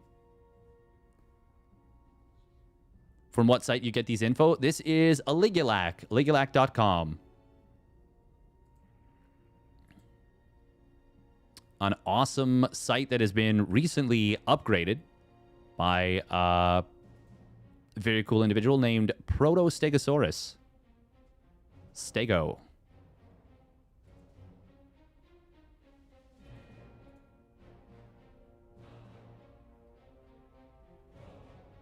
Bum bum bum bum bum bum bum bum bum bum bum bum bum bum bum bum bum.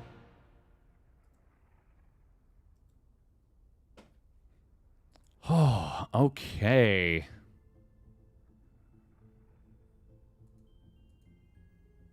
Wonder if ByuN was playing weird because he doesn't have the load all button. That's probably it. Yep. Once he gets that load all button, it'll be all good. He'll be back to his old self. I mean, the country? Oh, well, ByuN is from South Korea. I am East Coast. It's 5:30 a.m. for the players. For the players, yes. Screwed up his medevac micro? Maybe. Maybe. All right, that is gonna do it for us. Oh, man, poor ByuN. It was a valiant showing, but Rogue is... Yeah, he's a beast. Super cool from Rogue to basically play nothing but Muta builds in the last, like, 3 weeks, and then switch hard into Roach. Absolutely full 180 into these Roach plays. And they absolutely crushed ByuN and Bunny. ByuN was defenseless.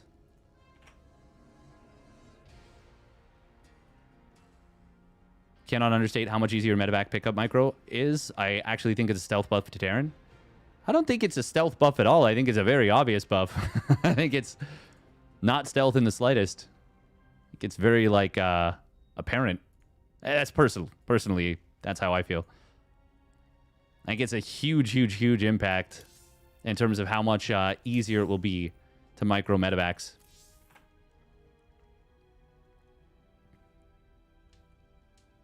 I think a lot of people write it off as just a nice quality of life thing. You're probably right that a lot of people do, but it's a really big buff to Terran specifically since they have boost. It's nice for the other races, but it is much better for Terran for sure.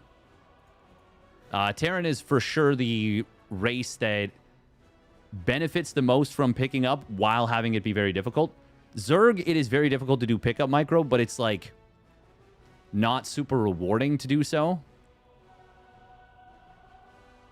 Protoss, it's very rewarding, but it's not super difficult. Like, it's... You got to be fast, you've got to be efficient, and it's nice to see good warp prism micro, but it's not like you need to manage where the prism is super cleanly. Quality of life has hit in a lot of buffs over the last several patches. It's a good point. It absolutely has.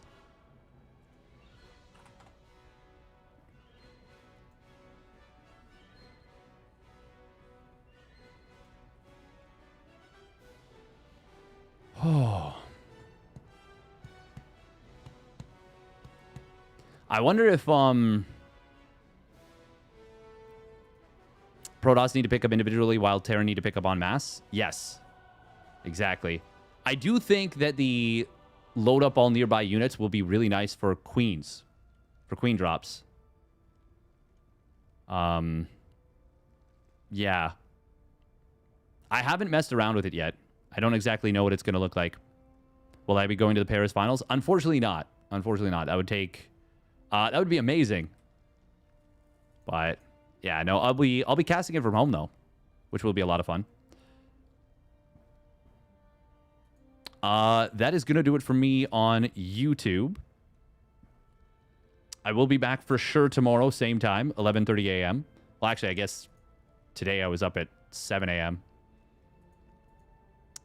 I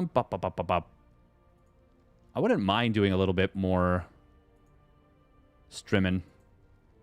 But it's also been a long day.